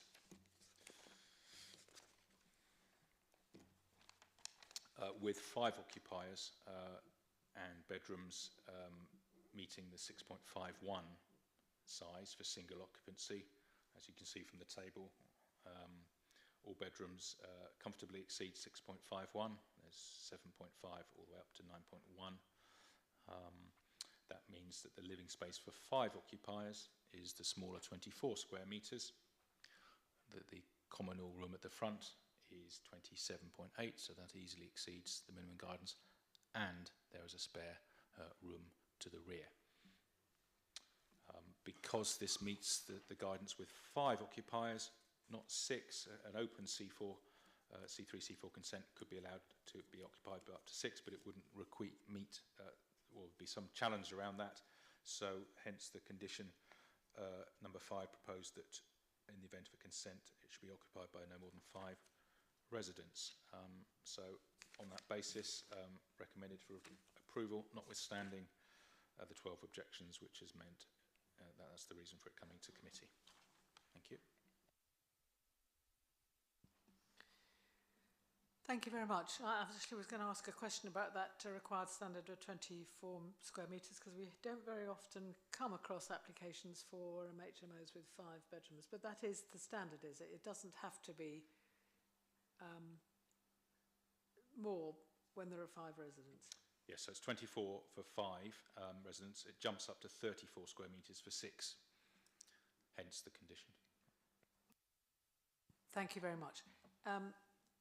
We have Mr. Nick Rowe, the applicant, is here to speak. Would you like to do your 6 minutes, please? Thank you. Good afternoon. I'm Nick from Row Lane Homes. We're specialists within HMOs, and between myself and my business partner, who unfortunately can't be here today, we've got over 20 HMOs in the Portsmouth area. We pride ourselves in what we do, and that's providing excellent high specification quality living for a range of tenants living in Portsmouth. 10 Manchester, although it could be argued was a residential dwelling, was actually a dilapidated house that no one wanted to purchase that we picked up through an auction. We will take this building back to brick and give it a full refurb, bringing the building back to life to a very high spec. The cost of this is in the region of 150,000 and complies with all licensing and building regs. The property plans exceed the standards required for a HMO, and if this is approved, we'll bring the HMOs in the area, as said, to 4.7%, well below the 10% that the council requires. I understand there are concerns from the comments over antisocial behaviour, but we've genuinely had no complaints that I can think of with regards to any of our other properties, and if we did, we would act accordingly. We also stipulate within our tenancies that any additional people are not allowed to stay overnight to keep in accordance with licensing. Whilst this is obviously hard to fully manage without being at the property 24/7, we hope it at least acts as a deterrent, and this is followed up verbally on a regular basis by our property manager, and as well as when we carry out inspections. I believe another issue is noise. We genuinely do care about our neighbours. It's not in anyone's interest to annoy them, and we appreciate their concerns. With that, we install brand new double glazing windows, reducing the noise, but on top of this, with all of our properties at our own cost of thousands of pounds, it's not required by building regs, etc. We actually install a steel perimeter around the whole inside of the house after taking it back to brick, and then we insulate that up to sort of 60 millimetres. Not only does that prevent noise pollution, it also keeps the heat in, and then that with automatic lights also brings down the energy costs. Parking is another concern. Most of our tenants rely on public transport or cycle, and as such would not have any more vehicles than what the potential of a 4 to 6 person family would bring if it was kept residential. We do have an outbuilding which we have purposely left for bikes, as this is what we anticipate the tenants will be using mostly for their transport. So yeah, hopefully with that, for what I've said, along with the planner's report, you'll take all of this into consideration for approval. Thank you very much for your time. Thank you very much. Members, any questions?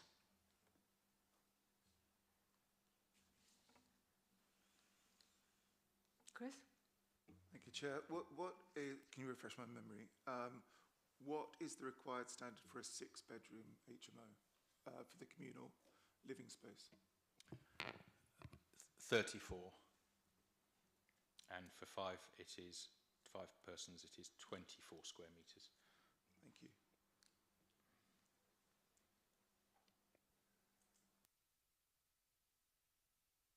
It would be difficult, if not, will it be impossible for them to convert the dining room into a bedroom because there wouldn't be enough communal space? That might be what I'm thinking.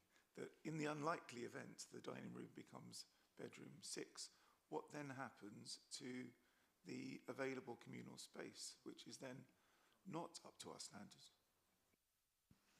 Simon? We'd investigate under enforcement powers, and or licensing would do the same. What powers are available, Chair? Yeah, exactly. Ultimately, normally we ask people politely first. They might apply for planning permission to try and get it that way. So I wouldn't second judge at this stage, but if they did apply retrospectively and that was refused, we would then move on to the consideration of formal enforcement action. If an enforcement notice is served, and they don't comply with it, then you're starting to look at serious amounts of fines. So it can take a while, but ultimately that is the threat. The council as a whole will decide whether or not the licensing service or the planning service is the best one to pursue any breaches. Thank you. Any further questions? Raymond? Bins, where are they going to be stored? Because it's a flat fronted and it is a big, massive problem in Fratton that basically bins are being left out 24/7, 365 days of the year. If they're going to be slightly larger bins, it's going to block the pavements. I agree with you that bins are a problem and people have to keep them inside or in black bags and so forth. Simon. Thank you. I don't think I've seen a separate proposal for the bins in terms of a bin store. Obviously, it's back of pavement. So I think it will be like every other house. I notice things change in some streets. Some streets, people take them in and through. They're quite big things, you know, dirt and bother and wet and mud and so on. So some people, I've noticed some streets actually, the character has changed, and some people decide to leave them on the street, and that encourages more neighbours to do the same. But essentially, at the moment, that's the choice for the occupiers of the house as a dwelling house, to keep the bin on the street or back in. And I don't know about the attitude of the City Council in terms of highway safety. They might take a different view depending on the nature of each street. This one seems to have quite a wide pavement, actually, as far as I can see from the photograph. But not much change. The size of the bin might have to change from a C3 dwelling house to C4, but they're not hugely larger. So I imagine it's not very different from the existing to the proposed. Would that in it be a material consideration upon which to refuse an application like this? It could be a material consideration to take into account, and then members would reach their own mind up on each and every circumstance.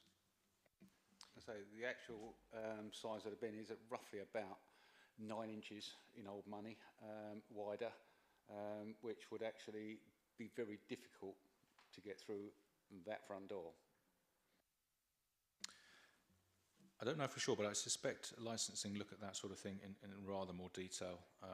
They look at a lot of things in detail through a property, so I suspect that's something that they may do. They certainly don't need to have a bigger bin. It might not be. No, but I would say my concern would be if it was required a bigger bin, then basically it's going to block the pavement even more than a standard bin does at the moment. And it is quite a problem in Fratton. It is a problem in numbers of parts of the city, but the people can opt for a smaller bin or black plastic bags, and in any event, a family of 6 or so may generate just as much rubbish. Any questions?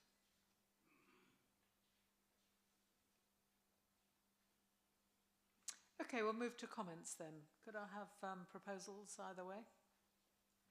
Chris?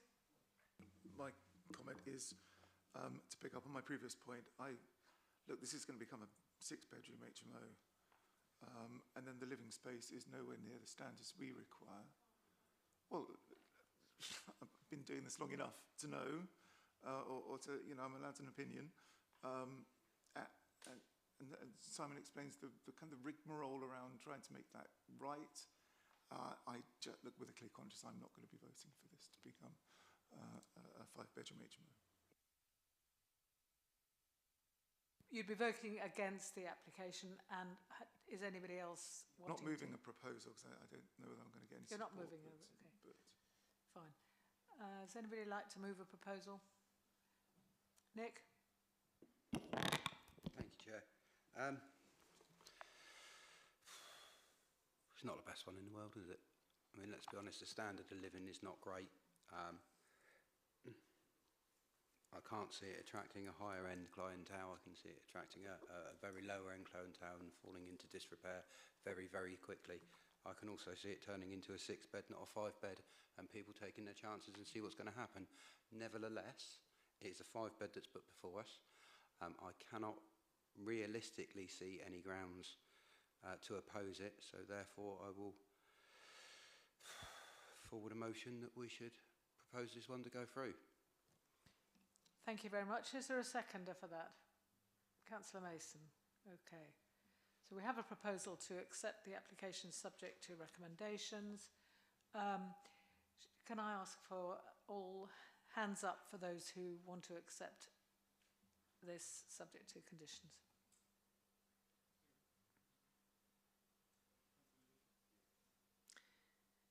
Okay. Anybody against that? 3.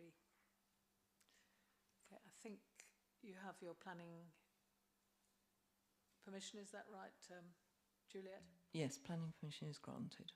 Thank you all very much. Now we're nearly on the home straight now.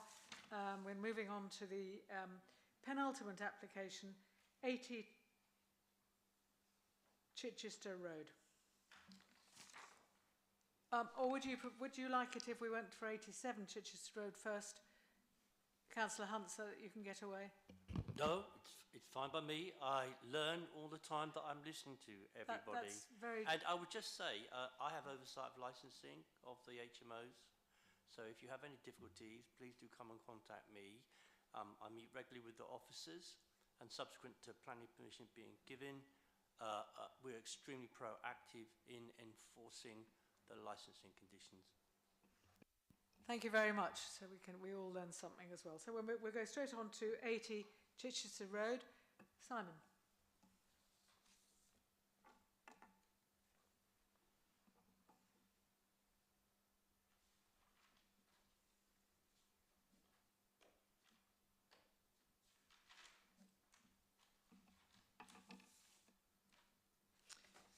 Chichester Road is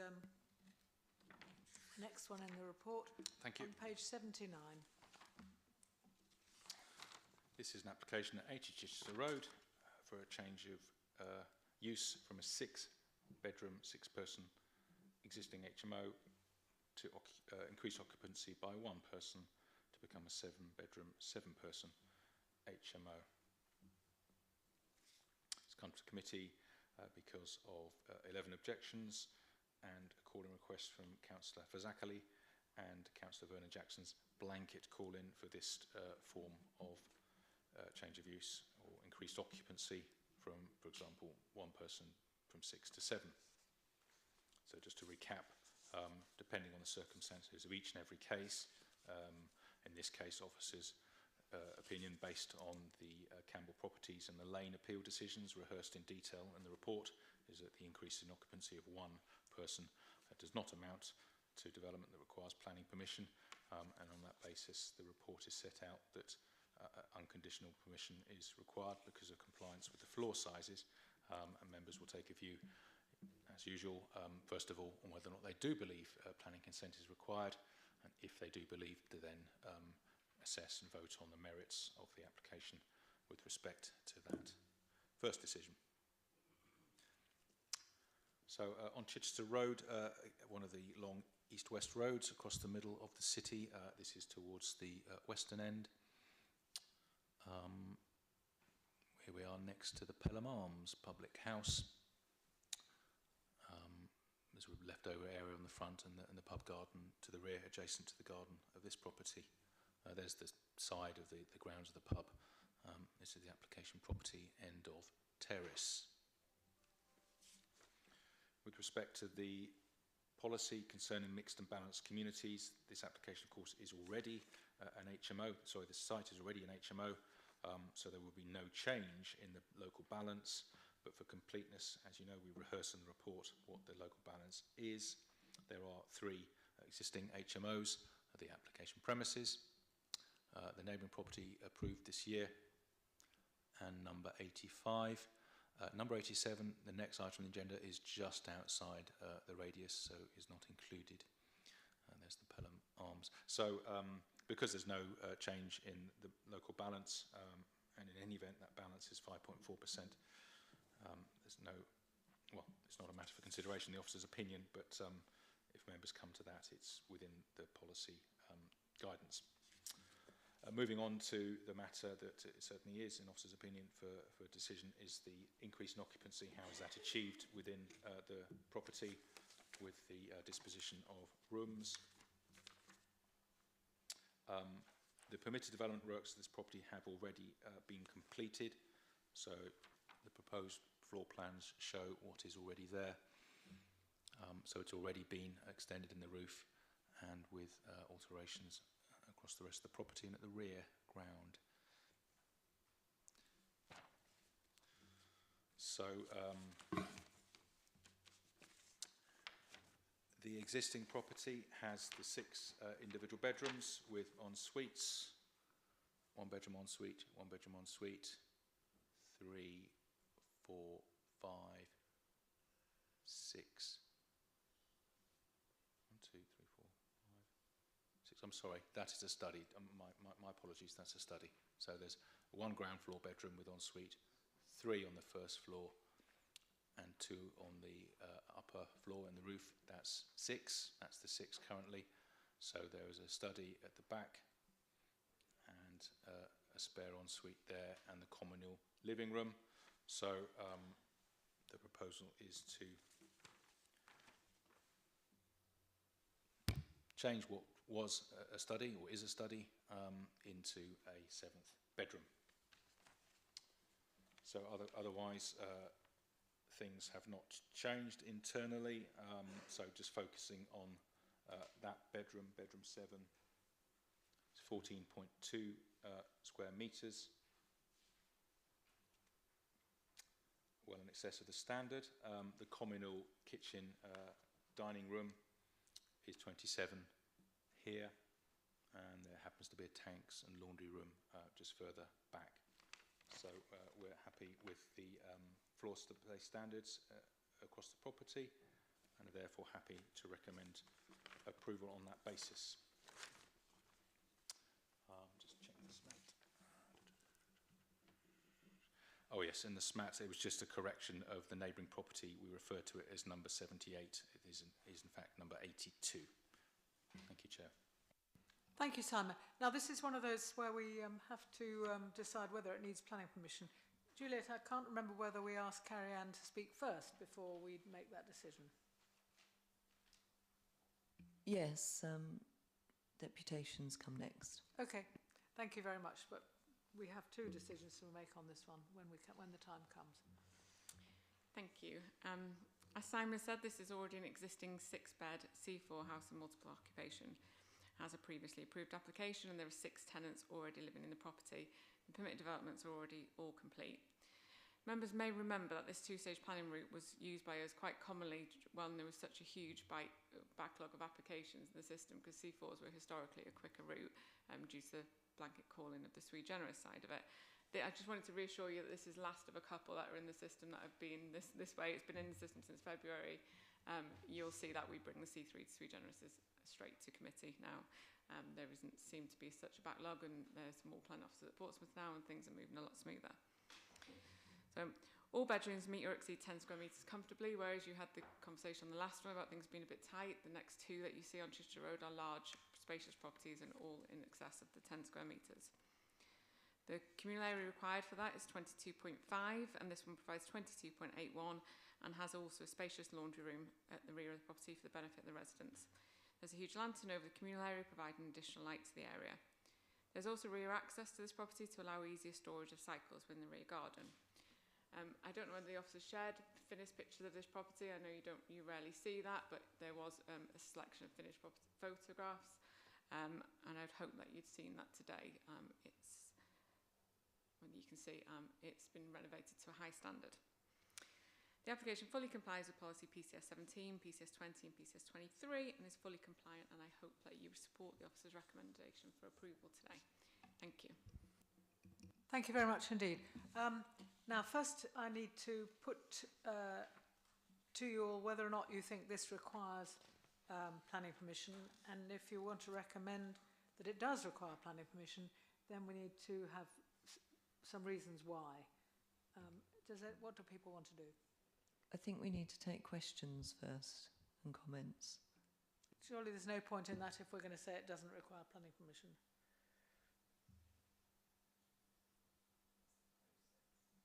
Even for this?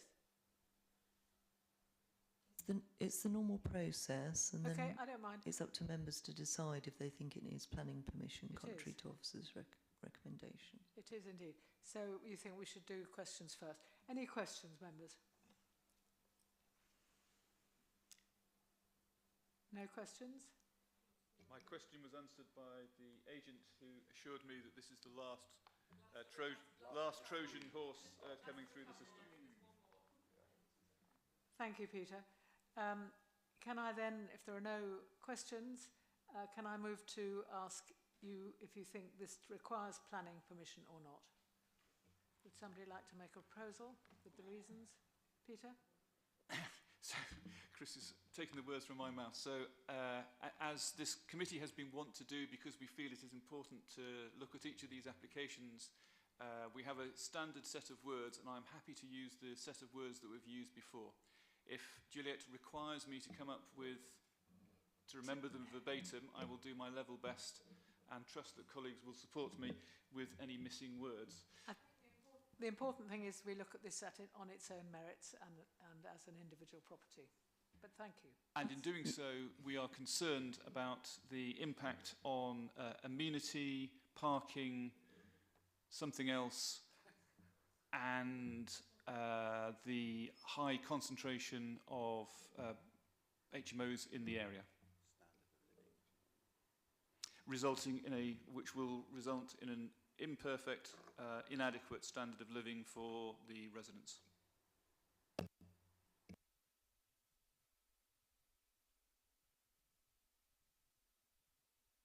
Is that acceptable, Juliet? The appeal decisions have said that you shouldn't be coming up with standard wording. You should obviously look at the case on its own merits. I think it is very clear that my wording was not the same as last time. He's not reading it out. Certainly not standard. Not even standard English in places.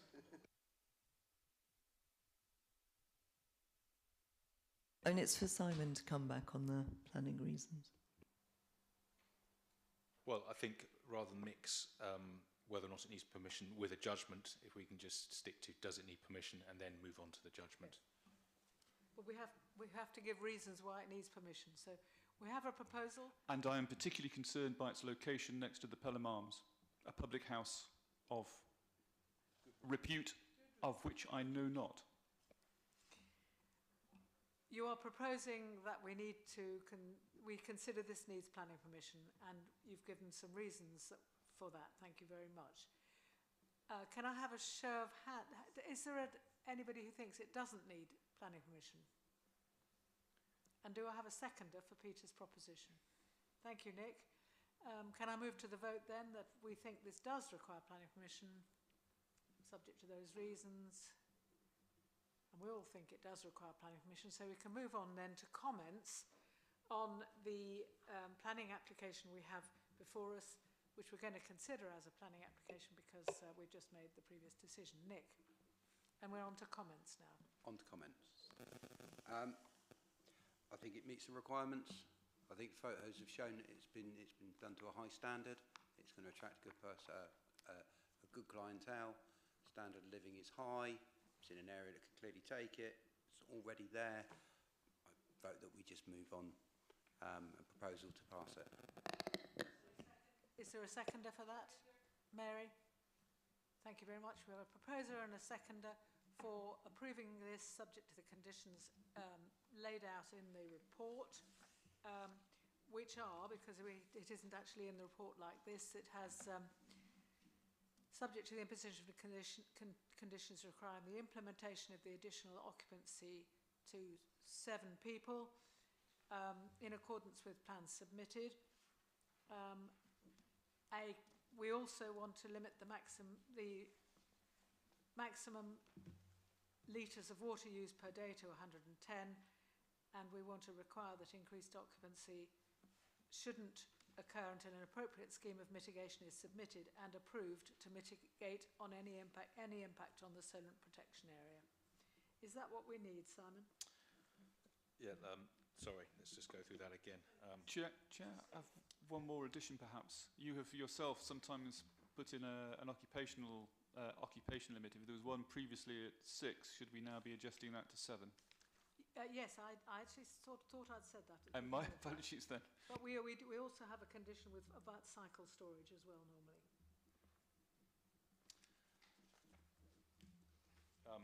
There undoubtedly will be cycle storage, but we can look at that again just to check on the capacity for the extra occupant.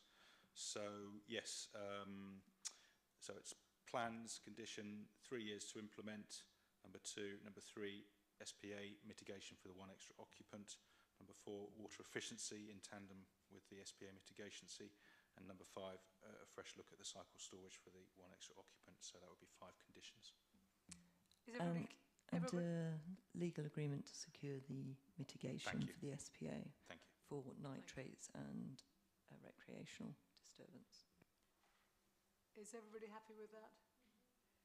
So can I ask you to raise your hands if you want to support that application with those conditions on it?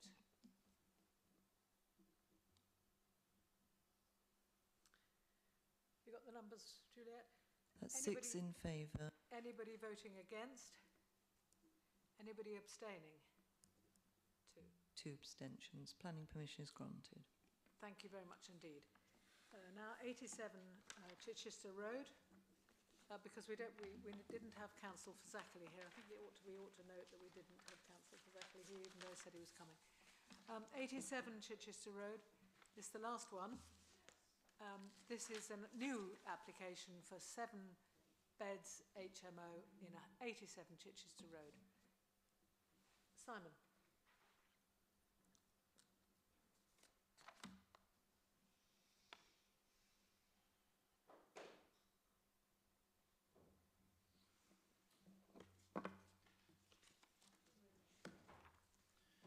Thank you, Chair.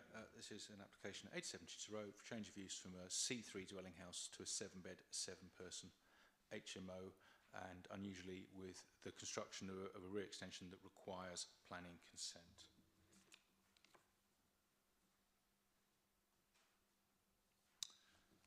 So we're still at the western end of Chichester Road, with a couple of side roads running north-south nearby. Beresford and Balfour. I believe there's a rear access off Balfour Road to get into the back. I've seen it on Street View. It looks like it's accessible and usable. There is the property with a little tree in the front, mid-terrace. So with respect to the mixed and balanced community, there are 3 HMOs confirmed HMOs in the area. One is the recently consented 82, and then we've got next door at 85, and then one at number 10 Beresford. Just to confirm again, number 80 that we've just seen is just outside the 50-metre radius. So with the addition of a 4th HMO, with this application to be approved, the figure will be 6.56, so within your broad guidance, a threshold of 10% for a mixed and balanced community. Then moving on to the merits of the conversion internally and the external extension that requires planning permission. So the existing property has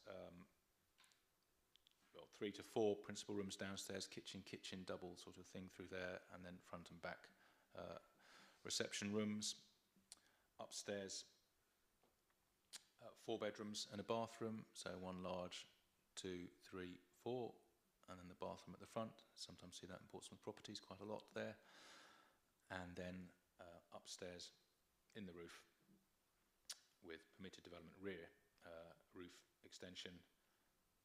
There's already a bedroom and ensuite.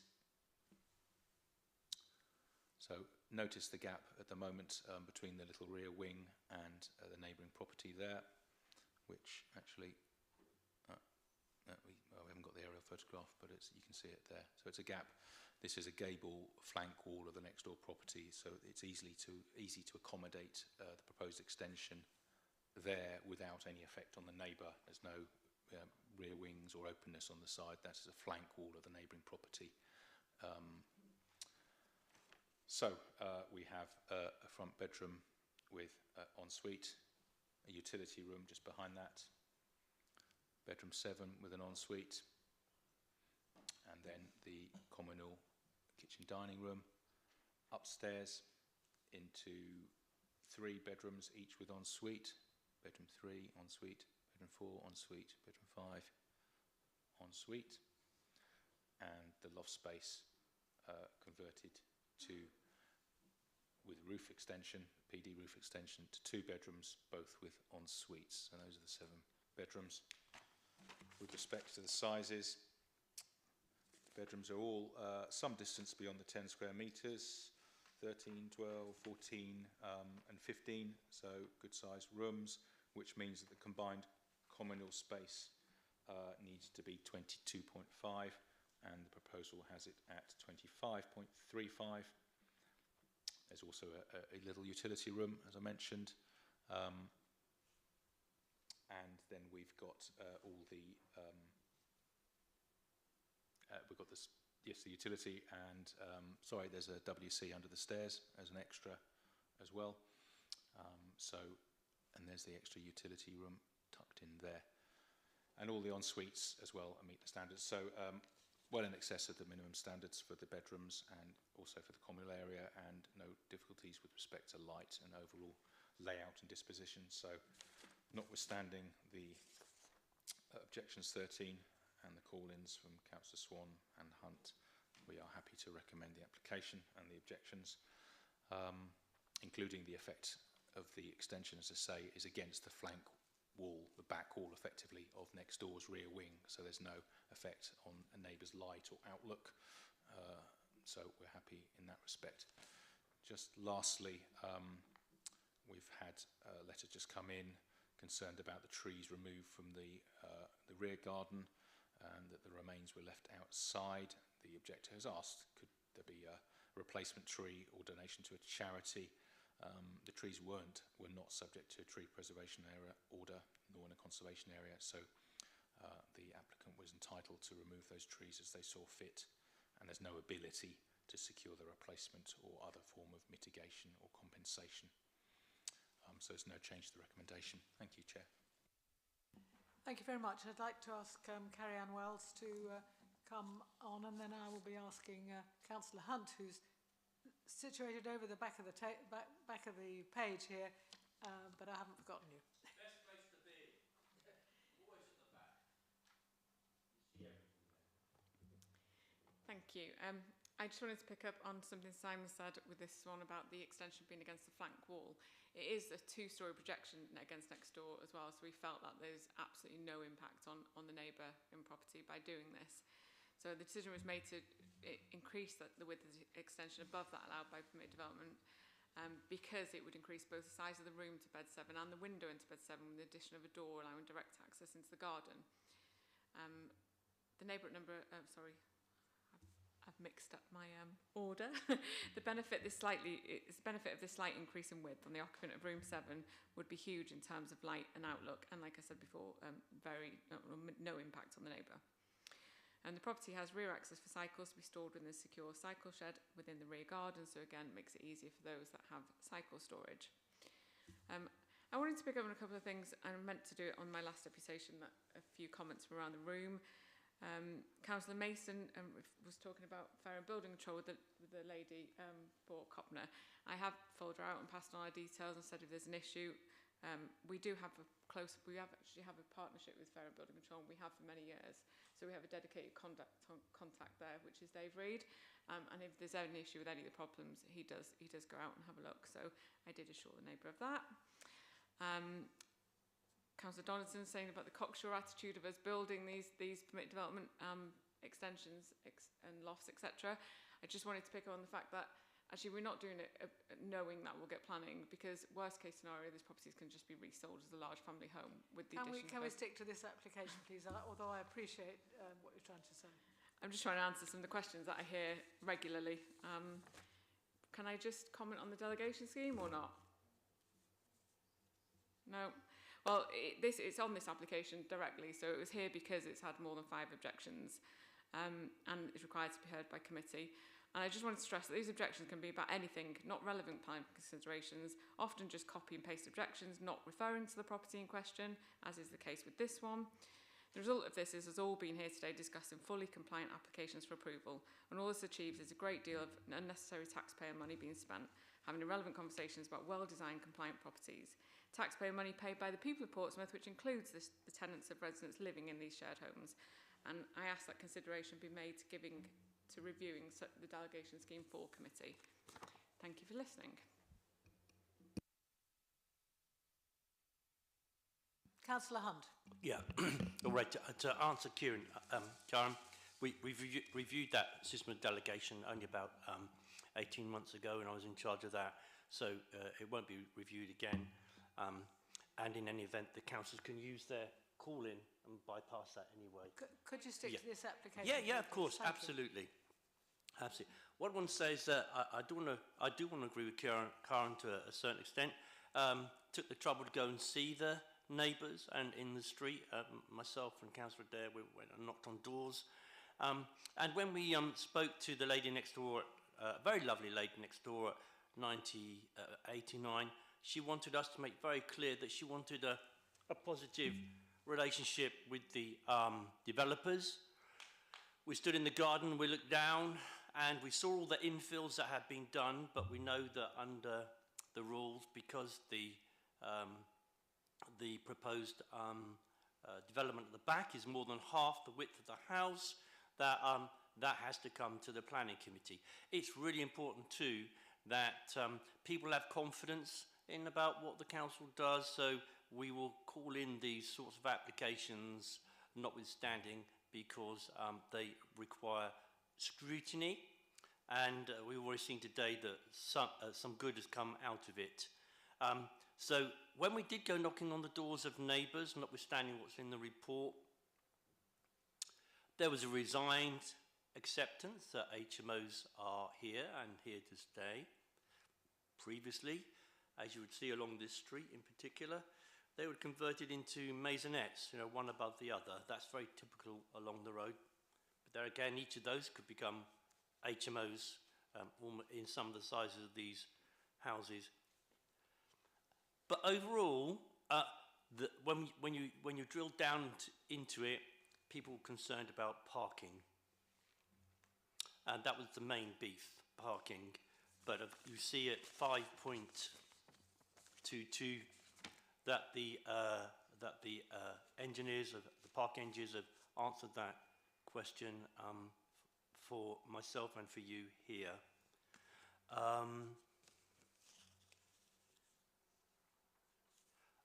I want to talk about the bin that might come in the front.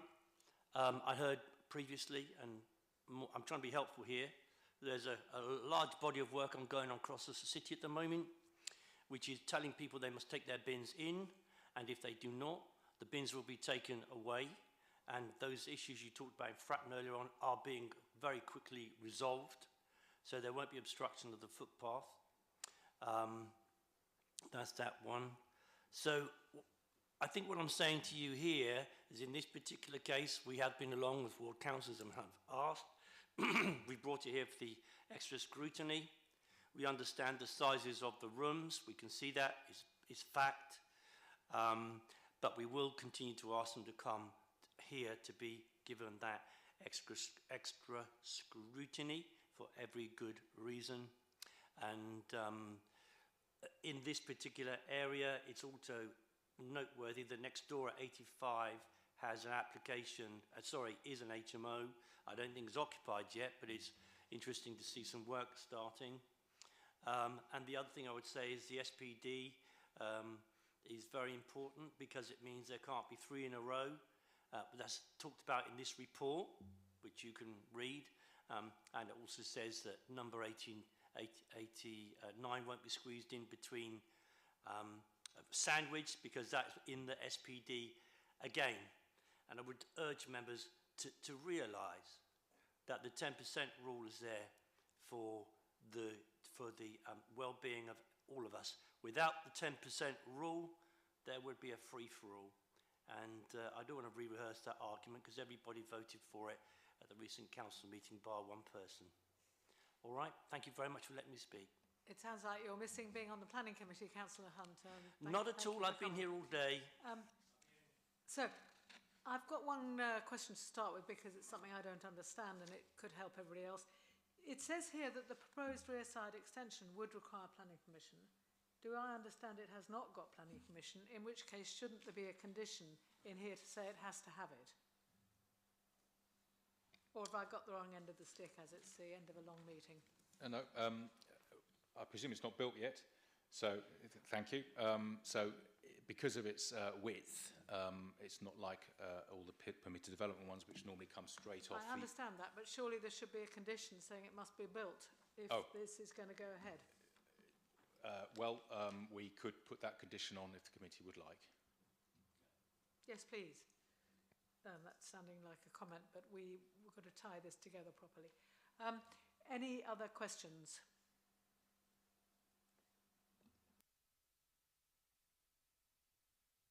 No questions, okay. We're moving to comments, please. Hugh? This is a good-sized house. It's well equipped. Bedroom 7, I am assured, will be properly insulated, and so I see no reason to question this development. I propose the officer's recommendation. Does Hugh have a seconder for that proposal? Mary was just there first, although I think Peter was coming in there. Have seconder for this proposition. Are there any other propositions? In which case I'll move to the vote. Could you please raise your hands if you want to approve this planning application, subject to the addition of the condition about building that extra extension, if that's all right, Simon.